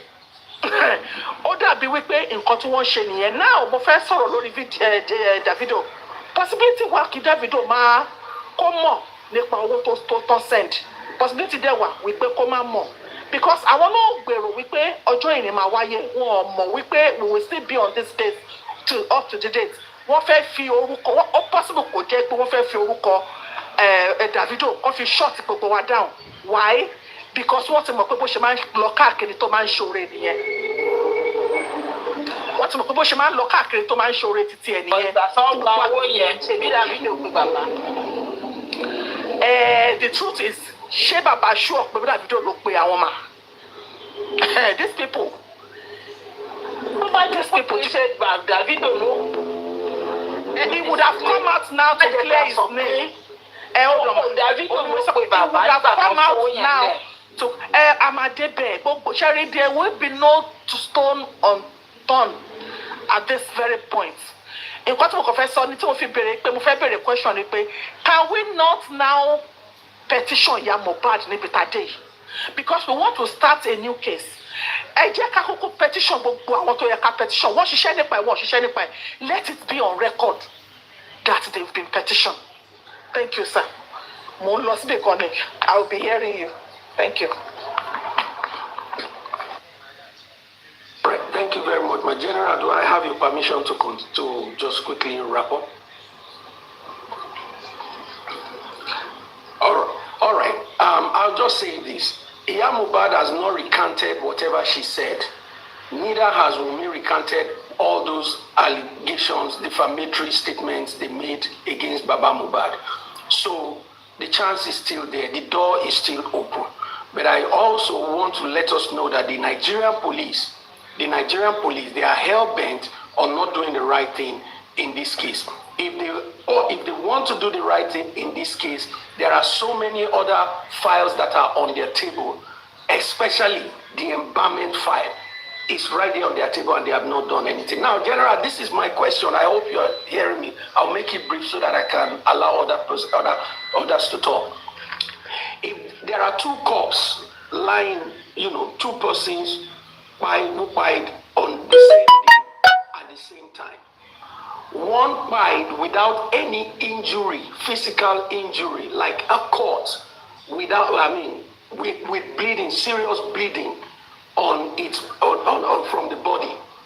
You can see that there is either on the head, you can see the sign that there was bleeding, serious bleeding, profuse or not. You can see it on that body. Now the other body, there is no bleeding at all whatsoever. There is no cut, no opening of the skin in any way. Both of them died at the same time on the same day. Please, is it possible that both of them will start smelling at the same time? Or which one will first of all begin to smell of these two cuts on the floor? Remember, the same time of death, the same place of death. The only difference is that one has a cut where there was profuse bleeding and the other one doesn't have any cut. So thank you. Just this is my question, and I hope that I am clear enough, sir. Thank you. Yeah, you're very clear. Thank you so much, General Tazan. Before I answer your question, let me also speak a bit, just a brief about what Gladiatoriano said. This is not a time for petitioning anymore. If you want to ask me, it is so obvious that the police are working for the father of Liam. It is very, very obvious that the police will not treat any petition the way they're supposed to treat it, unless it's taken through undeniable process or pathway, maybe coming from the person like VDM and all that, who they know too well, we open their yansh to the whole world and they wouldn't like it. That is the only true way that I think the police can give any petition like a look-alike attention. I use the word look-alike attention because in the real sense of it, these police, they know the consequences of treating certain petitions the right way. They know it's going to boomerang on the father of Liam and Wunmi, and they have sworn an oath to protect the father of Liam and Wunmi with their lives, even at the expense of the country as it stands today. And that's why I put my title before that APC cannot crush J4M, because their mission is to crush it and destroy it using their party. Do you understand? That is what they are working towards. However, if you want to talk about suing, I believe they should be thinking about suing people like Mohbad. Me, I've maintained that stand. Mohbad should stop being seen as a family to reproduce a Maloba. Mohbad is not a family. Mohbad is a stark enemy. Like Mrs. Adebanjo, Mohbad is a killer too. In fact, it can be said that Mohbad is one of the killers of her son because of her body language. Not because she was the one that pushed him and fought him to death, do you understand? But because she has beat a tent with the killer of Mohbad. So we can say it literally that Mohbad is one of the killers of her son. So Mohbad should be treated at that. And that's why I found out the fact that people went to meet her. There was nothing to meet about Mohbad. So if the legal team of Baba, if they see it right, I think they can start by suing Mohbad to the court, not by writing any petition. They can sue her to the court if the legal team think it's the right thing. It's just my opinion, and let Mohbad come and justify everything she has said about that man since the beginning of this case. He must bring evidence, not petition. Sue Mohbad, not petition Mohbad. There's no point. It's a waste of time petitioning Mohbad. Sue her. Mohbad should not be seen as the father of Mohbad, as the mother of Mohbad by the producer Aloba. She should be seen as an outsider, a woman that neglected a child for 17 years, and on returning to the level of that same child, within 2 years, the child died mysteriously. And to make the matter worse, the woman has joined the killer of her son, to torment the father of the child. So what sense of familiarity does the woman has with the slave child, if not becoming his enemy or one of the killers of the same child? So I expect you are about to be treated in that manner. If the legal team sees any sense in what I'm saying, or if they think that there is so much benefit in it, but if they think otherwise, no problem. And then secondly, going to your question, General Tazan, this is what I found out. Apart from the fact that of being in the medical line, knowing fully well that it is impossible for a corpse to die within few hours and start smelling, irrespective of his or her manner of death. It is impossible. I've also got to look into it, and this is what I found. A dead body can start smelling as early as 24 to 48 hours after death. I'm going to read that again. A dead body can only start smelling within 24 and 48 hours after death. Not lesser than that. But in case of Mohbad, they said Mohbad was smelling just within 3 hours or 2 hours after death. That was what, yes, state of death, of course. That was what Dagosha told us. That Mohbad died 3:30 and by 6 o'clock, his body was smelling, and therefore they had no option than to embalm him to stop his body from smelling. I need to laugh 3 times.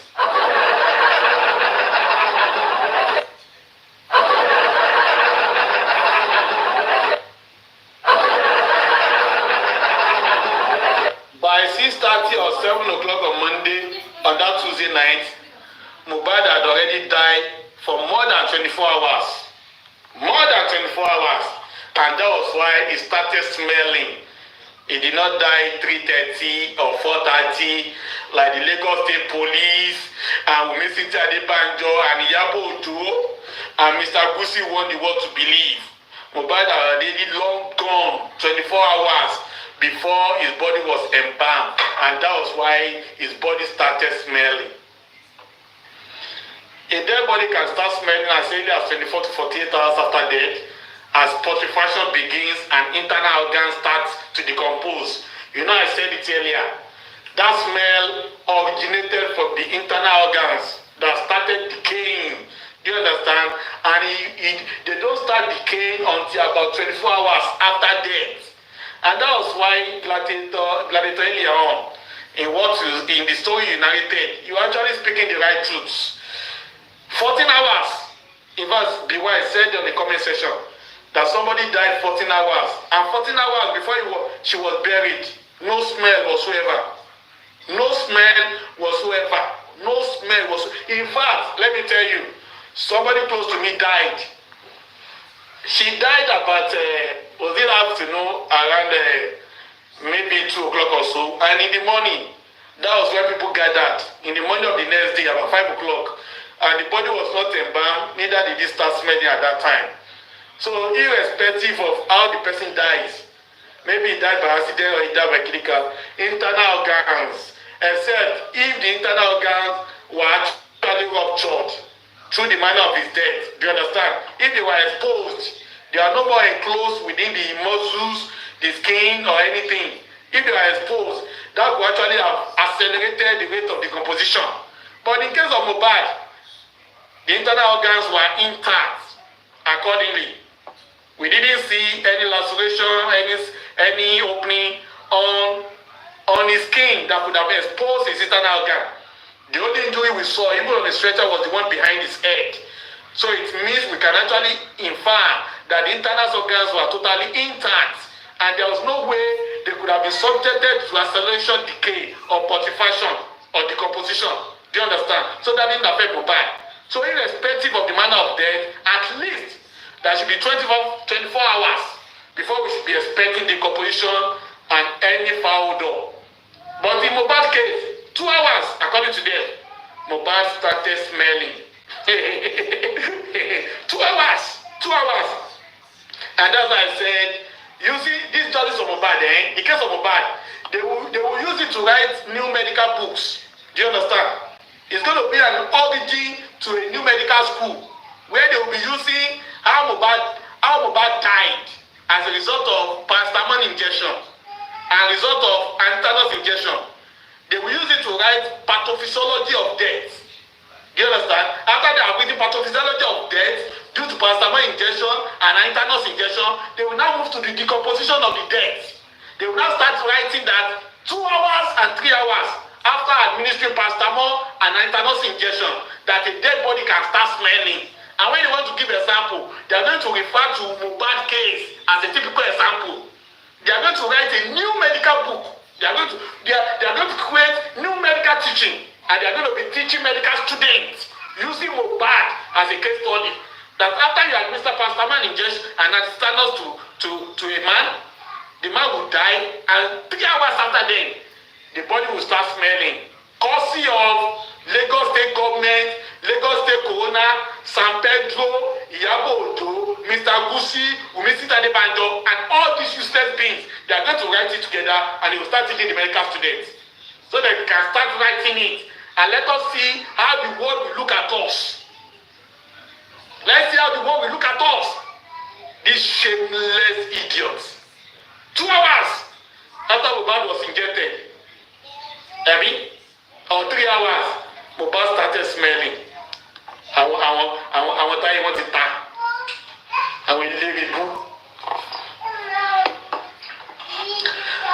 The intensity of the odor will increase between 4 to 10 days. You hear that? Before you start smelling, serious smelling, that will be thinking you need to embalm. It will be about what? It will be about what? About 4 to 10 days before the odor became so bad. But in case of Mohbad, within 2 hours, the odor was unbearable, and they now had to embalm Mohbad. There are different stages. There are different stages of death. And look at the conditions. Factor influencing odor, temperature. High temperature accelerates decomposition. High temperature. That was why they kept pouring water on Mohbad's body. I want to read that one again. High temperature. High temperature accelerates decomposition. That was why they kept pouring water on Mohbad's body in order to ensure that the body temperature was still kept at room temperature in order to postpone decomposition. Because they had an agenda. The agenda was to push the death of Mohbad till Tuesday.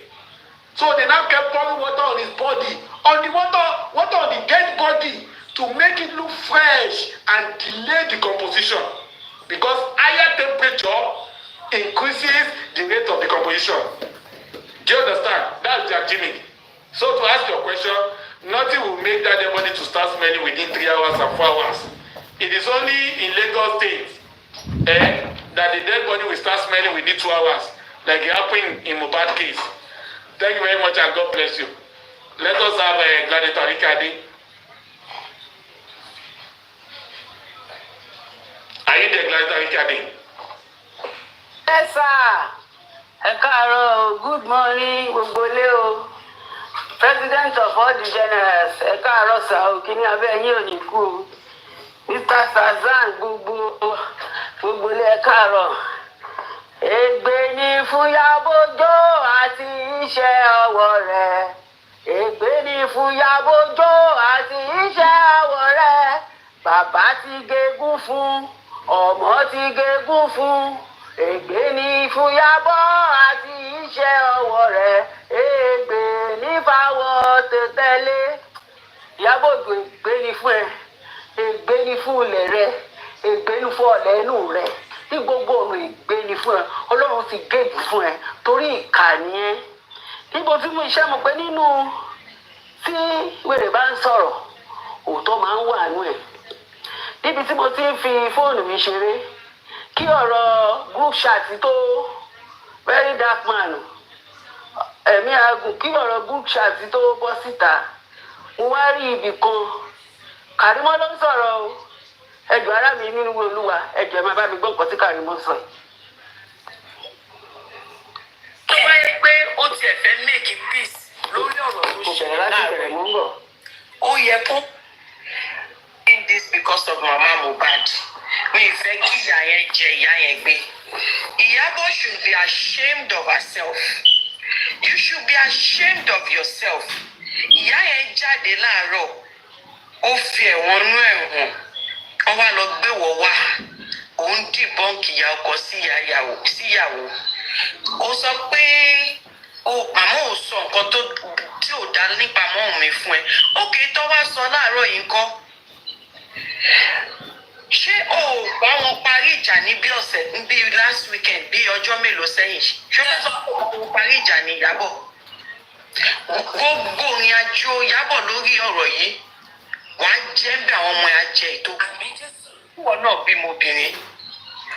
Ṣé bó bímọ obìnrin wá lulẹ̀ nation? Wọ́n rí pé àwọn ti lulẹ̀.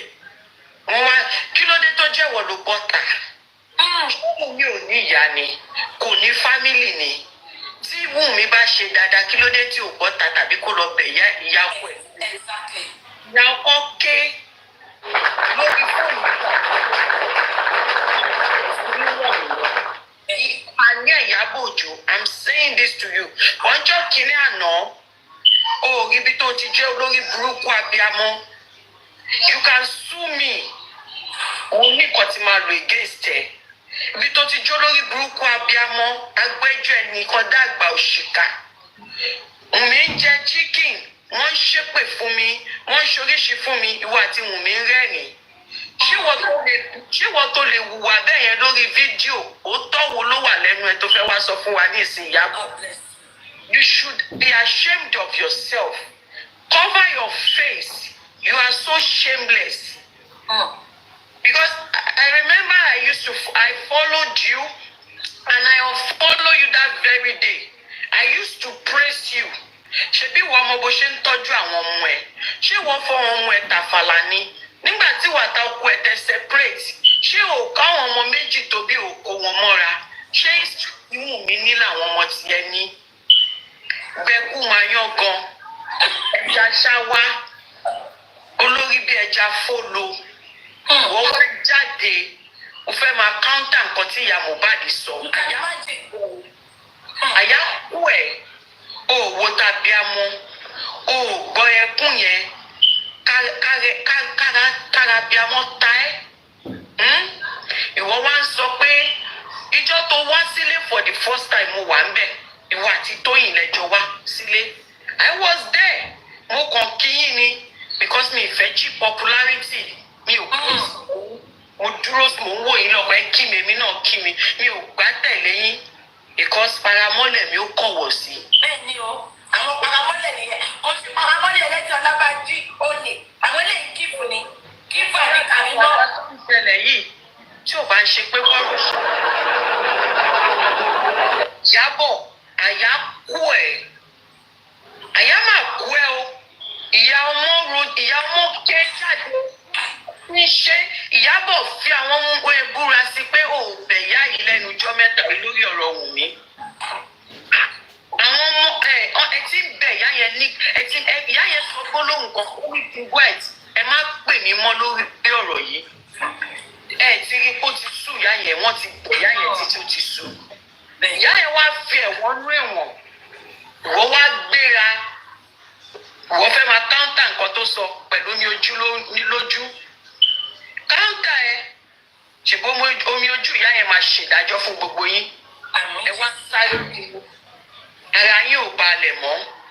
Àbí bẹ́ẹ̀ kọ́ tọ́ba yóò bá rí yín ṣe bí tọ̀run máa rí yín. Ẹ̀yin ọ̀gbà yìí jẹ́ gbogbo. Ojú gbà mí ti fún Ìyábọ̀ Òjó. Ojú gbà mí. Ìjọ́ tó ti ṣe fídíò tó ń rẹ́rìn lọ́dọ̀ Wùmí yẹn. Ìjọ́ ẹ̀ mo ti unfollow ẹ̀ tí mo ti unfollow àwọn ọmọ ẹ̀. Lóòótọ́ káyìn kápọ̀ yíyẹni kì í ṣe bí tó lò ṣe èèyàn bí tiẹ̀. I put it to you, ìwọ ló kọ́kọ́ fira ẹ wọ́lẹ̀ lọ́dọ̀ mi. Tó bá máa sùn mi kó sùn mi o. Mò ń retí court kìíní ẹ̀. Torí ò mọ̀jú sùn lọ. Tó bá máa sùn mi kó sùn mi. I have everything that I can use against you. I'm expecting it. Ìyá tó bímọ, ìyá ọkọ jáde. Ó ké gbàjarè sáyé débi pé ìyá sọ pé ó bí àwọn káwọn padà lọ sọ́dọ̀ ọba. Bẹ́ẹ̀ni. Ìwọ wá bọ́ta ọ̀rọ̀ wà lẹ́nu adáwọn tiẹ̀ tí wọ́n fẹ́ sọ Ìyábọ̀. Ṣọ́rọ̀ wà lẹ́nu adáwọn ẹ̀ tó fẹ́ sọ àgbàyà. Ó kúkú sọ nǹkan tó ṣẹlẹ̀, kí ni motive ẹ lórí ọ̀rọ̀ yìí? Ẹ mọ̀ kẹ́yìn ṣó yín lọ́lọ́ gbẹ̀yìn. Èmi ní ìbéèrè tèmi fẹ́ bí ẹ ò ṣe ti sanwó ṣó tó ń lọ gbẹ̀yìn abẹ́ ẹ̀ ti san tán. Orí mi ò mọ reason tẹ́ fi ń sá sọ́tún tẹ́ fi ń sá sósì. Mi ò mọ reason tọ́rọ̀ yìí fi mọ mú láyé tẹ́ fi ń crying more than the belief. Òun nìyẹn. Leave Mama Mohbad alone. Ẹ̀yin lè dúró fún mi o. I will stand by Mama Mohbad. I stand with you. Leave her alone and stop calling her. Leave that woman alone. And I'm going to say this right now. 1.5 people don't know what. If you see Mama Mohbad tomorrow, if Mama Mohbad come out tomorrow and do any disclaimer, mo fẹ́ kẹ́ mọ̀ pé Ìyábọ̀ ni. Ó lè lọ sí nǹkan tó mú kó tó ń ṣe nǹkan yìí, ó máa lọ bá ìyá yẹn. Ìyá ò ní gbà, màmá yóò ní gbà. Jẹ́rìí màmá. Bísí ni màmá ò ní gbà. Àwọn ti wà ní ìkúlẹ̀ àdúrà. Àdúrà mi kí màmá àti bàbá àti gbogbo yìí kẹjọ ṣiṣẹ́ pọ̀. Ó mọ̀ pé màmá ò ní gbà, ọ̀tẹ̀ bá rí. Màmá ò náà pọ̀ màmá. Alábùkún fún ni màmá nínú àwọn obìnrin. Kì í ṣàbíàgbà bíi tiẹ̀. Ajá mọ ọmọ tiẹ̀ fún lọ́mù. Àbí bẹ́ẹ̀ kọ́. Àrítẹni mọ̀ọ́wé àfàpáàdé bó tiẹ̀ mọ́lẹ̀. Èmi mọ̀ pé màmá ò ní jáde ṣe disclaimer o. Ọ̀tẹ̀ bá ń fọ́ọ̀sì ìyá yẹn tẹ́yìn ọmọ Nàìjíríà bá rí tí ìyá yẹn jáde tó sọ wọ́n náà tó ti skẹ́tì mọ̀ pé Ìyábọ̀ ni. Ìyábọ̀ kí ló dé tó ń ní ìyá yẹn lára? Kò sóhun rere kan tó fẹ́ jáde láti Sódòmù àti Gòmórà ẹ̀ sí ìyá yẹn. Ẹni tẹ́ ẹ bá ní business ní kẹ́ face. Client ti yín ní kẹ́ face. Stop dragging that woman behind with you. Leave her alone. And this is the reason why I said Mama and Baba should open room there should be a room for communication. Everything that I've been saying, tí n bá parọ́ àbí tí n bá ṣàbòsí, kí orí ìmọ́lẹ̀ ìlérí Olúwa kò dà fún mi. Àmọ́ mo fẹ́ who is proud of me wherever he is right now. Bẹ́ẹ̀ni, at least you are coming out to say your truth exactly. So, gbogbo eré tó bá wọ̀nyí kẹsẹ́ o, mo máa bẹ̀ yín tí bàbá ẹ fi space sílẹ̀ fún bàbá àti màmá. Kì í ṣe tí fẹ́ra wọn lọ́kọ o. Bẹ́ẹ̀ni, ìkọjọ wá justice. Ìrìn àjò ọjọ́ mẹ́rin kò ní di 40 ọjọ́. Ẹ fi space sílẹ̀. Wọ́n bá fún wọn justice déédéé. Náà bá dẹ̀ fún wọn dé ṣe eléyìí tó lè jáde tó lè stoop solo láti wá máa defend nonsense. Mọ nǹkan tó ti máa ṣe lẹ́yìn. I'm so ashamed of you. I'm so ashamed on your. Like ojú ń gbà mí tì fún Ìyábọ̀. So you are this low. You can stoop this low. You can bring yourself down to this level. Àṣewọ̀ gangan ló lórí fracas. Ó kàn fi ojú mi. Wàá tí àwọn tiẹ̀ wàá tí wọ́n. Láti àwọn síta. Òun ni gbogbo wọn ṣiṣẹ́ fún. Òun ni. Ẹ̀yìn àbí bẹ́ẹ̀ kọ́. Kí ni àjọṣepọ̀ ẹ pẹ̀lú ọ̀rọ̀ tó ṣẹlẹ̀ láàárọ̀? Tó bá tẹ̀ fẹ́ make peace, mo expect ẹ kó o kò yá àti òun lẹ́yìn kò make peace. Ọlọ́run ò bínú sí wọn. Òrò sísì mi àwọn àgbọ̀ yín dáadáa mọ̀. Mo ní tó bá yẹ pé ó tiẹ̀ fẹ́ make peace lórí ọ̀rọ̀ tó ṣẹlẹ̀ láàárọ̀ yìí. Ó yẹ kó pe ìyá àti màmá kó make peace yẹn behind closed door. Exactly. Àyà kú ẹ̀ ìyá Mohbad sọ̀rọ̀ láàárọ̀. Ìwọ bọ́ta òun náà sanwó olóògùn this because of Mama Mohbad. Mi ì fẹ́ kí ìyá yẹn jẹ ìyá yẹn gbé. Ìyábọ̀ should be ashamed of herself. You You should be ashamed of yourself. Ìyá yẹn jáde láàárọ̀, ó fi ẹ̀wọ̀n nú ẹ̀wọ̀n, wọ́n wá lọ gbé wọ̀ wá, òun dìbọ́ǹkì ìyá ọkọ síyàwó. Ó sọ pé màmá ò sọ nǹkan tí ò dá nípa mọ́ mi fún ẹ. Ó kì í tọ́ wá sọ láàárọ̀ yìí ńkọ́. Ṣé o ò bá wọn parí ìjà ní bí ọ̀sẹ̀ bí last weekend bí ọjọ́ mélòó sẹ́yìn? We have listened to this. Okay, sir. Thank you. Okay, sir. Ṣé rí pé lórí burúkú ni Ìyábọ̀? Inú ọ̀rọ̀ àṣírí òótọ́ máa ń wà ń bẹ̀. Ó ní kan tí Kàrímọ́ ní Ìwùnmí wá búra tó bá jẹ́ pé ó bá Mohbad jà, ó bá jà títí tí réèlì fi kàn. Ṣé rí pé nínú ọ̀rọ̀ àṣírí ká máa mú ìpọ́ìtì tiwa tó wúlò fún wa ń bẹ̀? Olórí burúkú ni Ìyábọ̀. Ó ti wà nínú síìnì yẹn ti pẹ́. Gbogbo script tí ìyá Mohbad ń gbé síta àti àdúrà Ìyábọ̀ Òjó ló ń kọ gbogbo ẹ̀ fún wọn. Eléyìí ti jáde sí kí ọ̀rọ̀ very dark man tó wọ̀ o ní narrative ti wá síta o. So Ìyábọ̀ ló ń ṣe gbogbo ẹ̀. Òun ni olórí burúkú olóṣì. Ègbé ni fún ẹ láyé lákọ̀ọ́rùn. God bless you, sir. Ìyábọ̀ àwọn tó lọ sí Mẹ́kà kan lọ sòkò àṣetánì kan máa lọ sí Mẹ́kà mọ́ o. Wọ́n ṣàmúyàbọ̀ kan sòkò fún. She is the most wicked girl in the whole world. Níbi tó ìyá ìkàdé Ìyábọ̀ nítorí kí ni gbogbo nǹkan tó máa tọ́ nílé ayé. Ó dá látijọ́ tó ti ń ṣe ìkà tó ti ń gbomijé lójú àwọn èèyàn. Wàá lọ sí kọ́nà wàá gbomijé lójú àwọn èèyàn. Ìwà wa rẹ́rìn níta. Tí tẹ́nìkan ò rí ọmọ kọ́lá ń rí ẹ jọ kí ló wá fi gbogbo ẹ̀ ṣe o gbogbo tó ń ṣe yìí náà Ìyábọ̀ kí ló fi ṣe kí ló fi dà ò dá nílé ò dá ní mọ́tò tí bàbá jẹjẹrẹ bẹ̀rẹ̀ àdí £300 ní UK bíi ilé ọ̀ṣọ́ òun ló ń kú káàkiri kí ló dá ṣe ò dá ní kankan ó ṣe bíi pé ká purọ́ ọmọlà kejì ká lélẹ̀ ìrẹ́pù eléyìí jápátẹ́ eléyìí gbogbo ẹ̀ ló wà lára ẹ̀ nǹkan tó mọ̀ ní òmò ju pé wọ́n fi tipá báyọ̀ sùn lọ. Èèyàn márùn-ún dẹ̀ fi pápá ọ̀rọ̀ sùn orí kankan mú jáde nínú ẹ̀ Ìyábọ̀. Ní ibi ìbà ìlà wà ní nǹkan tó ṣe election tó kí tí Tinubu fi wọbẹ̀. Ló gbógun ti MC Olúọmọ tó bá gbógun ti MC Olúọmọ àṣírí ò mà ní tù.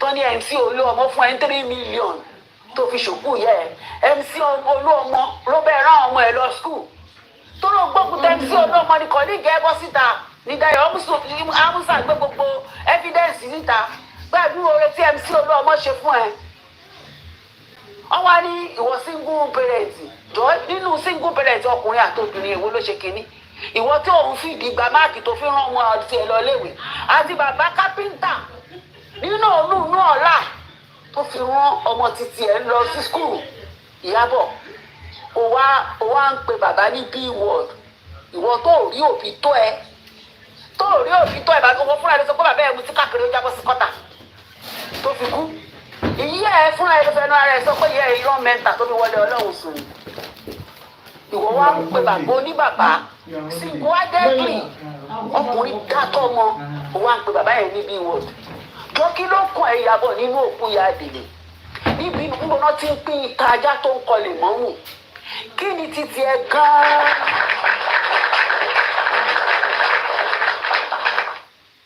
Ẹgbẹ́ fún àṣà kí ni títí ẹ gan Ìyábọ̀ jẹ́ kájọ ọjọ́ lè yóò fọ̀rọ̀ ọjà jẹ́ kájọ sọ fún kí ọ̀rọ̀ yìí Ìyábọ̀ kan ṣé kí ni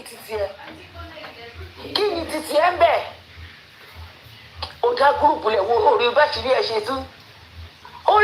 ṣe tú òun màmí ẹni téèyàn bá ní kàkan á fi púpọ̀ ṣe ra ẹ̀ ọ̀run rẹ̀ ìyá mi inú pé ìkà tó ń ṣe yẹn tó fi ń ṣe àwọn ọkọ̀ tó fi ń ṣe bàbá níbẹ̀ ló ti nà narrative pé nígbà tí VDM máa ń sọ̀rọ̀ ló tún gbé narrative pé ẹni tó kí náà pé Naira Marley fipá bọ́ ọmọ ẹ̀sìn sórí pé tó fi ìkà yẹn ṣe ọmọ ẹgbẹ́ pé virgin ni Wùmí náà virgin nígbà tó lọ ilé ìwé Mohbad ọmọ ẹgbẹ́ pé virgin ó tún wá gba tọmọ yẹn jẹ́ ní torí kàlíwà tọmọ yẹn náà ó ní wọ́n fi forceful entry Naira Marley dẹ̀ jáde ó ní kò ṣe forceful àwọn ó gbé sílẹ̀ òun do àwọn jọ gbádùn ara wọn ni ó ní common entrance ni sórí kó tún ti mú tọmọ ẹ torí kàdé ẹ méjèèjì náà tọmọ ẹ ẹyin mẹ́tẹ̀ẹ̀ta o tún ti bá tọmọ ẹ jẹ́ nígbà tó tún gbẹ̀yẹ̀ òtún wọ́ọ̀kì òtún bọ́ síta ó ní Naira Marley ó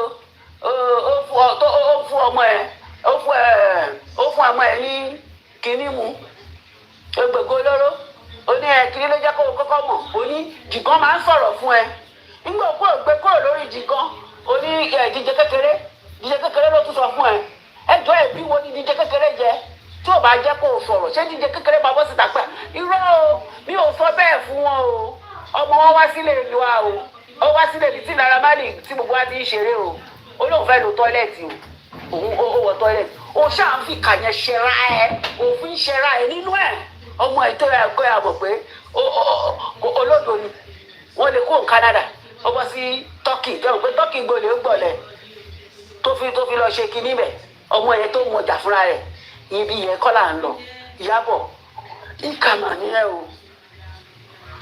ni ẹ o gbogbo nǹkan tó ń ṣe yìí náà wọ́n ó rí ibi tẹ́ pé ó lágbára dé nítorí ìdí tí orí tó fi bá yá àwọn ọlọ́pàá yẹn jẹ́ àwọn ọlọ́pàá yé ara wọn jẹ́ o nígbà téèyàn gbẹ́jọ́ wá fún yín pé ní nǹkan tó ń ṣe fóònù rẹ̀ ẹ̀yin ọlọ́pàá tó wá ń bá Ìyábọ̀ òfò bẹ́ẹ̀ ṣọlọ́pàá máa ń báyọ̀ bẹ̀bẹ̀ ní ìsì ọ̀sísà lè sòdodo nítorí pé Ìyábọ̀ ti wá sọ́fíìsì yín ká tó débì kan Ìyábọ̀ ti débẹ̀ gbogbo àwọn ọlọ́pàá yẹn Ìyábọ̀ àti lọ́ba wọn supri àwọn tó sí supri nígbà bá wọ ọ́fíìsì wọn kò kí Ìyábọ̀ wọ bra ó dẹ̀ ti fi silicon sọ́yọ̀ yẹn máa dúró báyìí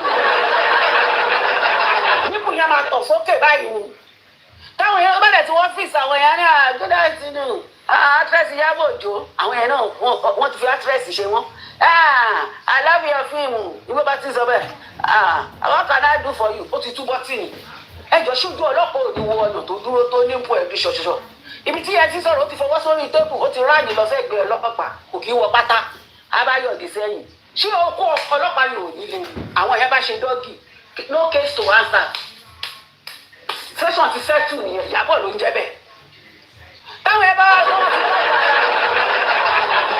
ó ti ní rìsíìtì wọn lọ́wọ́ tó wọn ò lè sọ tọ́ mọ́ bí ọlọ́pàá mi jẹ́ gbogbo obìnrin ló máa ń gbà kíyàwó kọ́kọ́ òun bá wùn sùn ni inú àdúgbò fẹ́ du actress ṣé ẹni bẹ́ẹ̀ ti du actress. lálẹ́ ìkàdé alábìnú ẹ̀kìn ìbàjẹ́ tì í.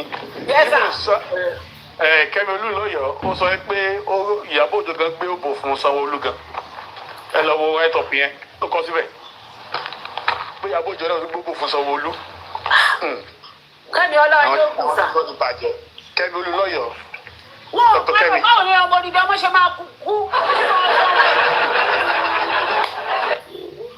odidi Lagos state government ó ní ṣé Mohbad nìkan ló kọ́kọ́ máa kú ni ṣé ẹni kó tún ti wọ́ọ̀kì wí ààrẹ ó tún ti hàn gbèrè Tóyìn Abraham ó tún ti mú lọ sọ́dọ̀ ọmọ president ó tún ti gbókò lọ́bẹ̀ ni ẹjọ́ ṣé àwọn yẹn ti wá jẹ̀dọ̀ fún wọn lè sọ dodo mọ́ gbogbo tó yẹ ká kí kéèsì wá ti easy Ìyábọ̀ tó ti fi dókítà ó ti fi bà gbogbo bẹ̀ jẹ́. òbò ni wọ́n pè kiri ayé wọn ti bàjẹ́. olórí burúkú olóṣì ìwọ náà ló tírẹ̀nì Wùmí amọ̀pá àpàyàn ni wọ́n nílé wọn ó tírẹ̀nì Wùmí ó pa Mohbad àwọn obìnrin tó ń tírẹ̀nì nísìnyí lẹ́yìn tó bá ti rí gbọ́kọ̀ wọn bá má ṣiṣẹ́ ó ti put ẹ̀ sí brain pé òbò ló lè fi ṣe everything ẹ bá ṣàti gbọ́mọ ẹ̀ lè wá tọkọ yín bá ti gẹ́ẹ̀tì yín ẹ ṣàpá ọkùnrin ẹ kẹ́kọ̀ọ́ dúkìá nǹkan tó ṣẹlẹ̀ yìí olórí burúkú Wùmí ó gbé ọmọ àlè wá fún Mohbad ó fẹ́ yín ti kéfèké ó fẹ́ àwẹ̀ ìyẹn dẹ̀ sọ pé Wùmí èmi kọ́ ni mo lọ́mọ n tó ṣe pa Mohbad lálẹ́ ọjọ́ yẹn nìyẹn nítorí o pa òun fẹ́ jogún ẹ̀ bí àṣà bàbá wọn ní ọmọ ọládìméjì ọmọ ọlọ́ba àdàbí abiyín o àdàbí abèrè o àdàbí máa fi gbogbo yín àdàbí olórí burúkú Ìyábọ̀ Òjó ṣé o mọ bàbá rí ni ṣé bàbá bẹ́ẹ̀ sọ̀rọ̀ rí ni àbí bàbá rí nà kú tó ń lo bí wọ́ọ̀dù fún bàbá oníbàbà láṣọ rẹ lórí ìkọ́ níbẹ̀rù Ọlọ́run o rò pé wọ́n máa rẹ́rìn o ò lè gbómijé lójú àyàn kan kó rẹ́rìn Mohbad said it and I quote ó ní ẹ ti ń ṣe tipẹ́ eléyìí ló máa fi ṣàṣẹ mọ́ Ìyábọ̀ òun ti ń gbómijé lójú àwọn èèyàn tipẹ́. God bless you sir Ìyábọ̀ òun ti ń gbómijé lójú àwọn èèyàn tipẹ́ long time ń nọṣẹ́ yẹn wá tí wọ́n bá wọn rẹ́rìn-ín eléyìí ló máa fi ṣàṣe mọ́ ó gbọ́ nǹkan tí Mohbad sọ ni ó ní wàhálà ó ní I swear with my living God tí ọmọkùnrin fi dúró tó fi ní I swear with my living God wàláì tàláì small be lie olùkálùkù máa mú tiẹ̀ kí kírísítẹ́nì mú tiẹ̀ kí mùsùlùmí mú tiẹ̀ ìwàláì tàláì ó ní àbí ògùn fẹ́ pa ìlú wá fògùn parí ẹ̀ láti jọ́ ẹni mo ti máa sọ pé anybody báyìí ògùn ló máa pa gbogbo yín bí Mohbad ṣe sọ kí ló dé.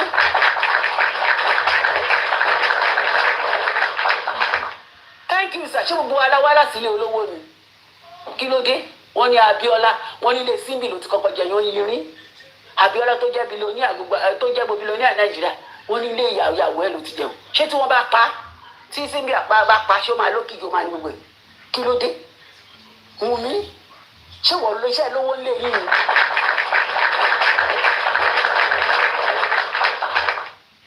Thank you sir ṣé wọ́n iṣẹ́ lówó ńlẹ̀ yìí ni wọ́n ní gbọ́mọ ò bá bá kinní kan tí ò bá bá tán abá rọ̀ bá gbogbo nǹkan tá a wá ṣe ilé ayé ìtàn ni àwọn aṣọ wa lórúkọ àwa kọ ìtàn olórí burúkú ìtàn kọ ilé ẹ Wùnmí ò nítàn rè wọ́n ní ìyá ẹ ló pa ìyá ẹ ẹ̀gbọ́n ìyá ẹ ló bá ìyá ẹ sùn tó fi bí ẹ ṣé kò dé kí Bíbélì máa pè ó ní ẹ má sì jẹ́ kí àjẹ́ wà ó nítorí irú ara wọn náà máa bí Wùnmí ó dájú torí bó ṣe dájú Mohbad yẹn tó fi gbomijé lójú bàbá ẹ Wùnmí ògùn ló máa pẹ́ ó máa kú kó oró ni Wùnmí ó máa kú oró ni ó gbọ́ máa lè wá fọ́mọ lọ́mọ ò fẹ́ kó dákẹ́ ó dẹ̀ ń búlé ọmọ yẹn ẹjọ́ ṣe bọ́kùnrin ló máa ń da nǹkan ságídí èwo lóbìnrin láago 3 òru ọkọ ẹ̀ ń pe màmá ẹ̀ pé màmá. aago kan òru ni o. aago kan òru. Uber ti ń dúró de Uber ń dúró de lọ́wọ́. ó fẹ́ lọ sọ hòtẹ́ẹ̀lì. ó fẹ́ lọ gbé bàbá balẹ̀ láì ṣọkùnrin. lérí bú ọmọ. yẹ kí n pè mọ́ mi ẹ̀ wò ó mi ì fẹ́ kó bọ́ síta o ẹ wá gbọ́ tí Wùnmí fẹ́ bọ́ síta o ìyá náà ń pariwo Wùnmí o kì í gbọ́rọ̀ ṣé ọkọ obìnrin máa ń da nǹkan sí rọ̀fù ṣé bọ́kùnrin ló máa ń da nǹkan sí rọ̀fù tó ọba lẹ́ni tó lọ ń dúró báyìí lóòtẹ́ẹ̀lì ṣé bí ìyá Mohbad náà sọ ó lóun dé inú ilé yìí òun gbọ́kùnrin lórí bẹ́ẹ̀dì jọ tó bá ti ẹ̀ ń ṣe gbogbo olùsí ẹ ṣó yẹ kó wá pa ọkùnrin yẹn ni Yorùbá náà gbé o ó ní tóbìnrin bá ń ṣàgbèrè bí ò parẹ́ àkọ́kọ́ òun ló fi wá pa Mohbad ẹ ti ṣe ti pé eléyìí ti ráyín lọ́rùn o ohun tó bá wù Lagos state government gbogbo bíi títí Ìyábọ̀ tó ti gbé dókítà yìí lọ tó ti close gbogbo station Ìyábọ̀ wàá jẹ́ ìyà tí gbogbo ìrandíran mú ẹ Bíbélì sọ bẹ́ẹ̀ wàá jẹ́ ìyà tí ìrandíran mú ẹ gbogbo ìtọ́ tó ṣe ìrandíran mú ẹ máa bá wẹ̀ ìrandíran ẹ máa bá wẹ̀ there is no two ways about it o ò lè gbomi jó lójú èèyàn kí wọ́n máa rẹ́rìn no kó o lè gbomi jẹ́ lójú àwọn ọkọ̀ kí wọ́n ní wọ́n máa rẹ́rìn kò pọ́síbù ní ìmọ̀ bó ṣe ń sùn bó ṣe ń jí ṣé o ní ìkà ní ẹni ìkà Ìyábọ̀ àjẹ́ olórí burúkú olóṣì olóògùn lóbò bí ìmọ̀ bó táwọn yẹn náà máa ń dúró nítorí pé jẹ́ àtírẹ́sì mo sì sleep with actress. wọn ọ̀dọ́ Ìyábọ̀ mọ títí ẹ ti wọ dẹ́mọ́rẹ́jì wọ́n supply wọn láwọn ọmọge ni. ọmọ bá lọ́kọ̀ kúrò sílẹ̀ kí ló dé náà eyín ẹ̀ ike ní gbogbo body part ó ti lọ ṣe ń jẹ́ ń tọ́kí Ọlọ́run máa kú iṣẹ́ àwọn ọkọ̀dẹ̀ là ń gbàdúrà ó ti fọwọ́ lé pẹpẹ ọrùn wọn nígbà tó lọ tọ́kí o ó ti fẹ́ kó káàtì bò ká má gbàdúrà pé kọ́lọ́ máa mú wèrè lọ wèrè ní o ó ń pààyàn ní o àbá nísìnyí olórí burúkú olùlọ́sì tí àwọn dádì ilé àgbò bá tiẹ̀ sanwó fún ẹ ìwọ gbọ́dọ̀ náà ṣiṣẹ́ kí ló dé ó ta àmàlà ó ta á tì ṣé bó ti méèkì néèmù wá kó jókòó wá máa gbowó ṣé wọn ló fẹ́ ṣe bẹ̀ Ìyábọ̀ àbí wọn ló fẹ́ ra àmàlà kó kò tiẹ̀ jókòó síbi owó kó máa gbowó kó nọsẹ̀ síbẹ̀ ó lè ṣe àfi kó bomi jẹ́ lójú ọmọlàkejì ẹ kó máa ọpẹ́rẹ́sì lábẹ́lẹ̀ ejò tẹ́ bá rí ejò tẹ́ bá rí Ìyábọ̀ ẹ má pa ejò ẹ kọ́kọ́ pa Ìyábọ̀ Ìyábọ̀ fò Ìyábọ̀ fò.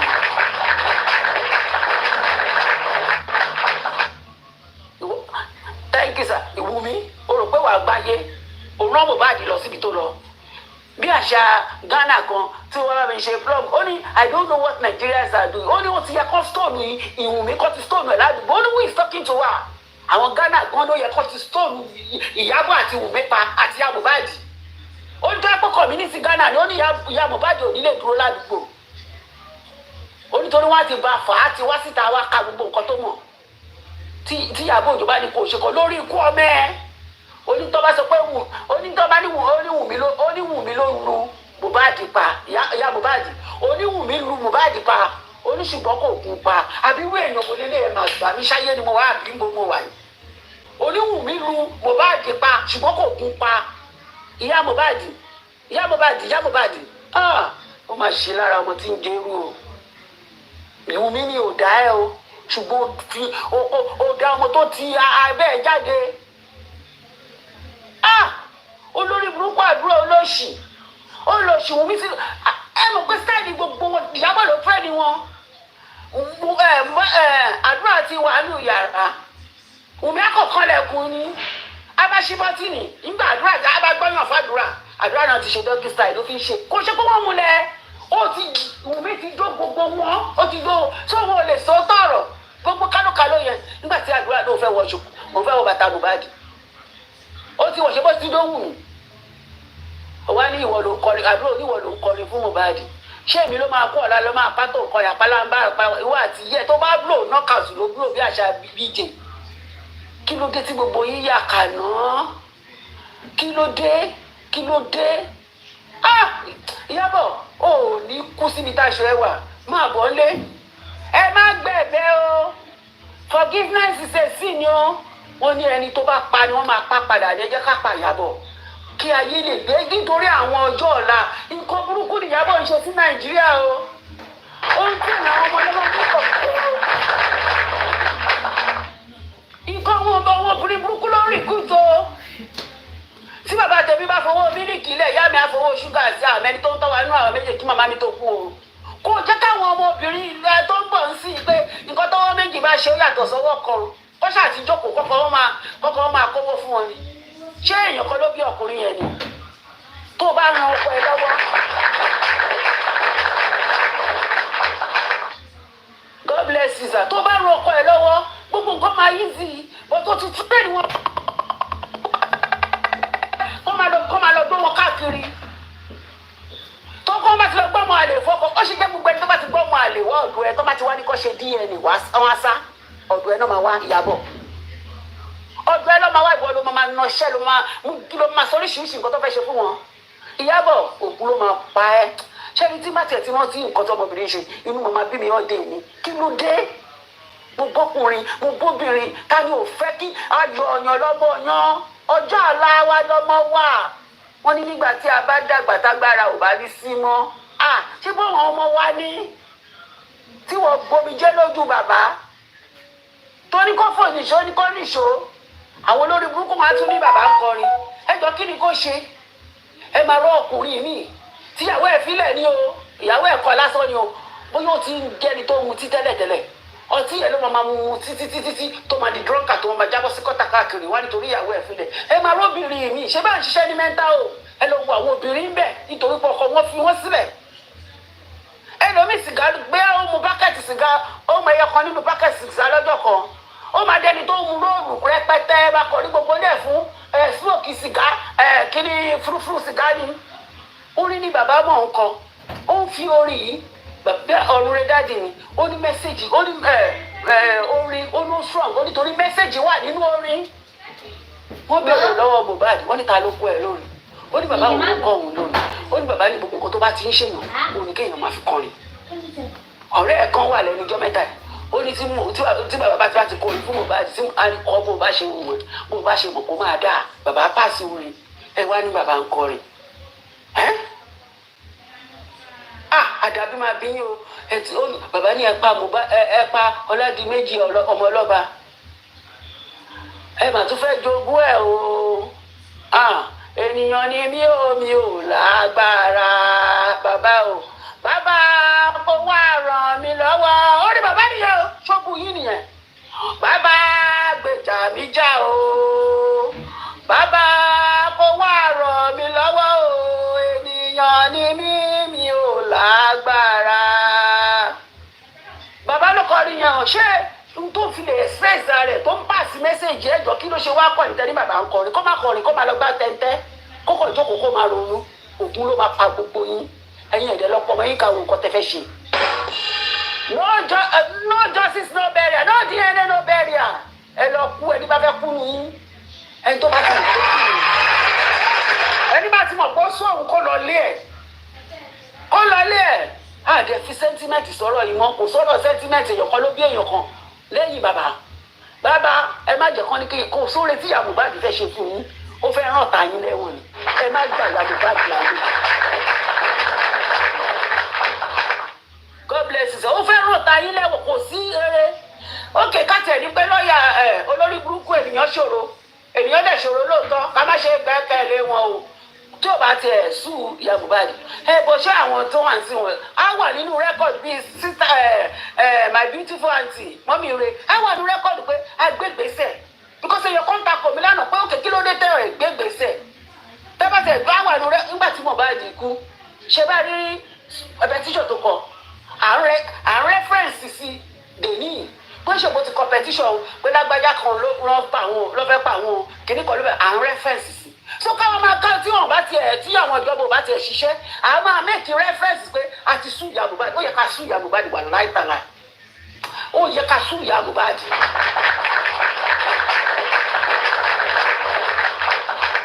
Thank you so much sir ó yẹ kó sún ìyá Mohbad no a máa make reference sílẹ̀ ni pé okay wọ́n ti sún ìyá Mohbad o wọn ò dẹ̀ ṣiṣẹ́ Davido okay nígbà tí máa yẹ fẹ́ kówó fún bàbá ní kókó wọn fún ó ní Davido ní kí n kó owó fún bàbá ní kókó fún Darusha fine àwọn kan ní bóyá Davido mọ̀ ṣebí ìpín àṣẹ ń pariwo pé òun mi ló pa Mohbad bẹ́ẹ̀ náà ń pariwo pé báwo kí ni Davido ṣe ní kọ́ wá kówó fún bàbá níjọ́ jẹ́ yẹn ṣé ó ti mọ̀ kó máa ti kú ni if Davido knows he doesn't know anything about it he should come and do disclaimer pẹ́mi ìmọ̀ ọkọ̀ èmi kọ́ ni mo rọ pé kó wá kówó simple. Kama ma kí sentiment bọ̀ nǹkan náà. Kaba fẹ́ràn ọ̀gbìn kan eléyìí ń ṣọ́ra fẹ́ràn anybody eléyìí jẹ́ kájọ clear kọ́lọ̀ yíyọ. Ká fi ara wa sínú ṣú yẹn pé tó bá yẹ pọ̀ ta wa ní nǹkan bá yìí ṣẹlẹ̀ sí. Ṣáà máa cover àwọn èèyàn kan fẹ́yàn kan. No, it should come out.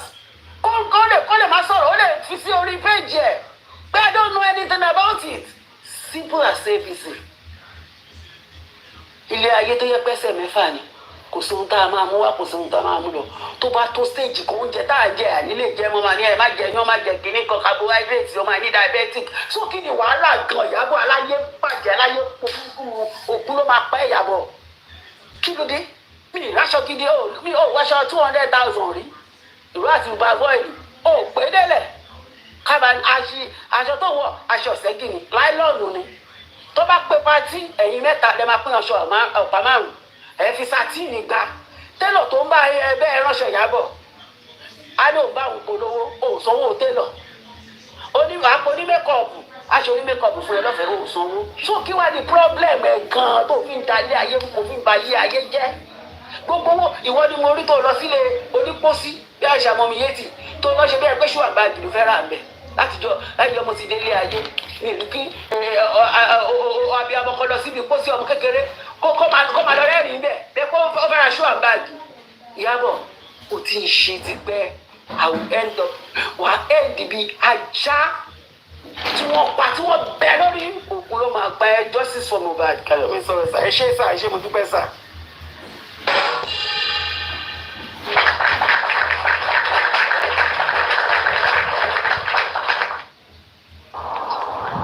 Thank you so much, Brother Tawikade. God bless you for all you do for justice. Thank you so much.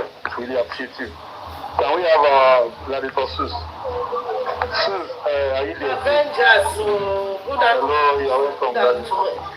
Good afternoon, everybody. Thank you, ma. God bless you. My general, let me greet you specially.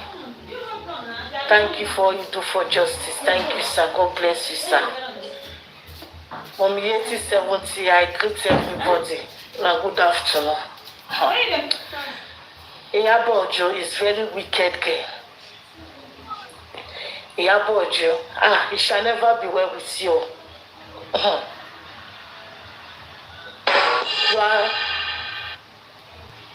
you are very demonic. The same way Wunmi Cynthia Omojimoke is acting.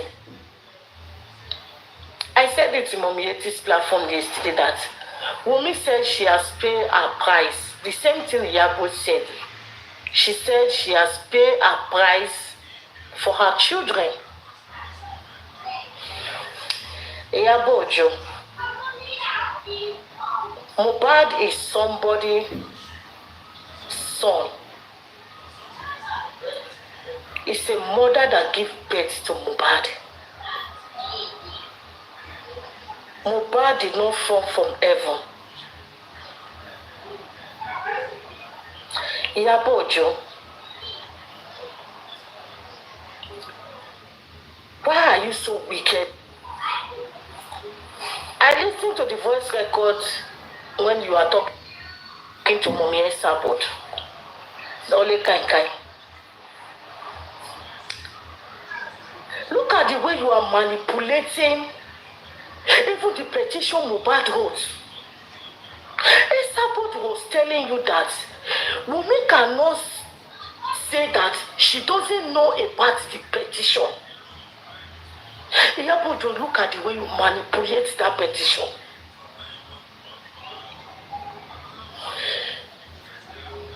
Your agenda was Naira Marley Sam Larry, not even Oba Egusi that was written in that petition, not even Olele Obele. Iyabo Ojo, some people doesn't even know the type of person you are. You like going, picking your young teenager because you use them as a money machine. That is your job, but some people doesn't know you. Wunmi is one of the guests you took. You will take them to. You will take them to what they call this Dubai. They are escorts. Wunmi is one of them. Even Abuja connection. They hold with the politicians. Even this set of boys.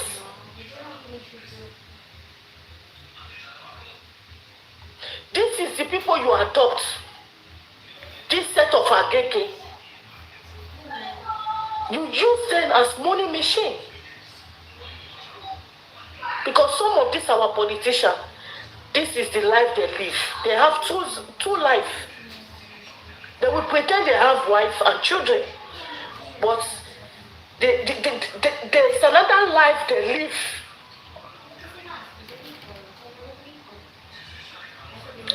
Iyabo Ojo, see the way you came into the life of this family. Because you have reached this family, you have checked left and right, and you saw that the father doesn't have money. The mother is even poor. Iyabo Ojo, there are several cases in Lagos State, even in the full Lagos.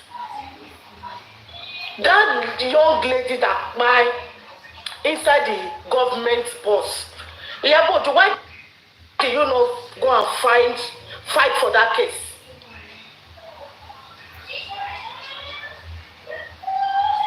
Why do you not fight for that case? Why do you not come into the family of that? I forgot the name of that girl. Why do you not go? Why do you not use your own foundation to even fight for the case of Sylvester? Sylvester is a young boy. It's a young soul. Sylvester at the age of 12 or 13. Iyabo Ojo, why do you came in the case of Mohbad? Because you already have your plan. Your plan is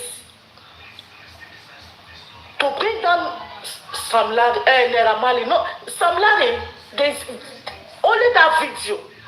For me, it's an evidence that Sam Larry bullying Mohbad. Thank you, General Avengers. For me, that is my evidence. Even though it's a half video, it's not the full one. For me, it's the evidence. Even if you can take that to, even in the Western world, that is evidence that Sam Larry came when that boy was shooting in music. But for Naira Marley, me, I didn't see any video that Naira Marley truly appeared beating Mohbad. I've not seen any video. But Sam Larry, I saw a video when Sam Larry with some area boys. But IYABO, my concern is when Papa Mohbad was taking the lifeless body of his late son to the police station, even to the morgue, IYABO, you are busy with your criminals. Open WhatsApp group manipulating the movement. IYABO, do you write petition to the station that Papa Mohbad took the body to? Do you write a petition? Do you use your foundation? Or do you even go to the morgue and ask questions? Is it true that this man bring this body but you people refuse? Do you ask questions? Do you do all these findings? No, because you are busy with women. And you people will destroy everything. Even this is winch. IYABO, you pass winch. Even to Dike that have only one son come out and said he has DSS. The other one we say, the other one in the WhatsApp group, one of them was saying, the judge in daughter, who is that person? The lawyer or the judge, who is that person? That is to show that even the magistrate or the judge that was in the coroner inquest is one of you people.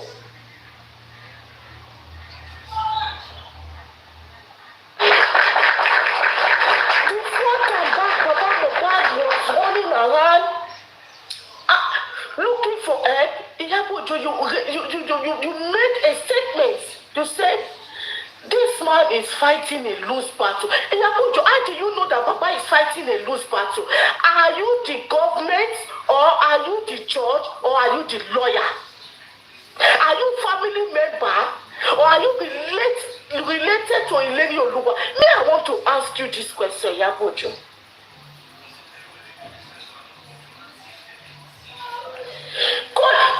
Even in the WhatsApp group, you open that your skin came out. That your artificial teeth, calling this man all sorts of names.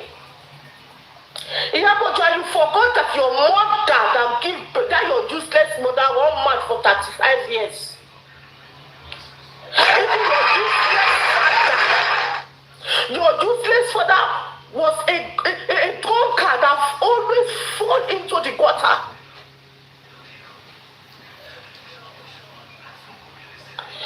When is the Anjori? When I said it, there's somebody I remember years back that called. He said your mother is a mad woman. I remember how you go mad on the social media, and you made a statement. You say if you don't like somebody, you will bully that person. You will not bully him with your real face. You will use somebody to bully that person. That is what you use when you are coming from Baba Mohbad. First, you use the mother. Second, you use Atuga. Third, you use Mumi.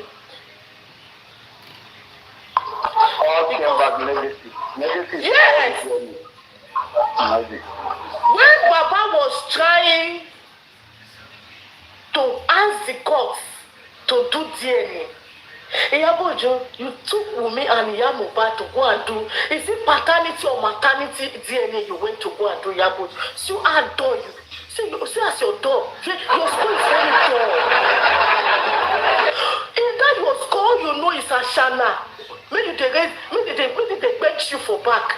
Then they carry all this agege, they go, they do escort. Now later one day your brain.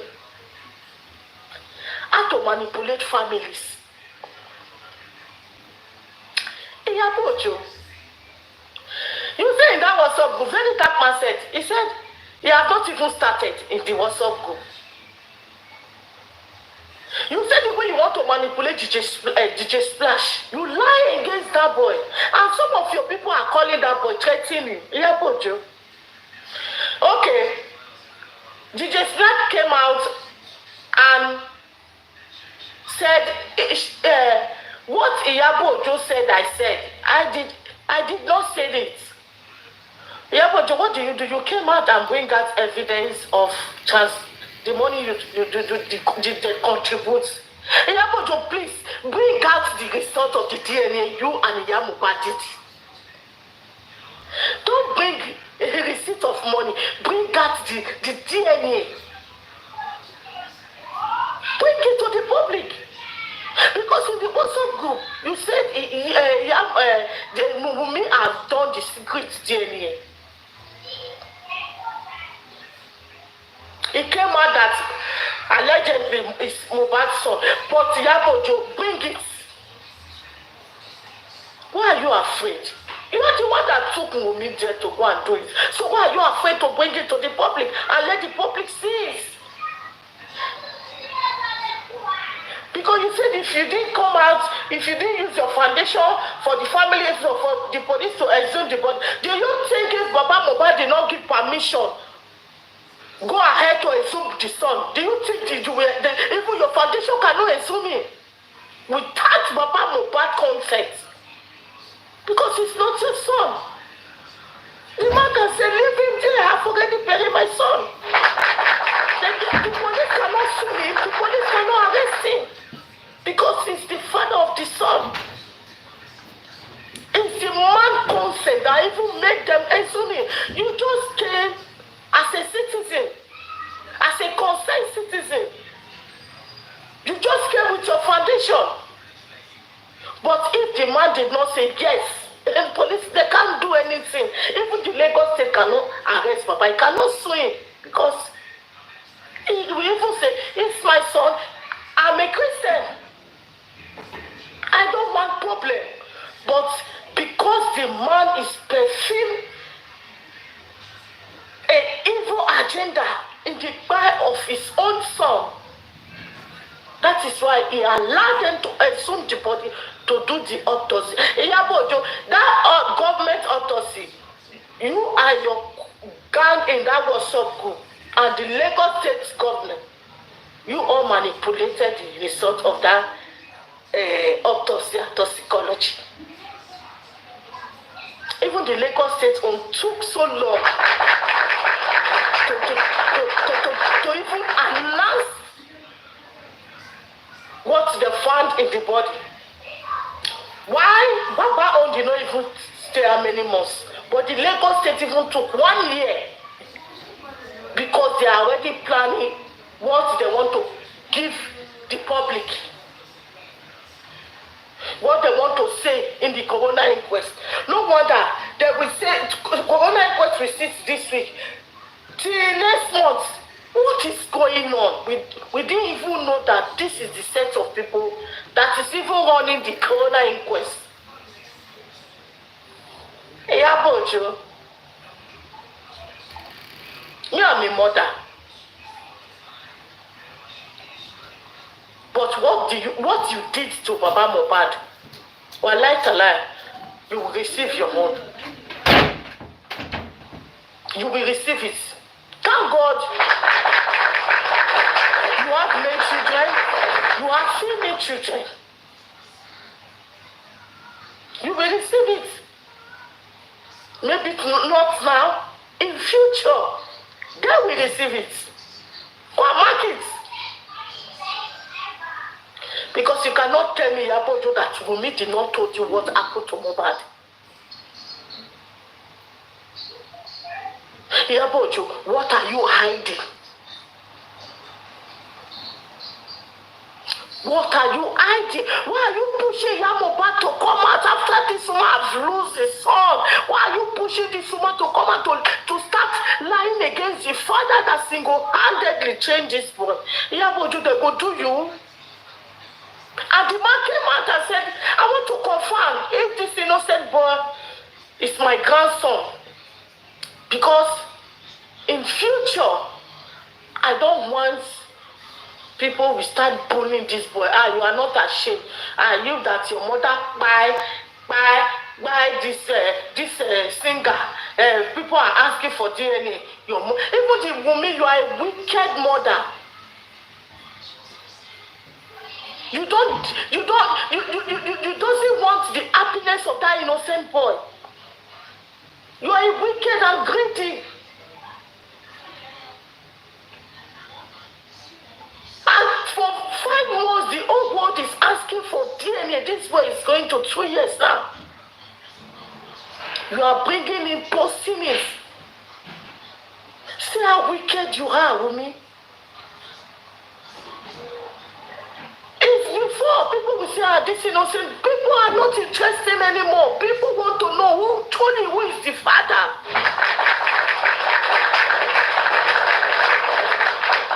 Before, when this boy was 5 months, people have pity, but now they are good. Now they are.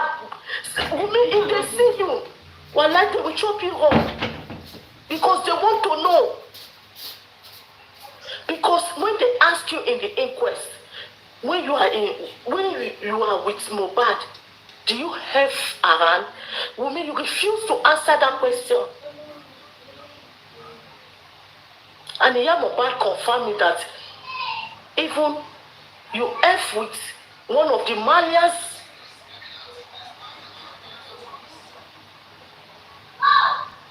Even in the interview you granted, I don't know this Ashana group when they was asking you stupid question. You even confirm it. You sleep even before Mohbad. But why do you even lie there that Mohbad makes you virgin? How? In the spirit realm?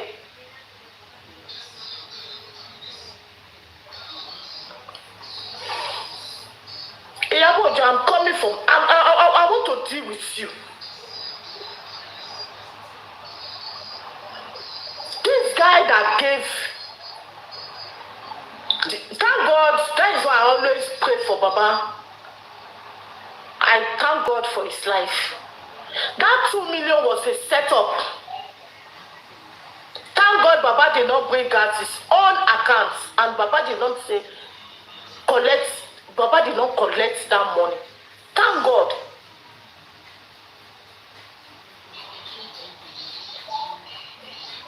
Because I listened to the very dark man when he said how that this guy was already there, even the lawyer, before Baba arrived to that house.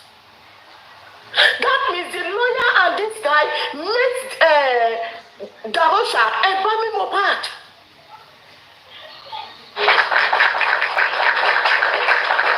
Because you cannot tell me on Tuesday that you people informed this man. I forgot the name of this guy that gave Darosha the 2 million. Did this boy living close to Mohbad house?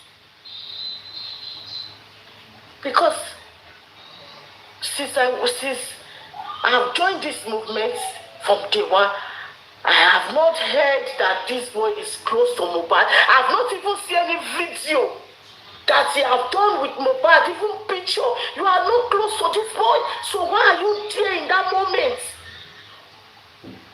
Even before the father. So why did you just came instantly? Papa, I want to give you 2 million. Is it Iyabo Ojo that told you, or someone that's involved in the buy of Mohbad? Because you see this WhatsApp group. If you ask me, it took these people to open WhatsApp group. If it take 2 days or 3 days, they don't open WhatsApp group. Even very dark man never even start to to they talk about DNA or what Regita was asking, where are they bringing this boy from? Who is these people that announce Mohbad don't buy? The moment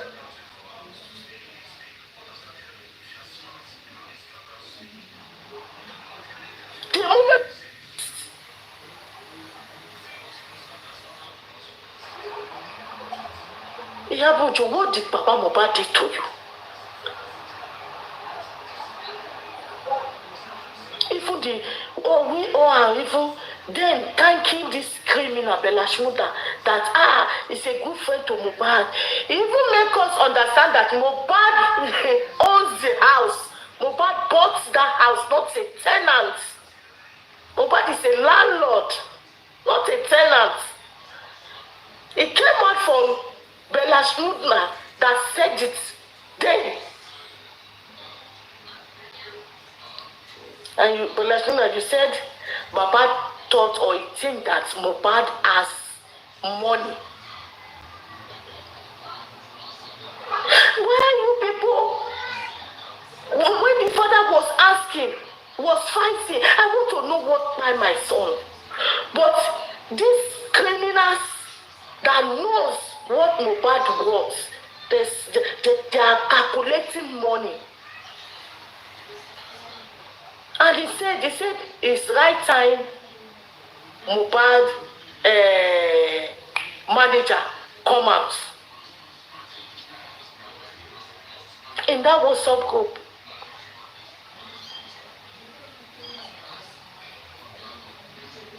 Iyabojo,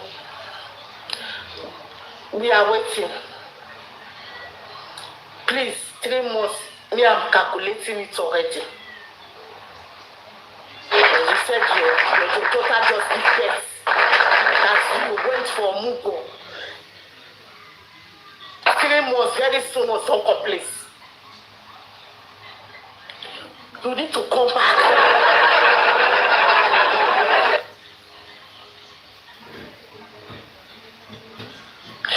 That country will not contain you.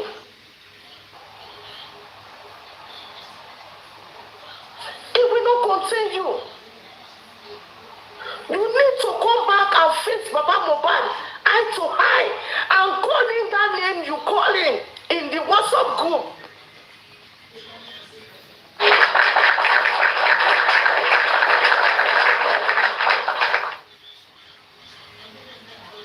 What you did to Baba Mohbad, Iyabojo, your son Festus, he will receive it 100%. 100-fold, he will receive it. A woman like that even worse than Wunmi, he will deal with him in a hard way.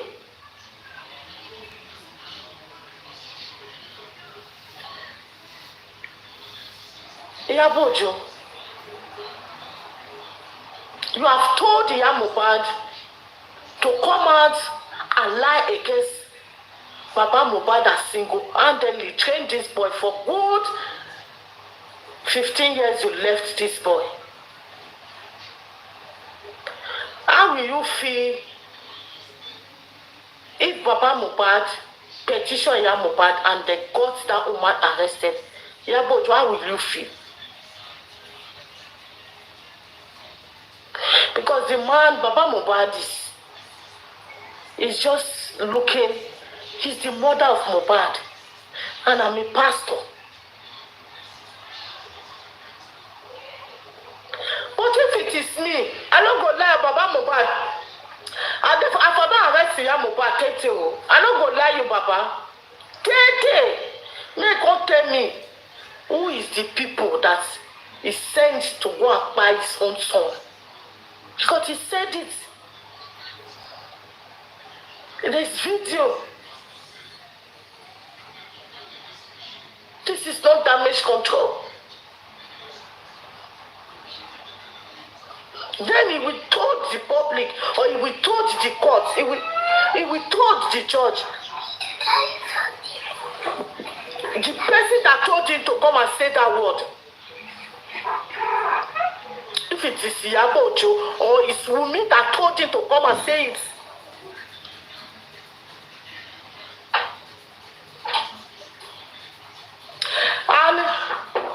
Yesterday, I was in the very dark man platform. Please, because yesterday was saying it's question time. Anybody, they are free to ask him question. Even in the Mohbad case, anybody can ask him question. He's ready to answer anybody. He say he will be doing it sometimes. Please, I don't know Bayo Billion, please, sir. Senator Ishtok, York Daddy, please. I don't know if you people can be in that platform, at least because of the CTC. Because very dark one platform is a big platform and yes, sir. Don't worry. Next time it comes out, you will be there. By God's grace. Okay, sir. Okay, sir. Because some people doesn't know too much about this case, even what is in the CTC. Some people doesn't even, because yesterday they didn't even ask question like Mohbad, because he was saying it that any question, even Mohbad case is ready to, please. Before I mute my mic, I want to appreciate every host, the two justice seekers, the panelists, the good mothers, daddies, brothers, sisters, that is using their time, their data to advocate, to fight for this justice. Please, God bless everybody. We are not doing it for only Mohbad. We are also doing it for ourselves and our children, for our family. May Iyabo Ojo never happen to anybody family. I know what I'm saying. Iyabo Ojo have pollutes Nigerians. Iyabo have destroyed this case. Now who get brain? I go no say Iyabo Ojo just scatter this case. Wallahi. If Jigo can run out and say, Uncle me, the work you are doing, I'm also doing the same work. I've left the WhatsApp go because what took me there is not what they are finding. You can listen to what Jigo said.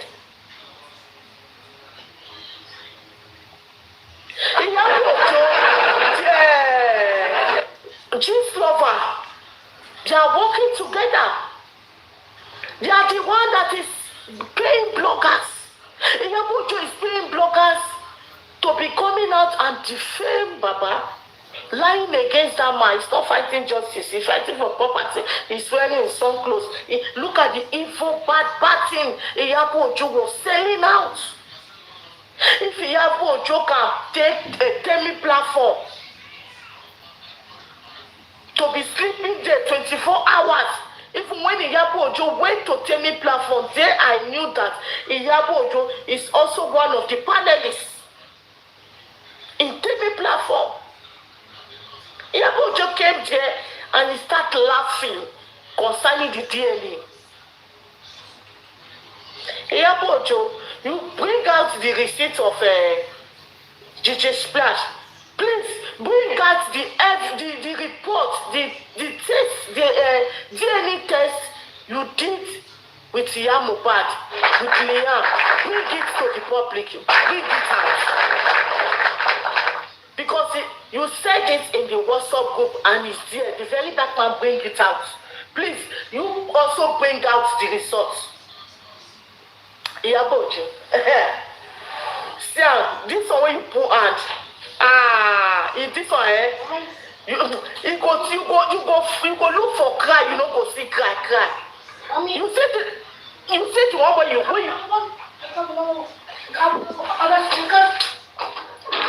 see the one where you lie. Now you use your two hands put fire for store where you even rent. Iyabo Ojo, you don't even get use your money buy store.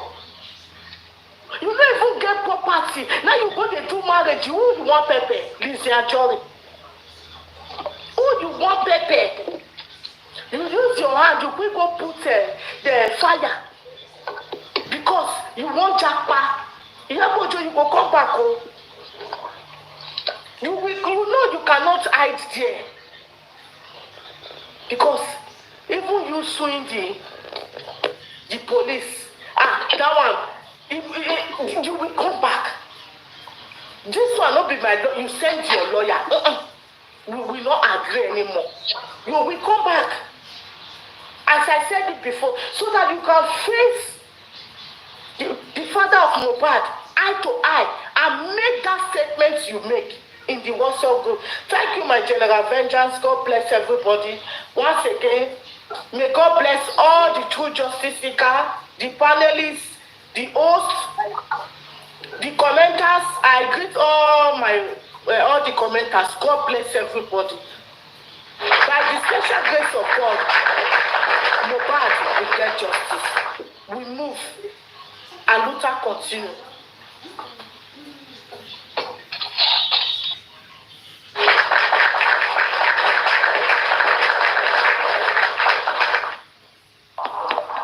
Thank you very much, Narrator. God bless you for all you do for justice. Iyayo, Shewambe, again, see Mike. Iyayo. Ẹ kú ètò kò ní sú yín kò ní rẹ̀ yín o general fenja saro ní yín ẹ ní rí gbèsè nìkú òfin àjọ àyàn ọgbà síwájú àwọn asọ́nimú ọ̀yọ́ sọ yín mú ẹ kò ní rẹ̀ yín náà ẹ ra sà all the platform mo kí ní gan ẹ kú àìsàn ẹ kú àgbo ẹ kú ọ̀rọ̀ ọmọ. Àní jẹ̀bi àwa lágbàdájọ́ òdodo lójú ẹ̀mí wa wọn ní ìgbà lẹ́yìn wa lójú ẹni ó fẹ́ àgbà lójú ẹni tí ó fẹ́ àgbà pẹ̀lú rọrùn. You told the commenters mo kí yín gan o àbísẹ́ẹ̀tì yín ẹ̀yin ni wọ́n máa ń pè ní amúlùdùn tẹ́ ẹ̀ jẹ́nu wa ó dùn all the gifter á kí yín gan o owó ò ní tán lọ yín o. Owó ò ní tán lọ yín o yóò mọ pọ̀ sí ni lágbára lórí Elédùmarè akọrin ìyànà bàbá wa Gùrẹ́sì ẹ̀mí yóò gùn ìgbà ọdún kan àìkálàṣe ti kú iṣẹ́ o ẹ̀yin lẹ́ ṣàṣeyọrí o àjọgbàdájọ́ òdodo fún lè rí Olúwa ọ̀nà tí gbogbo wa gbà mọ́ra yìí ọ̀nà ìdùnnú ní ọ̀padà já sí nígbẹ̀yìn torí mo rí pé tá a bá ti lè gbàdájọ́ òdodo fún lè rí Olúwa kálukú ní ọmọ rántí bí kálukú ṣe pàdé kálukú ní ọmọ dunnú pé Ọlọ́run padà ṣe èmi kàn mọ̀ pé Ọlọ́run sọ kínní kan Elédùmarè lòun ò sí lẹ́yìn alábòsí ó ní gbogbo ọjọ́ lòun ń bẹ lẹ́yìn olódodo.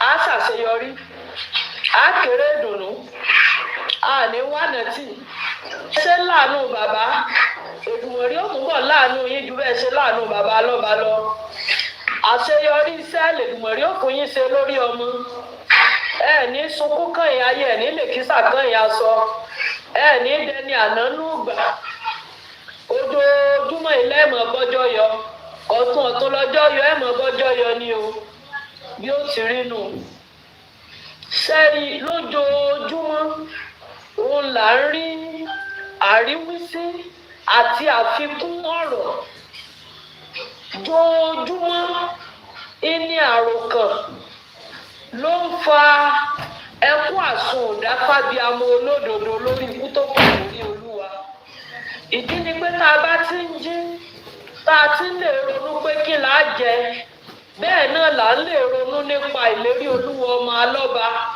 pé kí ni ìdáhùn sí àwọn ìjọba wa kí ni akitiyan tí a tún ń ṣe lọ́wọ́lọ́wọ́ ẹjọ́ tí ẹ ti bá wa pè Ìyábọ̀ ni bẹ́ẹ̀ lèèyàn mọ̀ béèrè inú ọkàn ẹ dákun àbí wọn ti bá wa mú mi ẹ dákun sí wọn ti bá wa pe àdúrà aláfẹ̀sí òjò àbí tí wọn ti bá wa pe dàrọ́sà ẹ̀ǹbámà jo ojúmọ́ bá a ṣe ń fún ọkàn kàn ní oúnjẹ tó fẹ́ bẹ́ẹ̀ lọ́ba ní ìṣẹ́jú ní gbogbo ìgbà tí abiyamọ bá ń jẹ́ abiyamọ lórílẹ̀ ayé bẹ́ẹ̀ ni à ń rántí ìlérí Olúwa torí Bíbélì sọ, Kùránì sọ, ìṣẹ̀ṣe sọ, ìṣẹ̀ṣe jí ó yé wa pé a máa rántí olódodo sí dáadáa. Èyí ní mú wa rántí Mohbad níṣẹ́jú là ń rántí ẹ̀ gẹ́gẹ́ bíi pé kí ló pa ìlérí Olúwa, ikú wo lẹ fi pa á, àsìkò wo lẹ pa á, Wùmí bò ló ti jẹ́, kí ló ṣe fún ọ gan-an, kí ló tiẹ̀ lè sọ pé ẹ̀ṣẹ̀ tó ṣẹ̀ ọ́ rèé tó fi rán ní ọ̀run àpàpàǹdodo. Bẹ́ẹ̀ láti máa béèrè lọ́ọ̀ Ìyábọ̀, oníṣẹ́ iná kan kò ní jẹ́ tomi, oníṣẹ́ ìkà kò ní jẹ́ fún rere. Ohun tí Ìyábọ̀ wáyé wá ṣe, Èdùmàrè ò ní kí ó ṣe lọ́ọ̀dẹ̀ mi àti yín. Meanwhile, Ọlọ́run ló rán wáyé láti wá ṣe tó ń ṣe, bó tilẹ̀ jẹ́ pé Ọlọ́run tún fi àsìkò sí pé òpin rẹ̀ ti tó. Ilé Elédùmarè fi tú láṣìírí hàn ẹ̀yin abiyamọ pé gbogbo tí Ìyábọ̀ ń gbénú kọ̀rọ̀ ṣe, Elédùmarè ti tú sí gbangba. A ní ohun púpọ̀ tá a mọ̀ sọ. Bá a ṣe ń bẹ Elédùmarè, a mọ̀ bẹ, wọ́n ní bàbá bẹ olóògùn pé kó ṣe é, bẹ́ẹ̀ la mọ̀ bẹ ẹni tí ó lò ó. Tá a bá ń bẹ ìjọba pé kán mú Ìyábọ̀, bẹ́ẹ̀ la mọ̀ bẹ Elédùmarè pé kó má jẹ́ Ìyábọ̀ ọgbọ́n mọ́ wa lọ́wọ́. Kọ́dà sẹ́yìn kẹjọ́ wọ́n a bá bẹ yọ̀yọ̀ ẹ kọ́dà sẹ́yìn kẹjọ́ kan rìkọ́ọ̀dù yẹn ká pín káàkiri lórí ọ̀rọ̀ ìyàwó ẹjọ́, ká pín káàkiri káyé gbọ́kànrún mọ̀ iṣẹ́ ìyàwó ayé wa ṣe. God bless you, sir. Ọ̀rọ̀ yóò yẹ ẹ̀gbọ́dọ̀ ó gbọ́dọ̀ rìn. Bẹ́ẹ̀ ni bá a bá ń bẹ olóògùn tí ó lò ó, tá à ń bẹ olóògùn tí ó bá wa ṣe láàmú bẹ ẹni tí ó lò ó. Bẹ́ẹ̀ bá a bá ti ń bẹ ìjọba pé ká bá wa mú Ìyábọ̀, bẹ́ẹ̀ láàmú bẹ Elédùmarè wípé kó bá wa bì Ìyábọ̀ gẹ́gẹ́ bí iṣẹ́ ọwọ́ rẹ̀. Bá a bá ń bẹ olóògùn pé kó ṣe é, bẹ́ẹ̀ láàmú bẹ ẹni tí ó lò ó lórí Wùmí. Bá a bá ń bẹ ìjọba pé kó bá wa wú Wùmí, bẹ́ẹ̀ láàmú bẹ Elédùmarè náà pé kó mọ̀ fi wọ́n lẹ̀, kó mọ̀ jẹ́ wọn jábọ́ mọ́ wa lọ́wọ́. Bá a ti mú wọn, ó ti dẹ̀ mú àbàmọ́ mú ẹ̀mú a ti mú wọn ní tapá titan. Kọ́ba tó ní ayé òun ọ̀run ó mọ̀ jẹ́ wọn ó jábọ́ mọ́ wa lọ́wọ́. À ń bẹ Elédùmarè, ìṣẹ̀dá ẹ̀yin abiyamọ ń ṣiṣẹ́ láìsùn láìwo wípé gbogbo èrè tí Ìyábọ̀ dá k'Èdùmàrè ó jẹ́ ó kó pẹ̀lú ìrọ̀rùn. Ìlú tó fà á ni pé wọ́n ní bá ọba ní Ọlọ́run rí mi, jẹ́ èèyàn náà ò rí ọ. Tẹ́ ẹ bá bí Ìyábọ̀ pé kí ló pàlérí Olúwa, yóò ní Ọlọ́run rọ́kàn mi. Bọ́lọ̀ ń bá wá rí ọ, jẹ́ kéèyàn náà rí ọ pé sí ọwọ́ rẹ mọ́. Kàkà kẹ́nìyàn ó rí ọ pé sí ọwọ́ rẹ mọ́. A rí pé nínú òkùnkùn birimùbirimù la ti ń bá ọ. A rí pé o dúró létí ibodè pé wọn ò ní rí àṣeyọrí ṣe. Lẹ́yìn tá a mọ̀ pé oró tiẹ̀ lọ́kàn ni, tí Ọlọ́run ju ti ẹnikẹ́ni lọ. Ọlọ́run ní ìlérí Olúwa ọmọ alọ́ba máa gbàdájọ́ òdodo lójú ẹ̀mí èmi àti ẹ. Bó o fẹ́, bó o kọ̀, ipá ayé ká ọ, ipá abiyamọ kọ́ ọ. Wọ́n ní ọ̀rọ̀ balẹ̀ kan baálé, ọ̀rọ̀ balẹ̀ kan jẹ́jẹ́ mọ̀mọ̀jókòó mi. Ọ̀rọ̀ yìí wá tabára alé, ọ̀tabárò oko, ọ̀tabá ẹ̀yin olódodo èèyàn. Ìdí nìyí tí ò fi sí ìsinmi ní àárọ̀ àti ọ̀sán. Ìdí nìyí tí Elédùmarè fi Ìyábọ̀ lé ayé lọ. Ìdí nìyí tí àṣírí tí kò ní kọ̀rọ̀ tó fi tú sí gbangba. Ìdí nìyí pé tó fi hàn pé òun ló ní bísínẹ́sì pẹ̀lú Wùmí láti mú ìlérí Olúwa kúrò lórílẹ̀ ìpẹ̀. Bí abiyamọ bá wà láyé, ó yẹ kó lè gbàdúrà ìyẹn Ìyábọ̀ Òjó kó ní déédéé tóun ṣe fún Mohbad lérí Olúwa òun nìkan ṣe fún ọmọ òun nígbà tóun ń bẹ láyé àtìgbà tí òun ọ̀bá sí mọ́. Ó fi hàn pé iṣẹ́ ọwọ́ rẹ̀ ti dègbé, iṣẹ́ ọwọ́ rẹ̀ di òfo. Torí tẹ́ ẹ bá ń bi Ìyábọ̀ Òjó pé kí ló mà lérí Olúwa, ariwo tí mú bọnu ni pé Nàìjíríà ẹkọ́nọ́mì. Tẹ́ ẹ bá wá bí Abọ́sẹ̀dé Òsìkà pé kú wo ló pa ìlérí Olúwa ọmọ alọ́ba. Ọmọ téèyàn méjì bíi ti ẹyọ ẹnìkan tán. Tẹ́ ẹ bá bí Abọ́sẹ̀dé pé ikú wo ló pa ìlérí Olúwa ọmọ alọ́ba. Ìtí ó fariwo bọnu ni pé níṣẹ́ ni wọ́n ní wọ́n máa fún mi lẹ́ràn kan lórí àmàlà. Ariwo tí Abọ́sẹ̀dé ń pa nìyẹn o. Tẹ́ ẹ bá bí Wùmí pé kí ló pa ìlérí Olúwa báwo ló ṣe ṣe é. Ariwo tí Wùmí ń pa ni pé òun ṣe Indomie, òun ṣe jollof rice. Ìní títí ayé òun fi yan jóná. Ariwo tí ń pa nìyẹn. Tẹ́ ẹ bá wá mú àdúrà pé ikú wo ló pa ẹ̀gbẹ́ ẹ tán bí ẹlé aláàánú ẹ. Ikú wo ló pa Mohbad? Yóò ní àfẹ́sí òjò lọ́fẹ́ wọlé. Ẹ̀rí páyé níkà. Tẹ́ ẹ bá wá bí Dàrọ́sà pé bóun ló ṣe jẹ́ kí ló mú ọtọ́ ẹ̀ bá àwọn ọmọ ọlọ́mọ. Yóò ní ẹjọ́ torí Ọlọ́run. Òun ẹ̀ bá mú ẹ̀ òun ọ̀mọ́ mọ̀. Torí pé òun ò fẹ́ kó máa rùn ni. Ọjọ́ wo ló ti kú? Tó o fi fẹ́ kó máa rùn tó o fi ẹ̀ bá àwọn ọmọ ọlọ́mọ. Tá ẹ bá tún bí Dàrọ́sà lẹ́ẹ̀kejì pé ikú wo ló pa lérí Olúwa. Yóò ní mi sí nílé. Ẹni tí ò sí nílé kan tó lè ẹ̀báàmù òkú olókùú. Kò yé mi nì. Kò sí nílé. O ò mọ̀ ìgbà tó kú. Báwo ló ṣe lè ẹ̀báàmù ẹ̀? Ìdí ni pé bí wọ́n ṣe jẹ́ àjòjì lọ́jọ́ tí lérí Olúwa kú tó olóòsí nílé. Bẹ́ẹ̀ ni bàbá alọ́ba ṣe jẹ́. Báwo ni wọ́n ṣe wá wà nínú ẹ̀bámọ̀ òkú? Dàrọ́sà, ìgbọ́ Elédùmarè, ó yanjú ọ̀rọ̀ wọn lọ. Wọ́n látẹni ọjẹ díẹ̀. Wọ́n pe nǹkan ní bóyá ká sọ pé èèwọ̀. Ìtumọ̀ èjẹ. Wọ́n ní èèwọ̀ ní kinní yìí oníwọ̀ jẹ díẹ̀. Wọ́n bi ẹnìkejì pé èèwọ̀ rèé oníwọ̀ jẹ gíngín. Wọ́n mọ̀ bí ẹnìkẹta pé èèwọ̀ rèé ó ní díẹ̀ náà mo mú. Wọ́n bi ẹnìkẹrin èèwọ̀ rèé ó ní àmì ìmọ̀bù púpọ̀ àtiwọ́ tó ogun púpọ̀ àtiwọ́.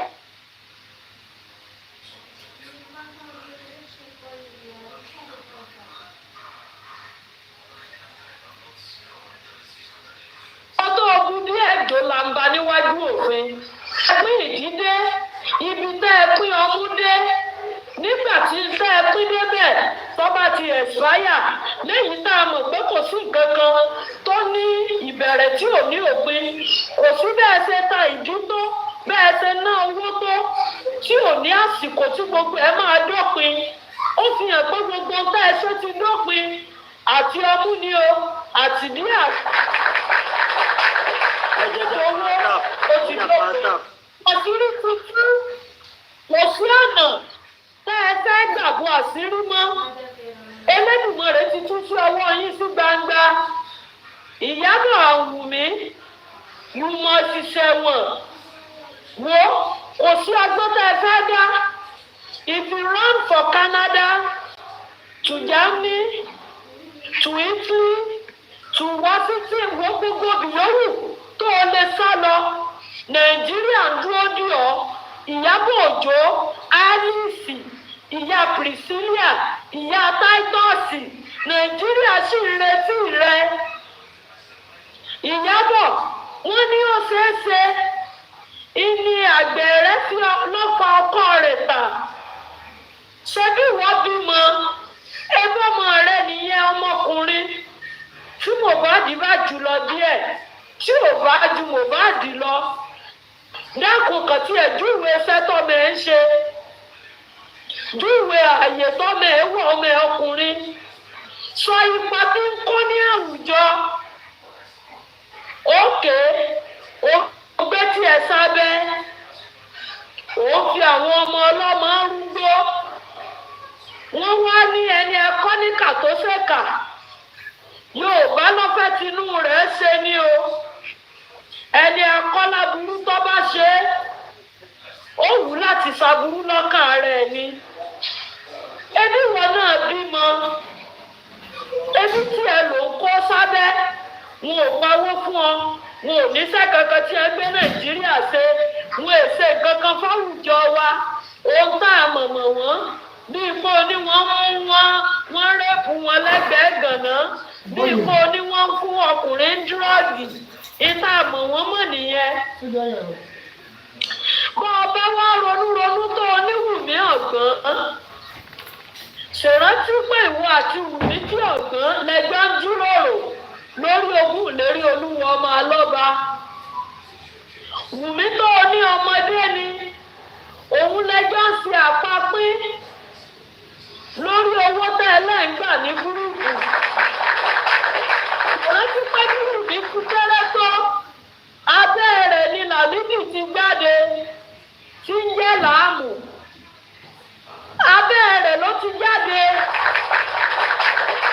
tó a bá wá ní wùmí ọ̀gbọ́n wùmí mọ̀ rí orí àwọn tí máa ń gbin gbílé kò ní etídò bóyá kí n sọ pé máa jìnnú ní òjòlú bágà wùmí ò gbé abẹ́ lọ bẹ́ ó wùmí dúró ti ìlérí Olúwa torí pé ó fẹ́ jogún àṣeyọrí rẹ̀ wùmí yìí nílò ọba kan ní Lẹ́kí nítorí owó níṣẹ́ bàbá bá ń gbé sí wùmí yìí náà lọ ní kọ̀gbọ́n lọ́pọ̀ àyàn tán iná tún CCTV gbogbo lé CCTV gbogbo lé pátá òun ni wùmí tú wùmí yóò gbọ́n ọmúdàrọ́sà ọlá ọmọdúà ọkọyìn ọmúsílàtà ọkọjú ọkẹgbẹ pé kò náà ṣe ń bẹ kó fi keep sọ̀tì ẹnu ẹ̀ wùmí yóò gbọ́n ọmọdún tó parí velas modas wùmí yìí ọmọ tún ṣe ó kó owó olówó sọ́wọ́ ó kó ogún ológun sọ́wọ́ ibẹ̀ mìírí jẹ́gẹ́jẹ́gẹ́ ní ìtọ́jẹ́ pé ọgbà ẹ̀wọ̀n ni ó ti lò gbé sí ayé tó kù wùmí yìí ọ̀gbọ́n ni o bẹ̀ wùmí ọ̀gbọ́n ó yẹ kó ti wá sọ tó ń bá a sọ ní gúrúùpù wùmí ọ̀gbọ́n ó yẹ kó ti wá jẹ́wọ́ ń tọ́pa ìwọ àti ẹ̀ papọ̀ bó o ṣe rán sílérí Olúwa nítorí owó oṣù tó ṣe fún yín nílùú Èkó tẹ́ ẹ̀ san fún gbogbo tẹ́ ẹ jọ papọ̀ ní kọ̀rọ̀ yẹn wùmí ọ̀gbọ́n oṣù wa sọ́dọ̀ mi Ìyábọ̀ èmi ò tún ní méjì láti sọ irọ́ ẹ pọ̀ àṣírí ẹ ti tú gbogbo tó ń gbénú ayé ṣe nínú òkùnkùn gbogbo ẹ̀ láti rí ní gbangba Ìyábọ̀ àjọ ni tó dá yìí wàá kó ẹnìkan ṣe kó lòun ò ní gbà àṣírí ẹ ló tú ẹnìkan kó tú Ọlọ́run ló tú rántí pé Ọlọ́run ti ń bẹ ẹ̀gbọ́n látọdún méjì òun ló tú ní láàrin ọ̀sẹ̀ mẹ́rin sísìn ló tú ọ sí gbangba ìní wọ́n ní ẹni tí bá ń dájọ́ ọrẹ tí Ọlọ́run ń bò láṣìírí ó sàn ju ẹni tí ń dájọ́ àbòsí tó padà tú ní gbangba èyí tí wọ́n ti ẹnìkan òkè ọ̀hún à ń pè nìkan ní lagata à ń pè nìkan ní latisne bẹ́ẹ̀ là ń pè nìkan ní yomi ìgbà tí àṣírí wọn máa tú lọ́dọ̀ ọkùnrin kan ẹlẹ́nu àbọ̀ olójú àpátẹ́nu ẹgbẹ́ kù tí mọ̀mí kọ́fì tí ẹ bá kò ní jọ́sí tí orúkọ ẹ máa ń jẹ́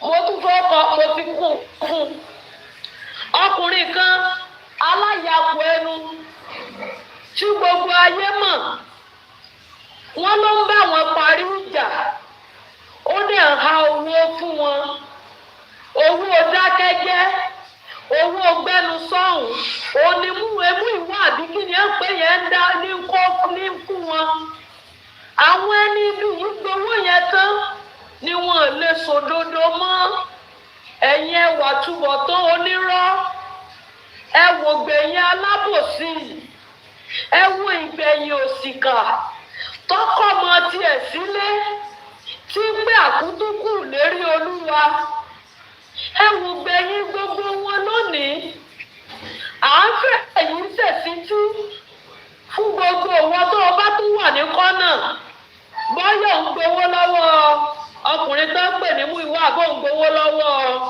Ìyábọ̀ àbò ń gbowó lọ́wọ́ ọba àyọnu afọkọ́bẹbí jẹ́ àbò tiẹ̀ náà gbowó lọ́wọ́ Wùmí ọ̀bàyéjẹ́ gbogbo yín yẹn là ń fi ọ̀rọ̀ yìí ṣèṣítí fún pé bá lọ àbọ̀ bọ̀ kò sí iye tá ẹ lè gbà tọ́ka owó kíndìnrí failure kò sí iye tá ẹ lè gbà tọ́ka owó lífà yín torí lífà gidi tá ẹ ń lò ó fi hàn pé ẹ ti bàjẹ́ you are live fake life ẹ ń live lórí àìláyọ̀lé.